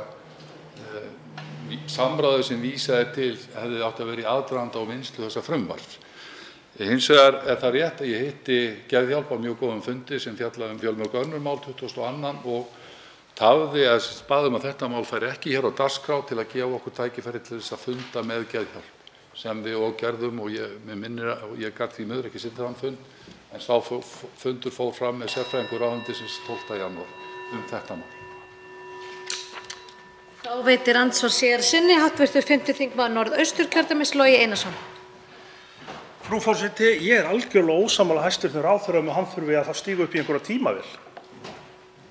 Ef að hann hefur þess áskilja að fyrrverandi hæstv. heilbrigðisráðherra hafi ekki farið í nægilega gott samráð, þá ber núverandi ráðherra að búa svo hnútana að máli komi að minnsta kosti eins vel fyrir þingið af hans hendi og mögulegt er. Og það liggur bara fyrir að þessi samtök eru ekki þau einu sem gera athugasemdir við frumvarpið og skort á samráði. Og hér nægir auðvitað ekki að tala bara við fulltrúa heilbrigðiskerfisins. Það verður náttúrulega fyrst og fremst að tala við þá sem að málið snerti. Og af því að hæstv. heilbrigðisráðherra viðurkenndi að það virtist eins og málið hafi farið vanbúið á sínum tíminn á þingið, þá spyr ég hæstv. ráðherra hvort hann íhugi það ekki þá bara núna að fresta framlagningu málsins og taka þá nauðsynlegu umræðu sem hann þarf til þess að það komi fullbúið og gott inn. Þá svarar andsvar sinni hæstv. heilbrigðisráðherra Willum Þór Þórsson.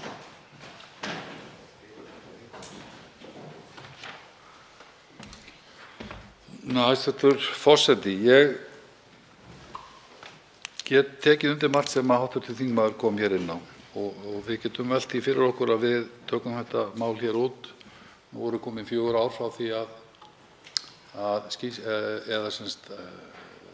eftirlitið fór fram og 3 ár frá því skýrslan kom út og þar var ábendingum beint sérstaklega til heilbrigðisráðherra.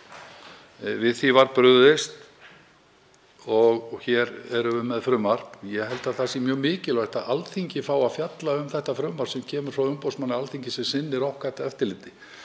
Og ég held að við horfum, af því að hv. þingmaður kom inn á það að hér að ræða mjög viðkvæman hóp og viðkvæmt mál. Ég held að við séum ekki að horfa á þetta mál með flokkspólitískum glerugum. Ég held að það sé bara mjög mikilvægt að velferðarnefnd taki það málið til umfjöllunar og meti einmitt þennan þátt. Út frá, það eru rök með því að skoða þetta, þess vegna fór ég inn á það í mínum formála í ræðu. Það eru rök sem mæla með því að taka þetta í samhengi við önnur mál tengt öryggisvistunarmáli félagsmálaráðherra, öðrum mannréttindamálum tengdum lögræðislögum sem í heildarendurskoðun, en það gæti tekið óratíma. En það kann að vera að velferðarnefnd sjái rökin á bak við slíka heildarendurskoðun og það sé tekið í því samhengi. En ég myndi vilja að hv. Alþingi og hv. velferðarnefnd færi hér yfir málið. Mér finnst það bara sanngjarnt og eðlilegt að velferðarnefnd fái þetta mál til umfjöllunar. Ég bið hv. þingmenn og hæstv. ráðherra að virða ræðutíma. Þá veitir andsvar hv. 3. þingmaður Reykjavíkurkjördæmis norður, Halldór Mogensen. Forseti, ég verð nú aðeins að fylgja eftir þessum spurningum samráð út af því að mér þykir þetta alveg ferlega furðuleg svör hjá hæstv. ráðherra. Sko, er það rétt skilið hjá mér að vegna þess að það var ekki haft samráð á fyrri stigum og þá sé bara ekki hægt að hafa samráð núna við notendur? Það er bara aldrei of seint til þess að hafa samráð, sérstaklega ekki í svona viðkvæmu og mikilvægu máli. En hér er opið bréf frá Geðhjálp til heilbrigðisráðherra og þar stendur með leyfi forseta: Á fundinum þann 22. desember var ekki annað að skilja en að ráðherra virti sjónarmið Geðhjálpar og hygðist kalla haghafa til samráðs áður en frumvarpið yrði aftur lagt fram. Það vakti því undrun okkar og eru vonbrigði að frétta frumvarpinu óbreyttu og án samráðs á dagskrá Alþingis miðvikudaginn 2. mars og nú aftur 14. mars. Mér langar bara til að spyrja ráðherra, af hverju ekki bara hafa þetta samráð? Ég átta mig ekkert alveg á þessu. Ég sit í velferðarnefnd. Ég mun agentera fyrir því inn í nefnd að máli verði sent rakleiðis aftur til ráðherra til þess að fara í samráð. Það er ekki hægt að skila frá sér svona máli til þingsins. Ég myndi segja að málið er illa unnið og er að koma til Alþingis án samráðs við notendur. Þetta er ekki hægt að bjóða okkur upp á svona vinnubrögð, ráðherra. Viltu vinsamlegast taka þetta tilbaka? Þá svarar andsvari hæstv. heilbrigðisráðherra Willum Þór Þórsson.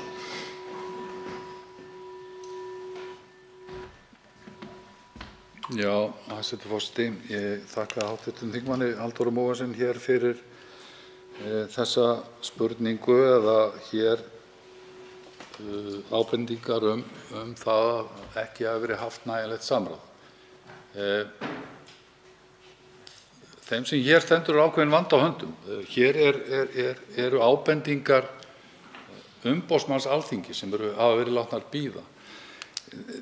Til að taka slíka ákvörðun þá þarf að taka þá ákvörðun á einhverjum málefnalegum forsendum að það sé hægt að bæta málið verulega. Og mér finnst sanngjarnt og eðlilegt að hv. velferðarnefnd taki málið til umfjöllunar. Já, og ég að leggja það fram sem slíkt, sem ég trúi að hafi verið vel unnið og hefur farið einu sinni hér eina umferð í gegnum Alþingi. En það er alveg rétt sem fram hefur komið að ég er talsmaður þess að vinna með notendum þjónustu á öllum stigum. En mér finnst sanngjarnt og eðlilegt hér og nú að Alþingi fái þetta mál til umfjöllunar og geti þá skoðað þessum gleraugum. Þá veitir andsvar síðar sinni hv. 3. þingmaður Reykjavíkurkjördæmis norður, Halldóra Mogensen. Forseti, já, ég held að ég samt skilji loksins hvar hundurinn er grafinn í þessu máli út af því að eins og ég skynja ráðherra hæstvirtan þá er það út af því að það er ekki hægt að bæta málið verulega. Það virðist vera niðurstaðan að þrátt fyrir það að hæstvirtur ráðherra telji að ef hann myndi hafa samráð við notendur að þá kæmi samt í ljós að það væri ekki hægt að koma til móts við áhyggjur notenda á þessu máli. Endilega ráðherra hæstvirtur mátt leiðrétta mig ef ég er eitthvað að misskilja þetta, en þegar að ráðherra talar það í raun og veru ég heyri bara að samráðið væri tímasóun út af því að það eru kröfur þarna að koma fram sem að hæstvirtur ráðherra bara getur ekki komið til móts við í þessu máli. Og það þykir mér miður að heyra, en mér langar til að spyrja ráðherra út af því að það er skiljanlegt að í fjársvelti heilbrigðiskerfi, á fjársveltum stofnunum að það þurfi að grípa til harkalegra úrræða, ofbeldisúrræða eins og að beita nauðung. Mun ráðherra beita sér fyrir því að þessu verði breytt, að við sköpum hér og við byggjum upp stofnanir og heilbrigðiskerfi þar sem er ekki þörf á því að beita þessum úrræðum, út af því að það er það sem ég skil að notendur eru að kalla eftir. Þá svarar andsvari síðara sinni hæstv. Heilbrigðisráðherra Willum Þór Þórsson.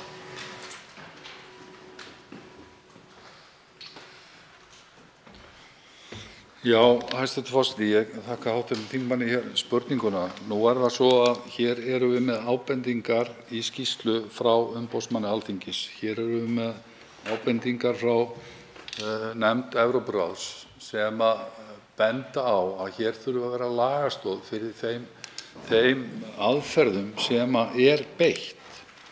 Það kunna síðan að vera svona hugmyndafræðilegar skoðanir á því. Öll erum við á móti beitingu nauðungar. Það hlýtur bara að vera. Og það í algjörum undantekningartilvikum sem að þeim beitt eða við slíkar aðstæður og lýst ágætlega hér í þessu frumvarpi á hvaða forsendum. Umboðsmaður Alþingis hefur bara bent á með eftirlit, vettvangseftirlit, að það sé ekki lagastoð fyrir þeim aðferðum sem beitt er. Það það sem þetta fjallar um. Alveg örugglega, hv. þingmaður. Þá veitir andsvar hv. 4. þingmaður Reykjavíkurkjördæmis norður, Helga Vala Helgadóttir. Frú forseti, af hverju hæstv. ráðherra að leggja þetta fram, þennan óskapnað? Það stórkostlegu misskilningur að umboðsmaður Alþingis hafi verið með ákall að hæstv. heilbrigðisráðherra myndi snara fram lögfestingu á þvingun, nauðung og annars konar harðræði, ónauðsynlegu harðræði gagnvart veiku fólki á lokuðum deildum. Það alveg stórkostlegur misskilningur, frú forseti. Efni frumvarpsins snertir sjúklinga á heilbrigðisstofnunum ásamt aðstandendum þeirra. Enn fremur snertir efni frumvarpsins starfsfólk heilbrigðisstofnana. Mikið samráð var haft við Landspítala og embætti landlæknis. Ekkert samráð var haft við sjúklinga eða aðstandendur þeirra. Ekki neitt. Og hæstv. heilbrigðisráðherra leyfir sér að koma hingað og láta eins og hann sé nauðbeygður að taka ekkert tillit til ábendinga Evrópuráðsins, ábendinga umboðsmanns Alþingis sem segir mannréttindi notenda brotin daglega. Umboðsmaður Alþingis var að benda á mannréttindabrot og þá á ekki að lögfesta það.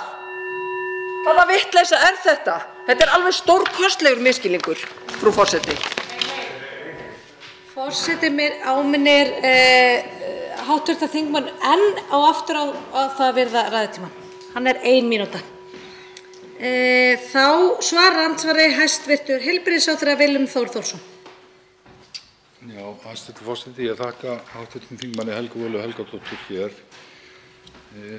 Ég held að kjarninn í þessu sé að finna þau málefnalegu rök sem að hv. þingmaður kom hér inn á, að setja fram þau málefnalegu rök fyrir því að þetta frumvarp eigi ekki rétt á sér til þess að finna því lagastoð sem að lýst í skýrslu umboðsmanns. Ég nú bara staddur þar, en það kann að vera að ég sé þá bara einhvers staðar á rangri vegferð í því og þá viðurkenni ég það bara, en ég horfi þannig á málið. Mér finnst bara rétt að Alþingi fái að fjalla um það og mér finnst ekkert að því þó að hv. velferðarnefnd myndi skoða málið á þeim rökum, málefnalegum rökum fyrir því að setja málið í annað ferli eða þá að sú hugmyndafræði að banna bara með öllu beitingu nauðungar og hafa engan umbúnað það þegar að þær aðstæður komu upp sem að lýst er. Þannig ég legg áherslu á það að hv. velferðarnefnd taki þannig málið til sín. Þannig það lagt fram hérna. Þá veitir andsvar síðara sinni hv. 4. þingmaður Reykjavíkurkjördæmis norður, Helga Vala Helgadóttir. Frú forseti, það eru málefnaleg rök fyrir því að lögfesta ekki heimild til heilbrigðisstarfsfólks að framkvæma mannréttindabrot gagnvart notendum heilbrigðisþjónustu sem að vistaðir eru inn á lokuðum deildum. Það eru málefnaleg rök hæstv. ráðherra. Umboðsmaður Alþingis var ekki að óska eftir því að ráðherra kæmi hérna og festi í lög heimild til að beita fólk ofbeldi. Það er ekki krafa umboðsmanns Alþingis. Þetta er rangt. Það þurfa að vera málefnaleg rök fyrir því hjá hæstv. Ráðherra að setja slíkt í lög. Þau eru ekki til staðar.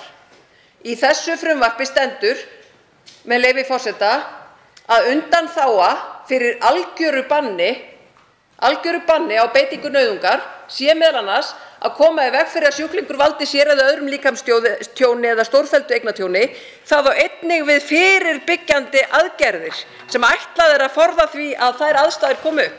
Hvað á hæstv. Ráðherra við með þessu orðalagi? Komi í veg fyrir með fyrirbyggjandi aðgerðum. Hvað þýðir þetta? Þá svarar andsvari síðar sinni hæstv. Heilbrigðisráðherra Willum Þór Þórsson. Já, hæstv. forseti, ég hef nú ekkert annað en frumvarpið hér meðferðis þetta en þegar við fjöllum undanþágu frá banni við beitingu nauðungar, undanþágu. Þá er gert ráð fyrir því að það sé heimilt í undantekningartilvikum að taka ákvörðun beitingu nauðungar í undantekningartilvikum þegar upp koma þær aðstæður og þá er það tilgreint og útskýrt. Og það er það sem að verið er að benda á í skýrslu umboðsmanns, að það liggi fyrir rammin það hvaða aðstæður koma upp. Að komi í veg fyrir að sjúklingur valdi sér eða öðrum líkamstjóni eða stórfelldu eignatjóni. Að uppfylla grunnþarfir sjúklings, svo sem varðandi næringu, heilsu og hreinlæti í annan stað. Og það er gert ráð fyrir því að það séu fagleg sjónarmið yfirlæknis eða vakthafandi sérfræðilæknis sem að taki það ákvörðun áður en hún er tekin. Þá er þeim gert að leita eftir afstöðu sjúklings eftir því sem við verður komið. Þannig að hér er verið að reyna að setja umbúnað þær aðstæður sem eru fyrir hendi. Þá veitir andsvar hv. 11. þingmaður Reykjavíkurkjördæmis suður, Arndís Anna Kristínardóttir Gunnarsdóttir.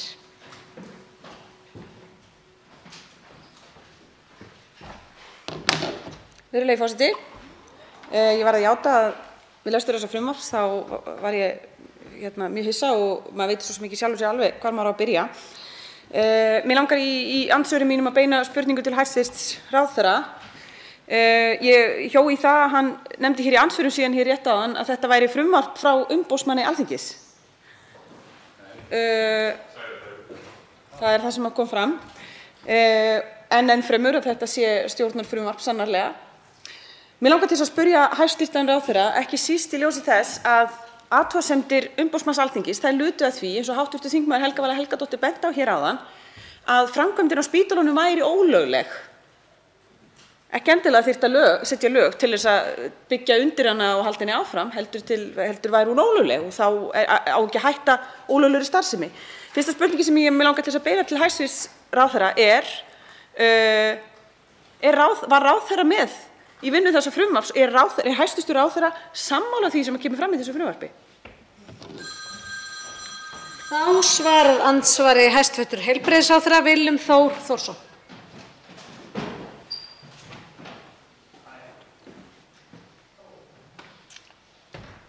Já, hæstv. forseti, ég verð nú að þakka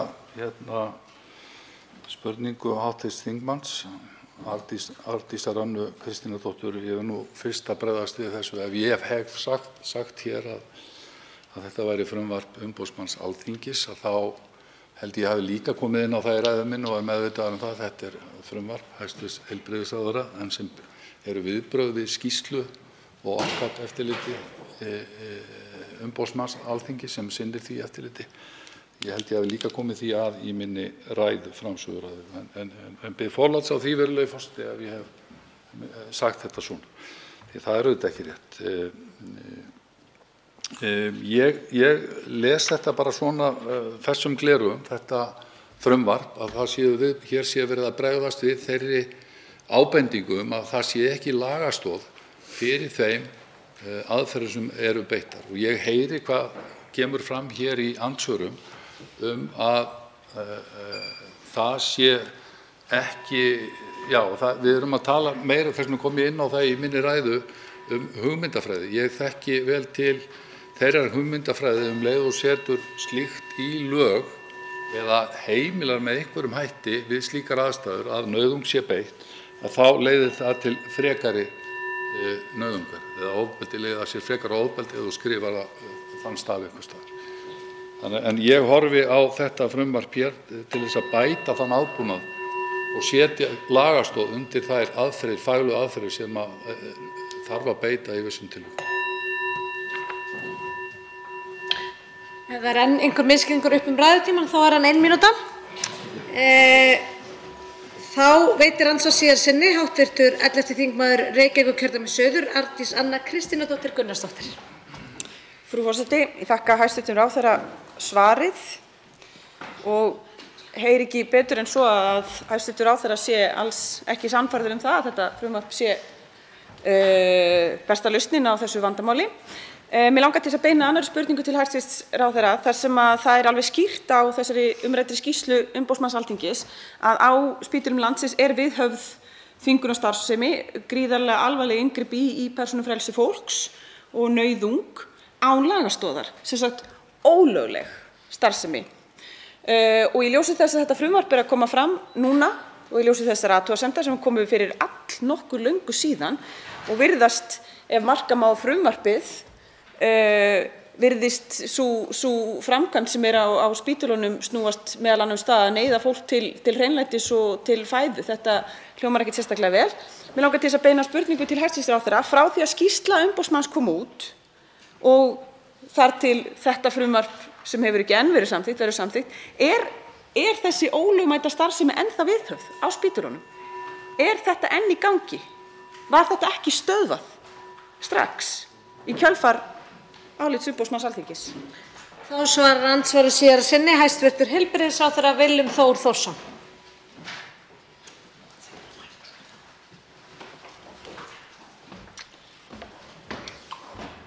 Já, hæstv. forseti, ég þakka hér seinni spurningu hv. þingmanns. Ég vil nú taka það fram að í skýrslu umboðsmanns Alþingis kemur jafnframt það fram að ekkert óeðlilegt hafi átt sér stað. Þar hafi verið fagleg vinnubrögð að ræða, en það hefur skort lagastoð fyrir þeim vinnubrögðum. Á því verð ég að byggja svar mitt hér og engu öðru og ég geri alltaf ráð fyrir því að það sé faglega unnið á heilbrigðisstofnunum landsins. Hér séum við að fjalla hins vegar mjög viðkvæm mál og fólk í mjög viðkvæmri stöðu og það er eðlilegt að spurt sé. En ég á ekki frekari svör við spurningu hv. þingmanns en þessi.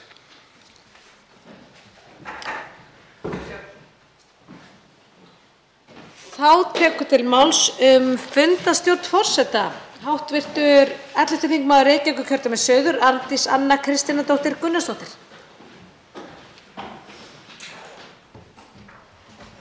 Frú forseti, ég biðst velvirðingar á að vera að trufla þessa mikilvægu umræðu til þess að skipta aðeins umræðuefni.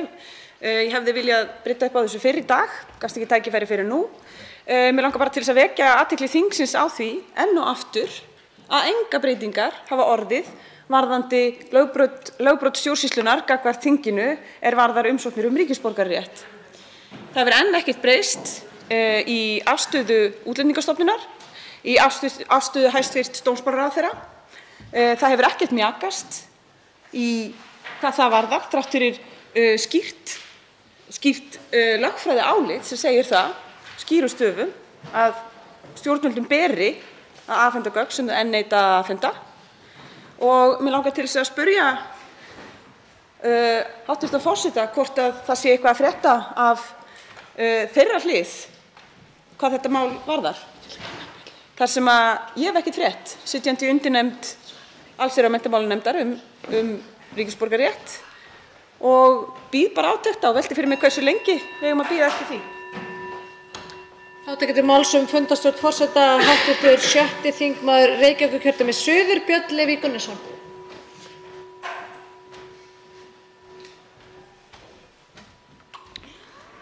Forseti, þetta orðið gríðarlega leiðilegt mál og þegar maður setur það í samhengi við það mál sem við erum síðan að ræða hérna, er á dagskránni hérna núna.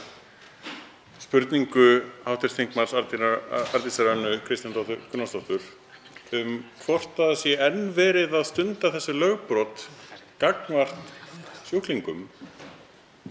Setur það í samhengi við einmitt að það er enn verið að brjóta, stjórnsýsluna enn að brjóta hérna á lögum stjórnsýslu, á afgreiðslu þingsins á ríkisborgararétti. Og þegar maður fær ofan í sig að lög sem er verið að setja hérna, kosningalög sem er verið að setja, bara virki ekki heldur eins og maður hefði haldið að Alþingi hefði sett á skýran hátt kosningar, sé ekki heldur að virka eins og ættu að gera, þá veltir maður fyrir sér til hvað sér við hérna. Það setur lögum hitt og þetta en það er bara túlkað eins og fólki hentar einhvern veginn. Framkvæmdavaldinu valdið fer bara með málin eins og því sýnist sama hvað við gerum hérna. Sama hvaða þingsályktanir við setjum, sama hvaða lög við setjum, að bara það er svo óheppilegt. Gerum þetta einhvern veginn öðruvísi. Fáránlegt. Þá tekur til máls fundarstjórn hv. 11. þingmaður Reykjavíkurkjördæmis norður, Jóhann Páll Jóhannsson.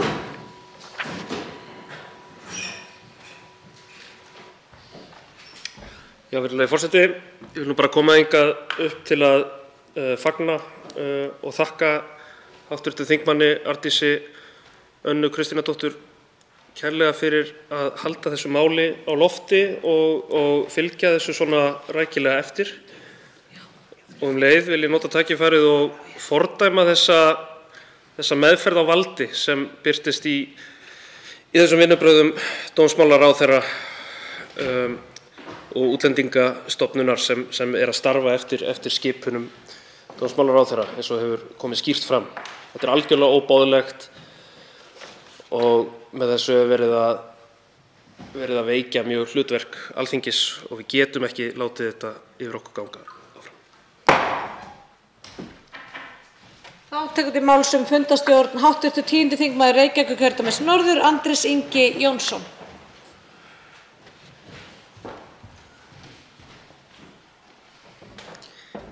Frú forseti, kannski ágætt að skoða samhengið einmitt á milli þessara mála. Dómsmálaráðherra hvetur undirstofnun sína til að brjóta lög við veitingu ríkisborgararéttar með lögum.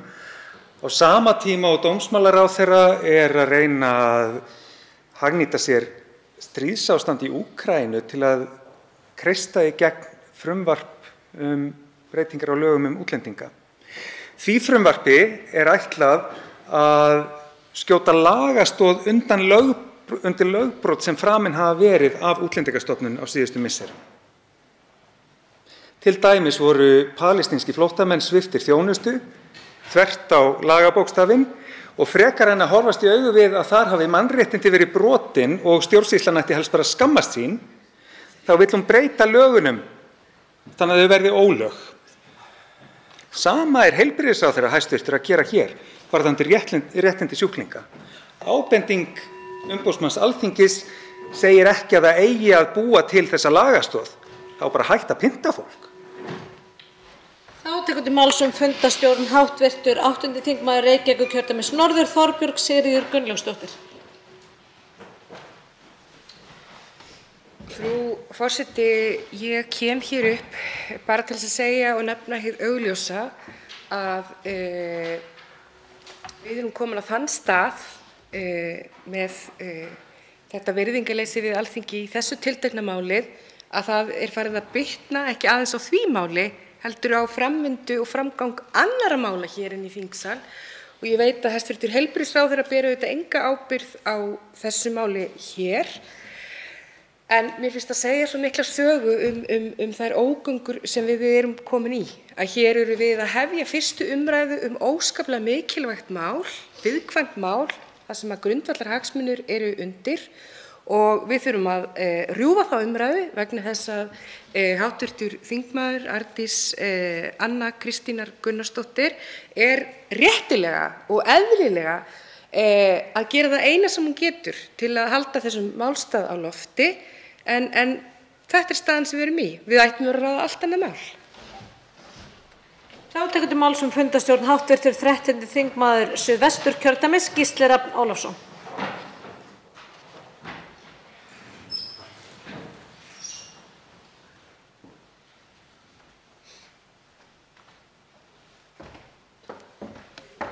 Frú forseti, ég verð bara að segja það að ég er bara sjokkeraður að lesa það að fyrir 4 árum síðan hefði verið bent á það að hér á landi væri framin inngrip sem að bryti í bága við stjórnarskrá og mannréttindasáttmála og ríkið gerir ekkert í því. Hér í fyrra voru brotin mannréttindi á útlendingum sem hefur sótt hér hæli og ríkið vildi ekkert gera í því. Nú er verið að brjóta lög varðandi upplýsingagjöf til Alþingis og ríkið vill ekkert gera í því. Er bara allt í lagi að brjóta lög á fólki? Erum við bara að leyfa það?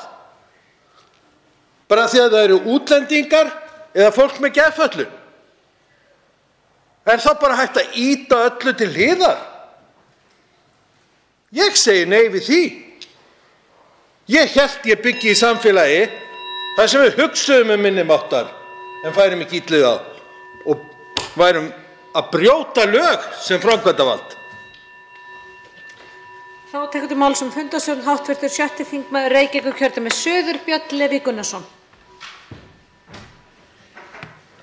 Forseti, málið sem við erum á dagskrá er dálítið alvarlegt í ljósi orða hæstv. ráðherra hérna í andsvari við hv. þingmann Arndísi Önnu Kristínardóttur Gunnarsdóttur.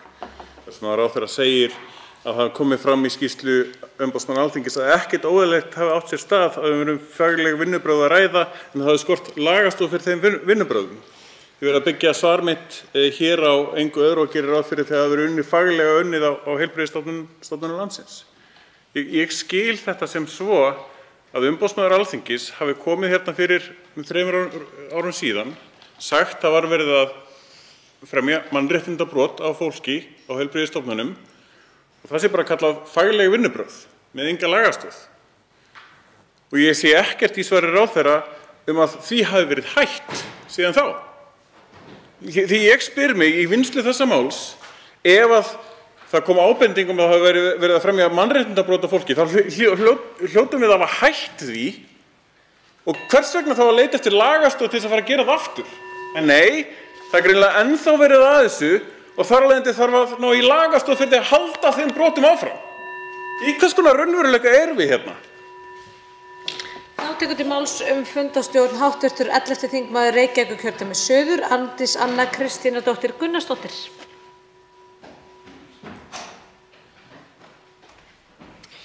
Frú forseti, ég get alveg lofað öllum þingmönnum og öllum hæstv. ráðherrum að ég komið alveg jafn mikið leið á þessari umræðu og þið.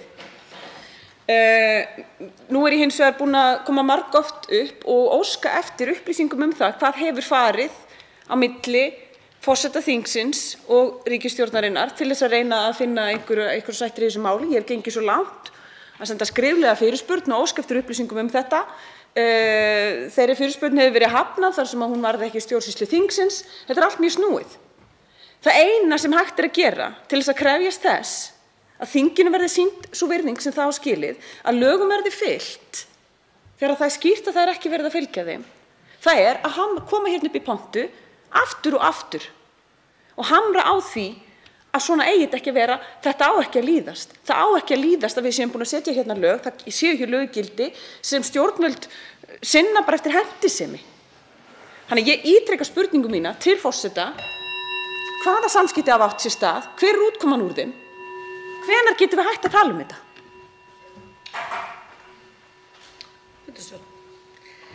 Þá tekur til máls fundarstjórn hv. 11. þingmaður Reykjavíkurkjördæmis norður, Jóhann Páll Jóhannsson. Já, virðulegi forseti. Við höfum núna verið að ræða hér grundvallarmál sem varðar mannréttindi fólks. Einhverra hluta vegna hefur bara það hafa verið 2, í mesta lagi 3 stjórnarliðar hér í salnum. Núna er aðeins 1 og það er hæstv. ráðherra og númer 2. Sko. Ég vil nú bara svona freista þess að spyrja hæstv. Heilbrigðisráðherra hvort honum hugnist þessi vinnubrögð gagnvart Alþingi sem viðhöfð hafa verið þegar kemur að veitingu íslensks ríkisborgararéttar. Ég held að það væri, ég er alveg handviss að hæstv. Heilbrigðisráðherra er mannvinur, hann vill vel og ég hef alltaf upplifað hann sem málefnalegan stjórnmálamann.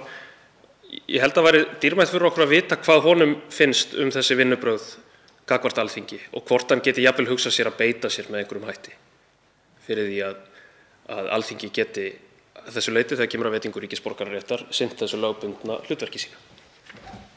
Þá tekur til máls fundarstjórn hv. 10. þingmaður Reykjavíkurkjördæmis norður, Andrés Ingi Jónsson.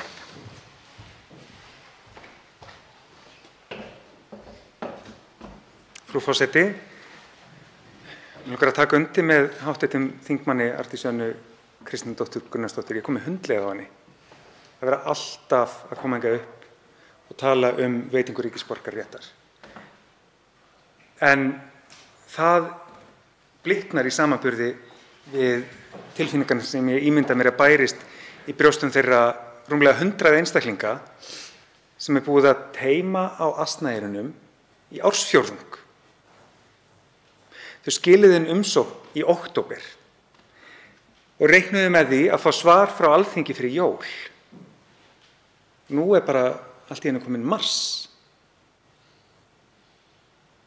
Talandi mannréttindi sem við viljum helst ekki brjóta, en af hverju er hægt að koma svona illa fram við þetta fólk? Af hverju er þetta hópur sem má akkurat svína á Alþingi til að fótum tróða réttindi hjá? Þá tekur til máls fundarstjórn hv. 7. þingmaður Suðvesturkjördæmis, Eva Sjöfn Helgadóttir.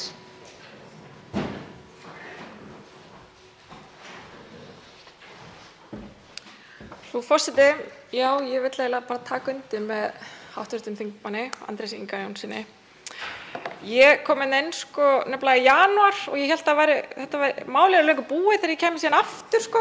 En það er bara ennþá verið að tala þetta sem kemur svolítið á óvart, svolítið mikið óvart, en ég tek undir að þetta á ekki að líðast og það ber að framfylgja lögum og Alþingi verður að geta valdið sínu hlutverki og síðan bara þessar fjölskyldur sem eiga rétt á þessari meðferð og eru búin að borga pening fyrir að fá þessa meðferð sem þau eru síðan ekki að fá, sem náttúrulega bara fyrir neðan allar hellur, en vonandi verður þetta ekki ennþá þegar ég kem næst.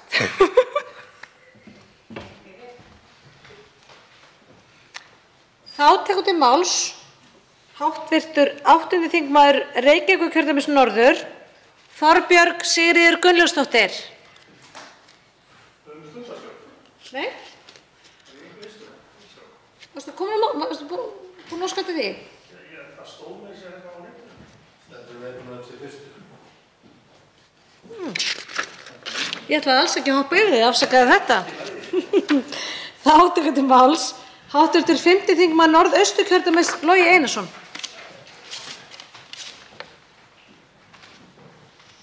Frú forseti, það ekkert að afsaka, þetta getur komið fyrir og nú hefur frú forseti verið töluvert á bjöllunni á undanförnu því við höfum farið fram úr ræðutímanum.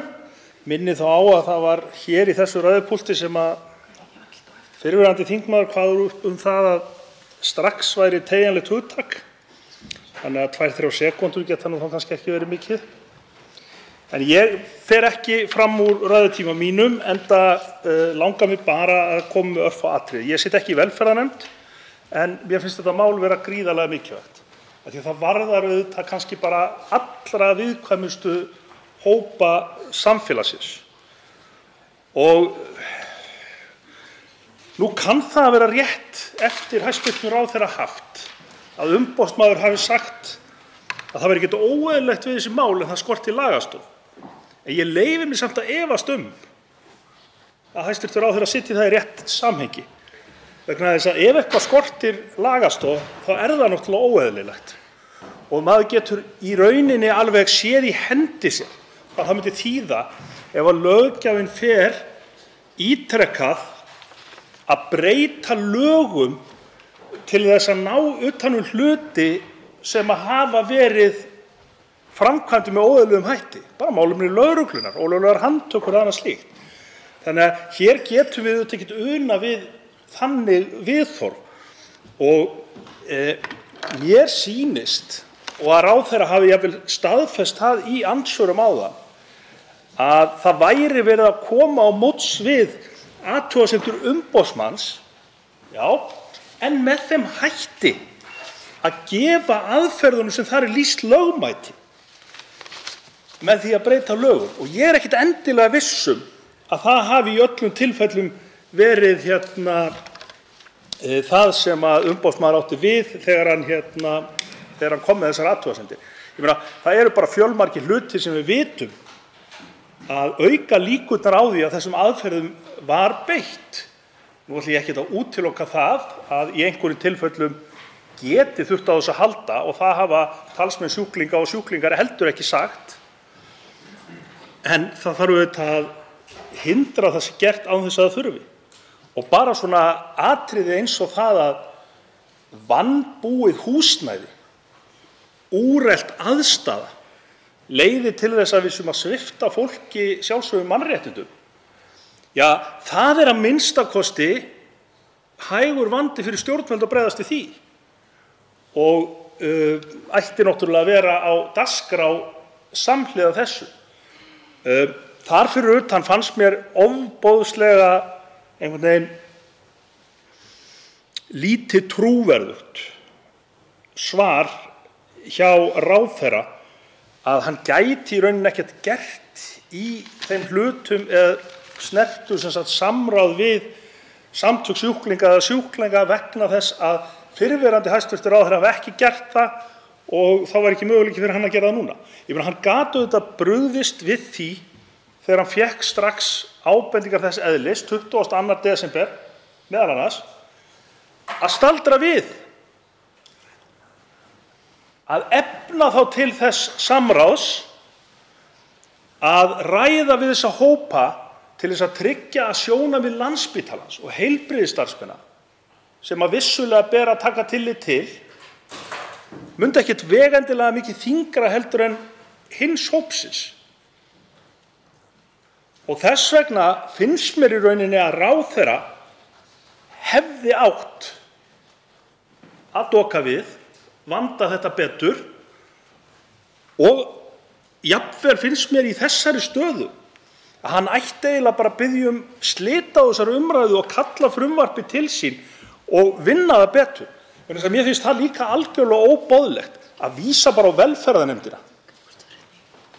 Við höfum bara kærar þakkir fengið býsna mikið af vanbúnum frumvörpum inn á þingið og erum í rauninni ekki í einhverju svona leiðréttingar hlutverki umfram það að við auðvitað horfum krítískum augum á mál, en við hljótum að geta það gert á kröfu og við hljótum að geta búist við og við hljótum að geta ætlast til að málin komi inn í þingið eins vandlega unnið og nokkur kostur er.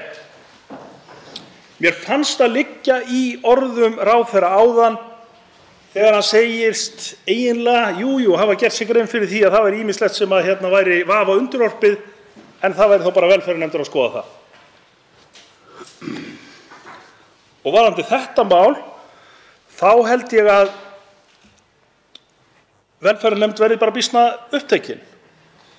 Af því að þó að markmið frumvarpsins sé gott, þá helgar tilgangurinn ekki alltaf meðalið og hér erum við eins og ég sagði áðan og margir eru búin að segja og eiga eftir að segja að þetta fjallar og snýst auðvitað ofboðslega dýrmæt og mikilsverð réttindi mjög viðkvæmra einstaklinga sem margir hverjir geta ekki borið hönd yfir höfuð sér.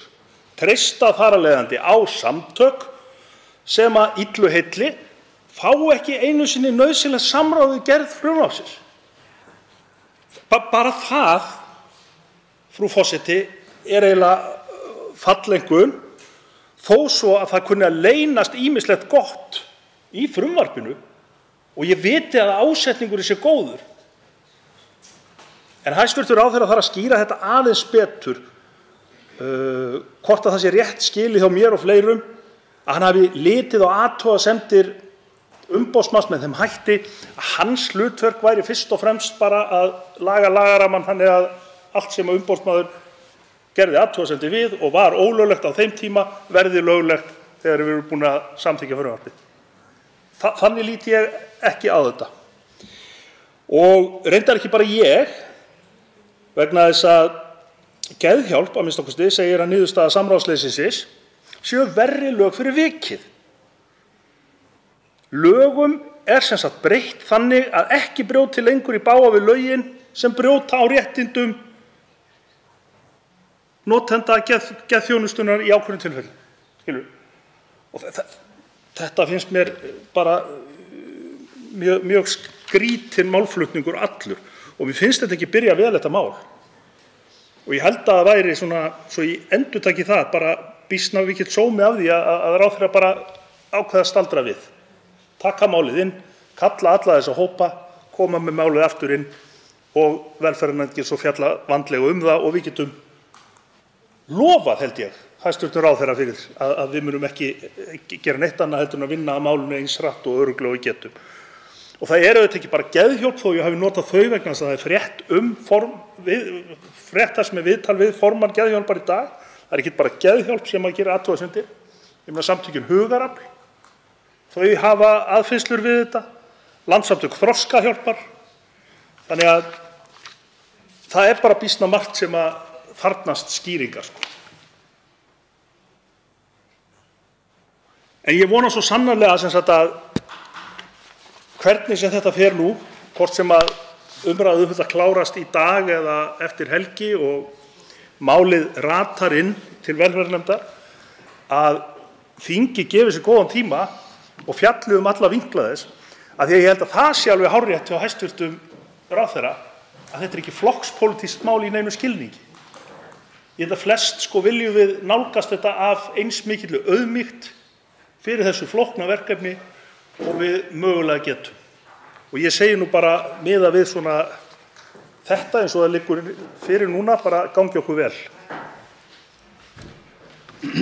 3 hv. þingmenn hafa óskað eftir að veita andsvör við ræðu hv. 5. þingmanns Norðausturkjördæmis. Fyrstur veitir andsvar hæstv. Heilbrigðisráðherra Willum Þór Þórsson.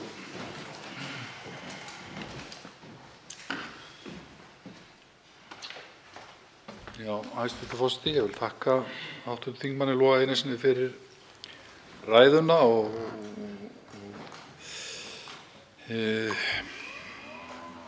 vil bara hnykkja á því hér í ljósi inntaksræðu hv. þingmanns að ég er alla daga á þeirri skoðun að þingið eigi að fá að fjalla um mál. Ég væri ekki að koma með þetta mál hér ef ég teldi ekki að það hefði verið vandað til þess, þó ég geti alveg samsinnt því að það hefði fleiri mátt koma að undirbúningi frumvarpsgerðarinnar sjálfrar, að það hefði ekki verið eftirlátið bara samráði. Ég vil hins vegar ítreka það sem ég hef sagt hér, sagði hér í fyrri ræðu, að það kemur fram í skýrslu umboðsmanns að það er sérstaklega tekið fram að það verði ekki séð af þessu eftirliti, vettvangseftirliti, að það sé fullnægjandi lagagrundvöllur til staðar og það er á móti jafnframt sagt að það hafi ekki verið að sjá að sjúklingar þar séu beittir ómannúðlegri eða vanvirðandi meðferð. Þetta finnst mér mikilvægt, virðulegi forseti, og þar kemur meðal annars fram að það virðist eftir fremsta megni vera reynt að takmarka slíkar aðgerðir bæði að umfangi og tímum. Ég er alveg sannfærður um það að það er ávallt fagleg vinnubrögð höfð að leiðarljósi í okkar heilbrigðisstofnunum. Það var svo metið að það þyrfti að bregðast skjótt við og ég vísaði hér í 3 ár. Og hvaða vettvangur er betri til þess en akkúrat þingið og hv. velferðarnefnd að meta það hvaða málefnalegu rök geti leitt til þess að bæta úr þessu frumvarpi. ef við erum að tala um það að fara með frumvarpið í annað ferli, að meta það í samhengi annarra laga, þá erum við bara að taka það í allt annað ferli. Þá vil ég bara fá fram rökin fyrir því. Og það engin vettvangur betur en einmitt þingið. Veitir andsvar öðru sinni, hv. 5. þingmaður Norðausturkjördæmis. Herra forseti, mér finnst hæstv. Ráðherra að vera nokkuð sannfærðari núna að málið sé gott heldur en hann var í andsvörunum áðan eftir framsöguna. Og ég skildi hæstv. Ráðherra ágætlega. Hann vildi að þingið fengi að fjalla um málið og þó það nú væri þingið á að fjalla um málið. En hann sagði líka núna og staðfesti það sem hann sagði áðan og honum fyndist ekki nógu margir hafa fengið að koma að undirbúningi málsins. Og hér erum við ekki að tala bara skort á hverjum sem við undirbúningi á málinu. Hér erum við bara að tala fólkið sem málið varðar. Hérna erum við að tala um sjúklingana. Hérna erum við að tala um hagsmunagæslu aðila sjúklingana. Og í ljósi þess finnst mér málið bara einfaldlega ekki nógu vel undirbúið. Sérstaklega þegar þau rísa svona hart fram núna og gagnrýna málsmeðferðina. Þannig að mér finnst nú bara á þessum hálftíma sem liðið frá því að hafa mælt fyrir málinu, ráðherra bara slá dálítið í og úr hvort honum finnist málið sem hann sjálfur að leggja fram vera gott eða ekki. Og það auðvitað út af fyrir sig bara næg ástæða til þess kannski að hinkra við. Þá veitir andsvar öðru sinni hæstv. Heilbrigðisráðherra.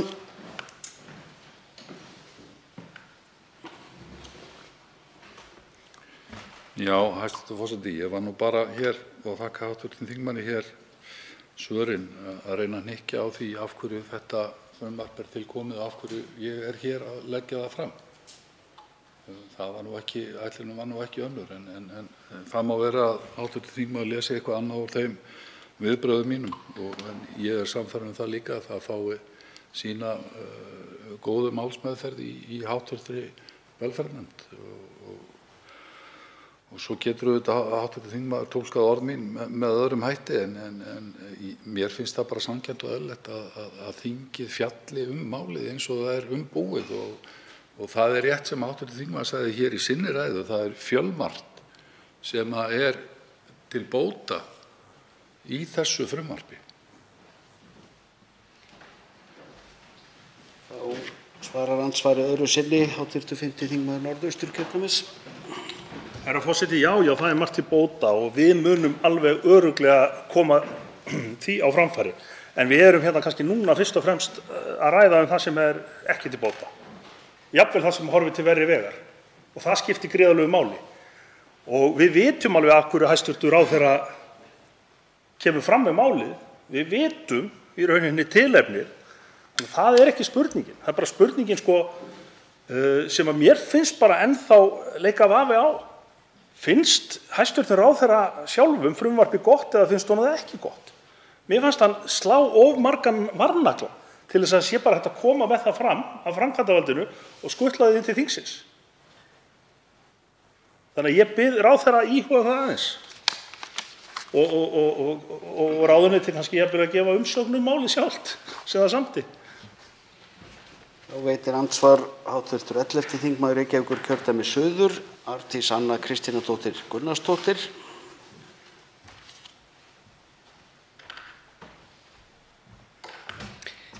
Herra forseti,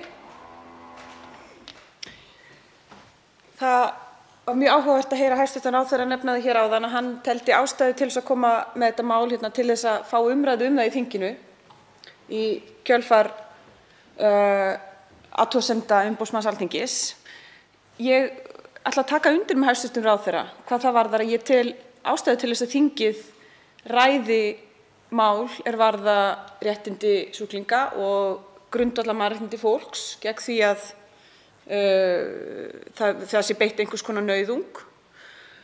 Það sem hins vegar kannski stuðar mig við þetta mál það að sá staður sem umræðan í þessu frumvarpi, hann löngu liðinn. Við erum löngu komin yfir þetta.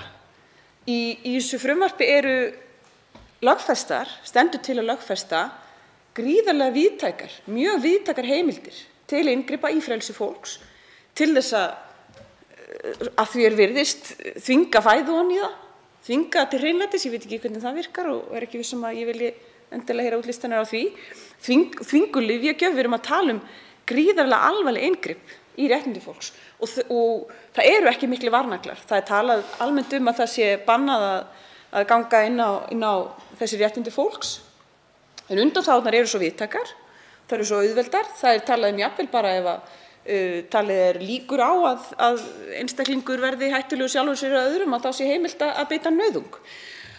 Allavega, ég er hér í andsvörum við hv. þingmann Loga Einarsson og í ræðu hans hjó ég eftir því hann nefndi, var raunar líka kom fram í andsvörum hans við andsvör hæstv. Ráðherra, sem er það sem ég velti fyrir mér ennþá, af því að ég skil ekki ennþá hvernig við getum verið stödd á þessum stað. Þá langar maður að spyrja hv. þingmann, hann nefnir það að við vitum öll hvaðan þetta kemur, hver er tilgangurinn og það að baki þessum frumvarpi.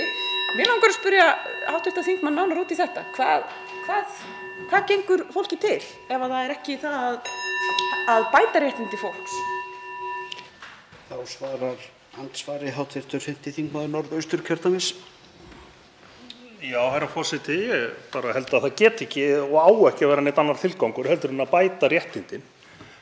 Ég meina, tilefnin eru auðvitað næg, tilefnin eru auðvitað skýrsla umboðsmanns. Ég meina, tilefnin eru líka að við búum við í rauninni húsnæði, fjárselt kerfi sem kannski hefur ekki getað komið fram að þeirri mannúð sem að nauðsynlega við þessar aðstæður. Þannig að ég held að það sé bara ágætt að hæstv. Ráðherra hafi þetta á sinni efnisskrá í vetur. En ég minni hins vegar á það að málið kom hérna inn á síðasta þingi og málið var stoppað af því að þótti ekki nógu gott. Og það kemur fram hjá hæstv. Ráðherra að það komi nánast óbreytt inn núna. Hvað gefur hæstv. Ráðherra tilefni til þess að ætla að það sé eitthvað betra núna heldur en þegar það komst ekki í gegn síðast? Ég veit það ekki, það er ekki útilokað að það sé bara annað fólk inn í velferðarnefnd sem hefur aðra skoðanir. Ég held að það sé ekki það samt. Ég held bara að umsagnir, vandleg skoðun og annað gestakomur hafi leitt það í ljós að við værum bara ekki á réttri leið með málið og það þyrfti að gera úrbætur á því. Og sérstaklega í ljósi þess finnst mér mjög sérkennilegt að ráðherra hafi notað líkinguna með tímavélina. Hann hefði einmitt af því að málið komst ekki í gegn síðast eftir að annar ráðherra hafi lagt það fram, þá hefði hann átt að nota tækifærið núna og leita eftir víðtækari umsögnum og aðstoð við frumvarpið. Og mér finnst þetta sérstaklega alvarlegt í ljósi þess að þeir sem ekki voru kallaðir á borðinu eru sjúklingarnir og talsmenn þeirra. Veitir andsvar öðru sinni hv. 11. þingmaður Reykjavíkurkjördæmis suður, Arndís Anna Kristínardóttir Gunnarsdóttir.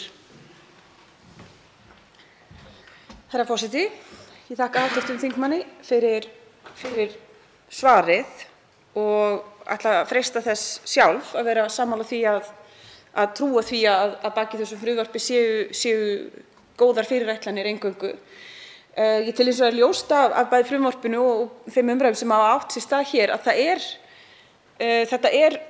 þetta er úrelt hugsun. Það er úrelt hugsun að baki þessu frumvarpi og það er eitthvað sem hefði kannski mátt koma í veg fyrir með nánara samráði við þá aðila sem hafa verið að gagnrýna þetta einna mest, hafa verið að benda á þær nýju leiðir sem eru til þess að leysa þessi mál. Ég hjó í það í ræðu hæstv. Ráðherra hér áðan, hann nefnir Evrópuráðið og ábendingar sem þaðan komu og þá langar mig bara að vekja athygli á, sem að ég mun nú fara nánar út í ræðu minni undir þessu máli, að þing Evrópuráðsins ályktaði hér fyrir mörgum árum síðan að ríki ættu að stefna því að algjörlega afnema þvingun í geðheilbrigðisþjónustu. Og hvað erum við að gera? Við erum að útvíkka hana enn frekar. Hv. 5. þingmaður Norðausturkjördæmis svarar andsvari öðru sinni. Herra forseti, já, ég bara endurtek það sem ég sagði áðan, að ég held að það auðvitað fylgi góður hugur máli og ég þekki ekki hæstv. Ráðherra af öðru og ég ætla ekki að þykjast hafa forsendur til þess að fullyrða hvað er rétt, hvenær hvers vegna og annað slíkt. Til þess þarf einmitt að vanda svona frumvörp sérstaklega vel. Kalla að borðinu alla sem að hugsanlega eiga snertifleti við þær ákvarðanir sem teknar eru við þessar erfiðu aðstæður. Það einfaldlega hefur ekki verið gert. Það er bagalegt og það nægir til þess að ég sé ekki sannfærður að málið hafi átt að koma fram á þessum tímapunkti. Þá veitir andsvar hv. 10. þingmaður Reykjavíkurkjördæmis norður, Andrés Ingi Jónsson.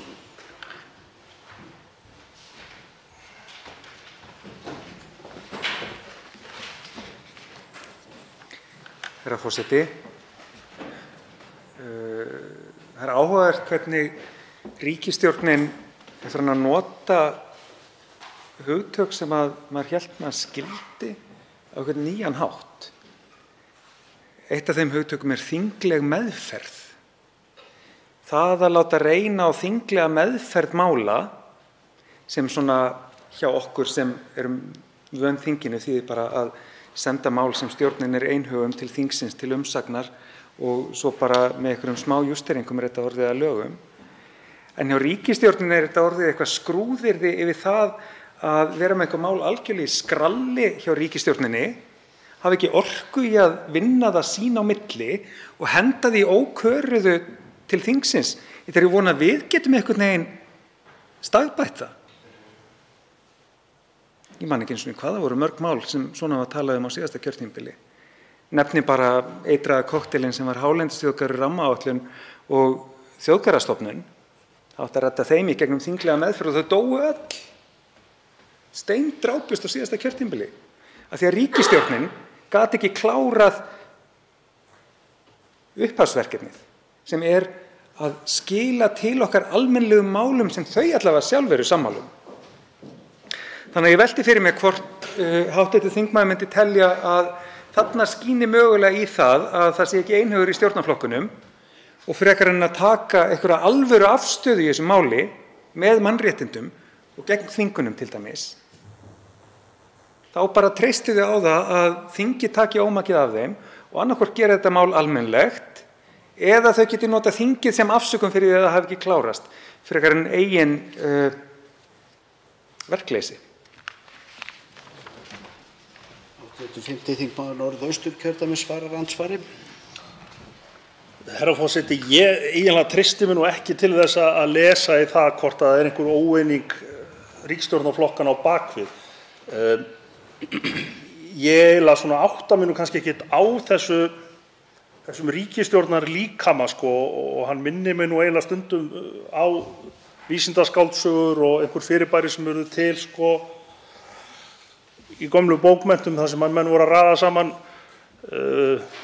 líkamspörtum úr ólíkum kvikindum og úr kom eitthvað sem að enginn áttaði sig á. Mér finnst þau ekki vera mjög samstíga en mér finnst áhugavert þetta sem að hv. þingmaður segir þinglegu meðferðina. Það er til dæmis þingleg meðferð þegar að þingmenn leggja fram þingsályktunartillögur sem eru samþykktar eftir vandaða umfjöllun, jafnvel á öllum þingmönnum. Það er hins vegar vanvirða við þinglega meðferð þegar ríkisstjórnin hirðir ekkert að fylgja því eftir. Og af því að hæstv. Heilbrigðisráðherra er hér þá er nærtækt að nefna þetta ókeypis geðheilbrigðis sálfræðiþjónustu sem að Viðreisn lagði fram og fékk samþykkt á síðasta kjörtímabili ef ég man rétt. Þannig að nei, ég veit ekki hvað það er sem að gera það að verkum að þetta mál er í þessum búningi. Hæstv. ráðherra tekur þetta væntanlega í arf og eina sem ég hef út á það að setja það er með hvaða hætti hann einhvern veginn tekur við málinu og kemur það hingað inn. Hann hefði átt að gefa sér betri tíma. Ég held að það hefði augljóst verið betra fyrir málið. Það hefði skapað trúverðugleika. Það er að minnsta kosti ekki gott svona í upphafi meðferðar málsins að sjúklingar og talsmenn þeirra finnist þeir hafa verið afskiptir í þessum umræðum það. Ég held að gallinn liggi nú fyrst og fremst í því. Ég ætla ekki að gera hverjum og einum ráðherra upp neina skoðun í þessu máli. Hv. 10. þingmaður Reykjavíkurkjördæmis norður veitir andsvar öðru sinni.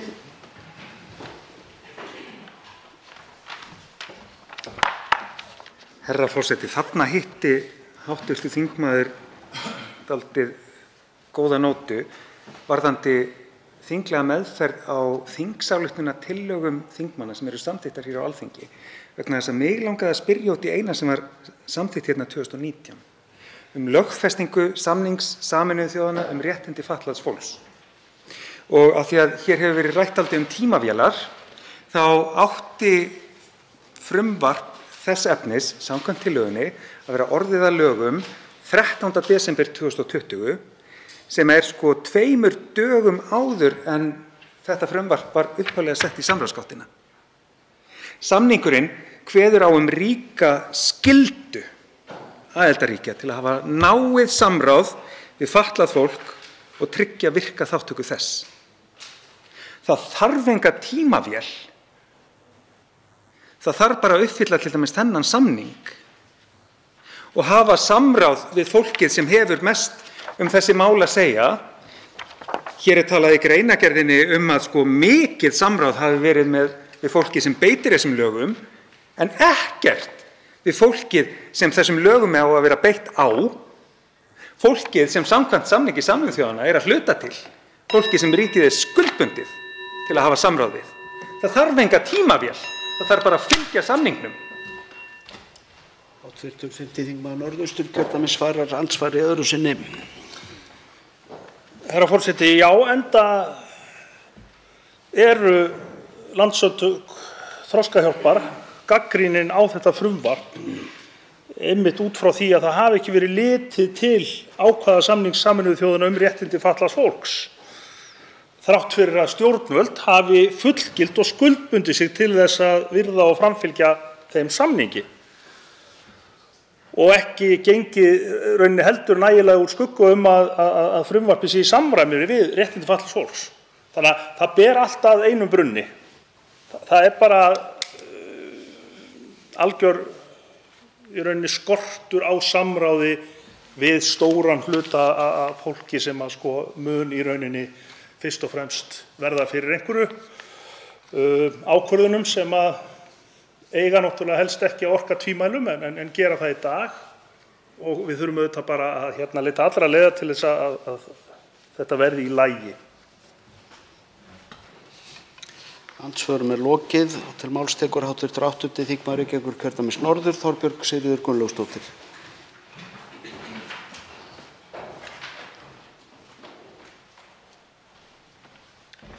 Já, virðulegi forseti. Ég tek hér til máls, sit í velferðarnefnd sem mun fá þetta frumvarp til meðferðar. Ánægð með það að greinargerðin hér að baki er nokkuð ítarleg forsagu málsins og ástæður þess að þetta frumvarp er hingað komið. Það er til dæmis rakið þar að það sé náttúrulega, eins og við vitum sem við hlustuðum á umræðuna hér í dag, nauðsynlegt að skapa skýran lagaramma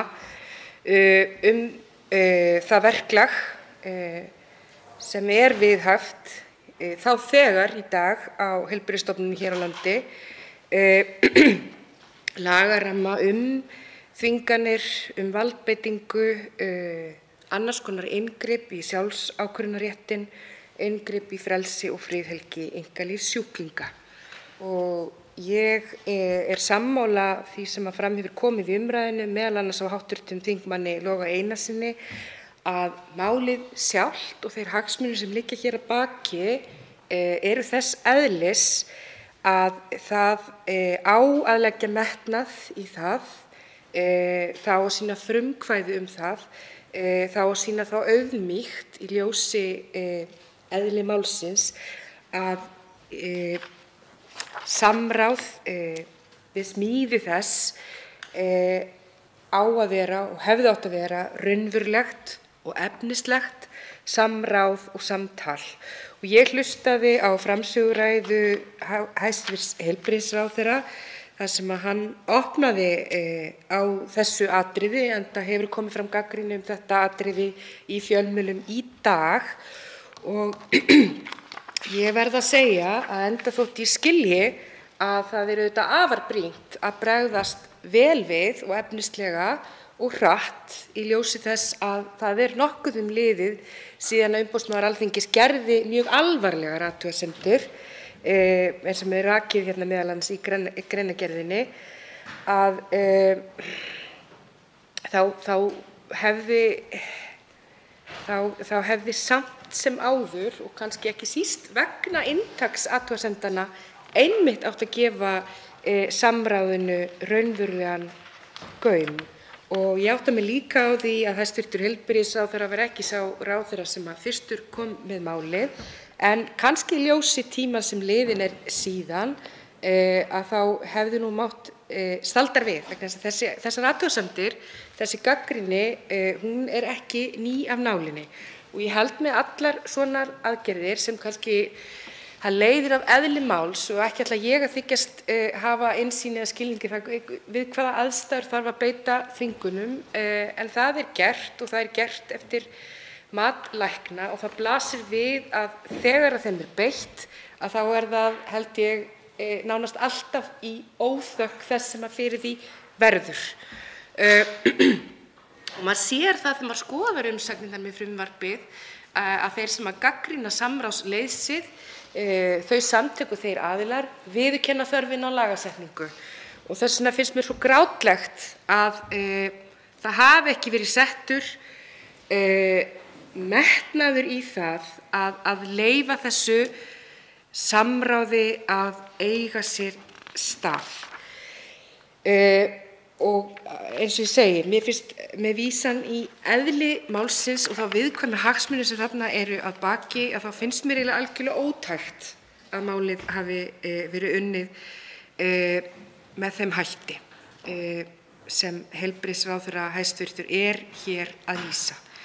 Og eins og ég segi, við þekkjum tilefnið, við þekkjum ástæðurnar, við vitum að tilefnið er alvarlegar athugasemdir í skýrslu umboðsmanns Alþingis eftirlitsheimsókn hans að eigin frumkvæði að mér skilst á lokaðar deildir geðsviðs Landspítalans á Kleppi, réttargeðdeild, öryggisgeðdeildina og sérhæfða endurhæfingardeild, en þessi heimsókn fór fram í 2018. Þannig að vissulega er það svo að það er brýnt að bregðast við, þannig að íslensk lagaumgjörð að þessu leyti sé skýr og geti þjónað tilgangi sínum. Til þess að hún geti það, að þá þarf hún að vinnast í sátt og þannig að löggjöfin sjálf sé ekki í anda þeirra aðgerða sem hér er verið að tala sem eru þvingandi í eðli sínu. Við sjáum að það er talað það í skýrslu umboðsmanns Alþingis sem það skorti verulega á fullnægjandi heimildir, það skorti verulega umbúnað í gildandi lögum vegna þessara inngripa og það sé nauðsynlegt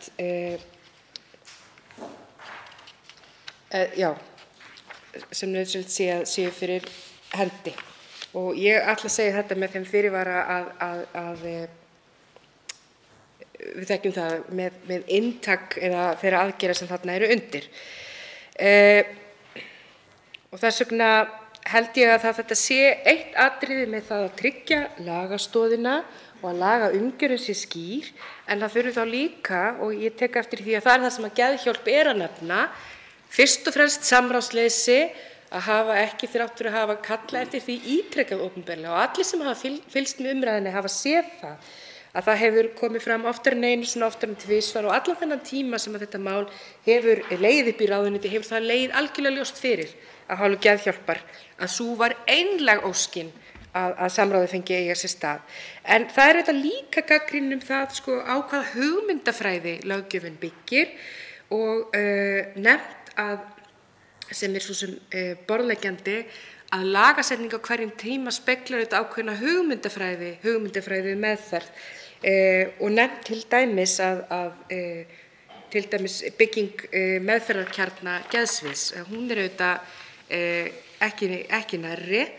Þannig að þetta mér finnst það svo grátlegt í ljósi alvarlegra athugasemda, inntaks þeirra, að frumvarpið sé þá unnið með þeim hætti sem þarna blasir við og öskrar á mann, og við sáum síðast í fjölmiðlum í dag að eru gerðar alvarlegar athugasemdir við, því það er þannig af hálfu Geðhjálpar, af hálfu Landspítalans, af hálfu landlæknis, af hálfu Þroskahjálpar, að allir og öll þessi samtök, allir þessir aðilar virðast vera sammála um að það sé jákvætt, það sé eðlilegt og það sé nauðsynlegt að endurskoða lögin að þessu leyti.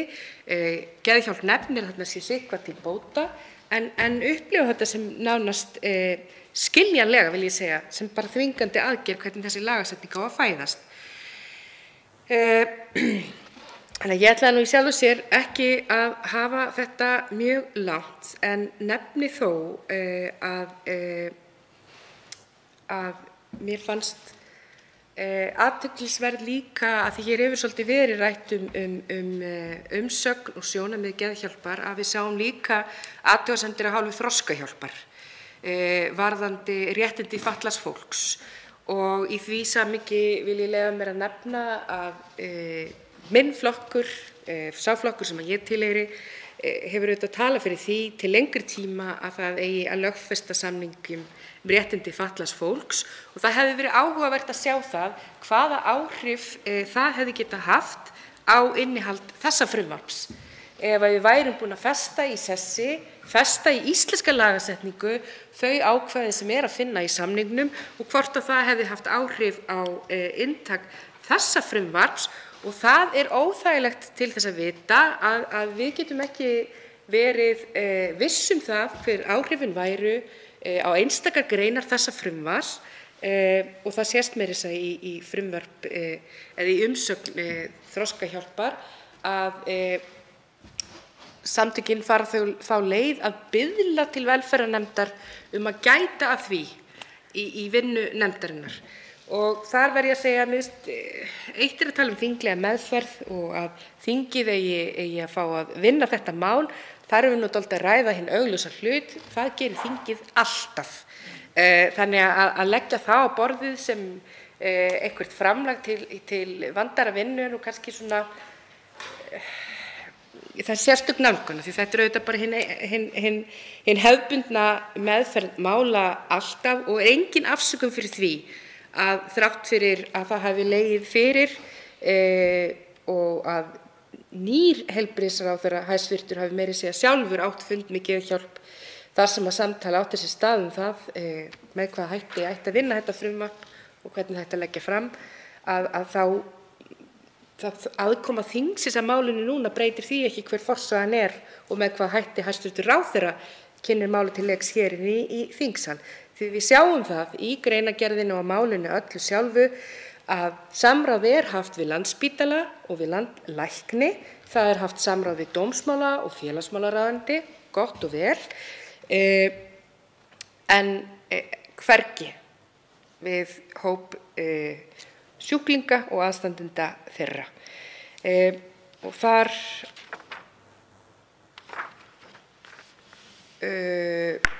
það held ég að sé svona sem stendur kjarnaatriði í þessu, en við leyfa mér hérna strax í fyrstu umræðu að nefna þetta atriði réttindi fatlaðs fólks, að mér finnst áhyggjuefni að sjá tóninn í umsögn Þroskahjálpar hvað það varðar að það virðist vera sem að það hafi ekki verið hugsað til hagsmuna og sjónarmiða fatlaðra að þessu leyti að horfa til inntaks samningsins þar að baki. Og ég hefði raunar áhuga á að heyra sérstaklega frá hæstvirtum heilbrigðisráðherra hvað það varðar og hvaða augum hann lítur þá umsögn sem að þar liggur fyrir og hvort það sé ástæða til að rýna frumvarpið sérstaklega hvað þau sjónarmið varðar. Tveir hv. þingmenn hafa óskað eftir að veita andsvör við ræðu hv. 8. þingmanns Reykjavíkurkjördæmis norður. Fyrstur veitir andsvar hv. 10. þingmaður Reykjavíkurkjördæmis norður, Andrés Ingi Jónsson.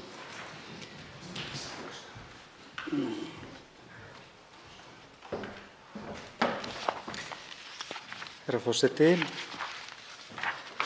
Hér fyrst langar mig að koma inn á það sem hv. þingmaður nefndi til lok ræðu sinnar varðandi samning Sameinuðu þjóðanna um réttindi fatlaðs fólks, vegna þess að tímalínan er svo skrítin á þessu öllu saman. OPCAT-skýrsla umboðsmanns birtist í október 2019. 3 mánuðum áður er Alþingi búið að samþykkja þingsályktun um lögfestingu samnings Sameinuðu þjóðanna um réttindi fatlaðs fólks. Þannig að ráðuneytið hafði hvort tveggja í höndunum. Skilaboð frá umboðsmanni Alþingis um að eitthvað þyrfti að gera og skýran vilja Alþingis að við samningu á frumvarpi af þessu tagi yrði að hafa samráð við hópinn sem ræðir. Þannig að ég fæ ekki alveg til að ganga upp að það hafi ekki verið gert og að það hafi ekki verið gert í tvígang er alveg fráleitt.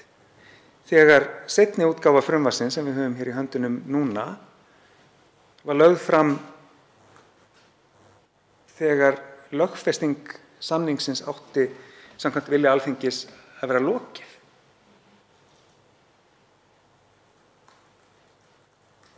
Hvernig, nú höfum við dálítið talað síðustu daga virðingu framkvæmdarvaldsins fyrir ákvörðunum Alþingis og þeirrar umræðu sem á sér stað hér í sal.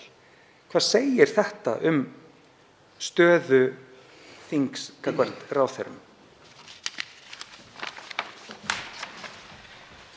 Þá svarar andsvari hv. 8. þingmaður Reykjavíkurkjördæmis norður. Forseti vekur athygli á því að þar sem þingfunda á ljúka 8 þá væri æskilegt ef þingmenn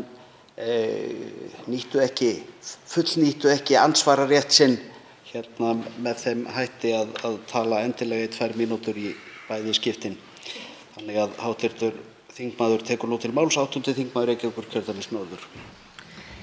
Virðulegi forseti, í ljósi þessara orða og í ljósi þess að það hefur nú verið töluverður þungi í umræðu hér í þessum sal í dag virðingarleysi ríkisstjórnar gagnvart þingi, þá ætla ég að hlífa okkur við þeirri umræðu.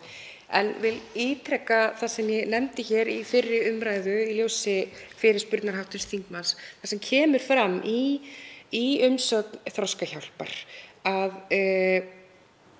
að ég vilji sérstaklega árétta að það verði ekki séð á þessu frumvarpi, hvorki á frumvarpinu, greinum þess eða greinagerð eða athugasemdum við einstakar greinar, að það hafi verið litið sérstaklega til ákvæða samnings Sameinuðu þjóðanna um réttindi fatlaðs fólks og Landssamtökin telji sig þess vegna að Landssamtökin farið sérstaklega í það að hvetja velferðarnefnd eindregið til að ganga úr skugga að heilbrigðisráðuneytið hafi gætt að því að ákvæði frumvarpsins séu í fullu samræmi við réttindi fatlaðs fólks. Meira er nú öryggið ekki en þetta. Það er verið að biðla til þingsins að tryggja þetta nú, því að af lestri frumvarpsins er augljóst að Þroskahjálp eru ekki viss að svo sé.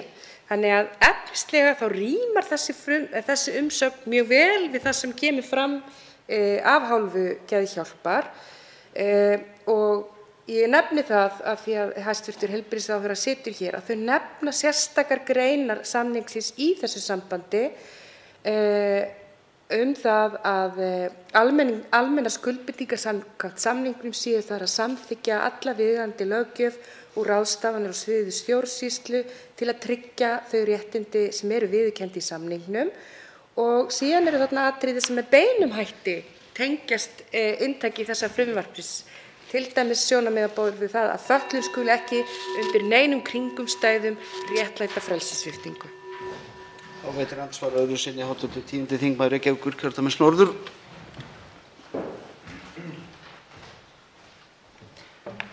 Herra forseti, ég má til með að fletta aðeins upp í hv. þingmanni sökum fyrri starfa hennar ákæruvaldsins og þekking á réttarkerfinu. Hér erum við með á síðu 4, F- og G-liði, annars vegar kæru til sérfræðiteymis og hins vegar málskot. Sem sagt úrræðin sem standa fólki til boða eða vill ekki una þeirri nauðung sem boðið upp á. Sérfræðiteymi sem kæra gengur fyrst til skal kveða upp úrskurð innan 4 virkra daga frá því að kæra barst, en upphafsdagur frestsins helst reyndar að vera næsti virkudagur og eftir þeim degi þegar kæran berst, þannig í rauninni þetta lengri tími. Og síðan heimilt að bera úrskurð sérfræðiteymisins undir héraðsdómara og skal hann úrskurða í málinu innan viku frá því að kæra berst honum. Vilji viðkomandi enn ekki una niðurstöðu þá hægt að skjóta til Landsréttar og hraða ber meðferð máls þar svo sem kostur er. Er þetta ekki dálítið langir tímafrestir?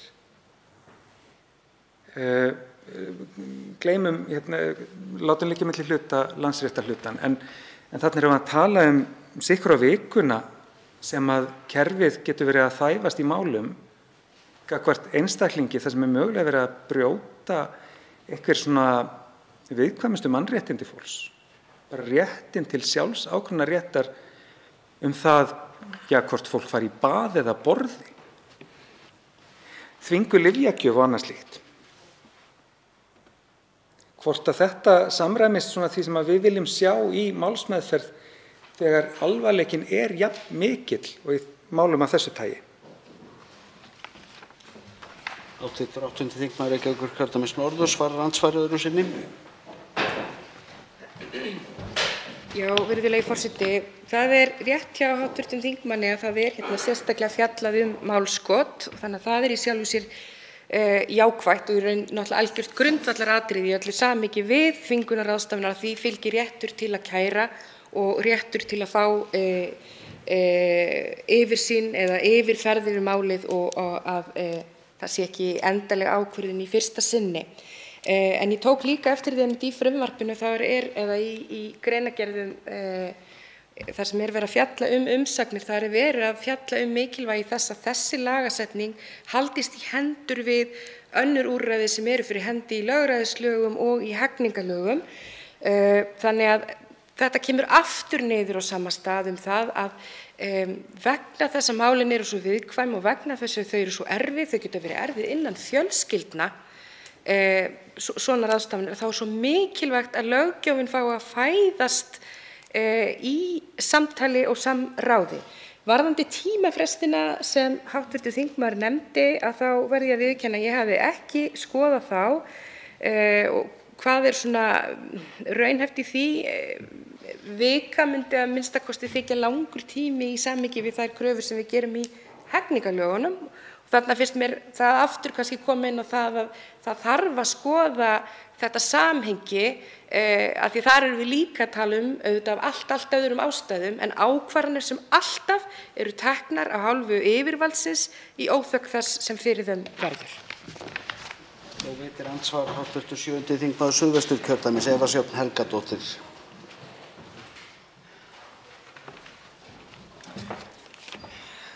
Herra forseti, já, ég svona búin að vera að skoða þetta og mér finnst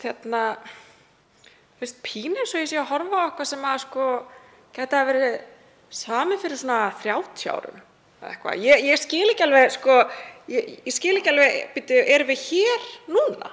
Er þetta það sem að gerast núna? Erum við að reyna að hafa kerfið okkar svona, við erum ekki að reyna að vaxa út úr því, við erum ekki að reyna að komast í eitthvað annað nýtt og betra. Við erum ekki að taka tillit til þess hvað áhrif hefur það á einstakling að vera beittur nauðung. Hvar það tekið til? Hvar rætt langtíma áhrif á fólk sem beitt nauðung? Og hvernig við getum farið aðrar leiðir. En það sem mér fannst líka svolítið merkilegt að það verið að tala að hafa eftirlit með póst- og bréfsendingum. Af hverju? Af hverju verið að hafa eftirlit með þessu? Hvað hættulegt við þetta? Hvað fólkið að gera? Mér finnst þetta bara, og aðgangur sjúklings að eigum sínum takmarkaður eða fjarlægður gegn vilja hans. Ok. Þannig að þetta er sem sagt eitthvað sem að við teljum að sé nauðsynlegt inn á heilbrigðisstofnunum okkar að gera þetta. Þetta skýtur mjög skökku við þar sem að við erum að þvinga einn hóp til athafna daglegs lífs en annan hóp, fólk sem er geðsjúkdóma, erum við ekki einu svona að fylgja eftir í meðferð. Þau sem leita á bráðamóttöku geðdeildar vegna sjálfsvígsvanda, við erum ekki einu svona að spá í þeim. En ef þú ert búin að leggjast nauðugur inn á geðdeildir Kleppsspítala, að þá erum við að neyða þeir til þess að fara í bað. Hvað er í gangi? Fyrir mér er þetta bara, það er sko ýmist í ökkla eða eyra. Annaðhvort ertu hér og hlýðir því sem við segjum, eða þú ert ekki hér og við ætlum ekki að fylgjast með þér eða spá í neitt hvað þú ert að fara að gera. Hv. 8. þingmaður Reykjavíkurkjördæmis norður svarar andsvari ef hv. þingmaður vill. Hv. 8. þingmaður Reykjavíkurkjördæmis norður svarar ekki andsvari og er andsvörin þá lokið. Þá er þessari umræðu frestað og út af dagskrá þessa fundar tekin 5. til og með 9. dagskrármálið. Fleira liggur ekki fyrir þessum fundi og er fundi slitið en til næsta fundar verður boðað með dagskrá. Fundi er slitið.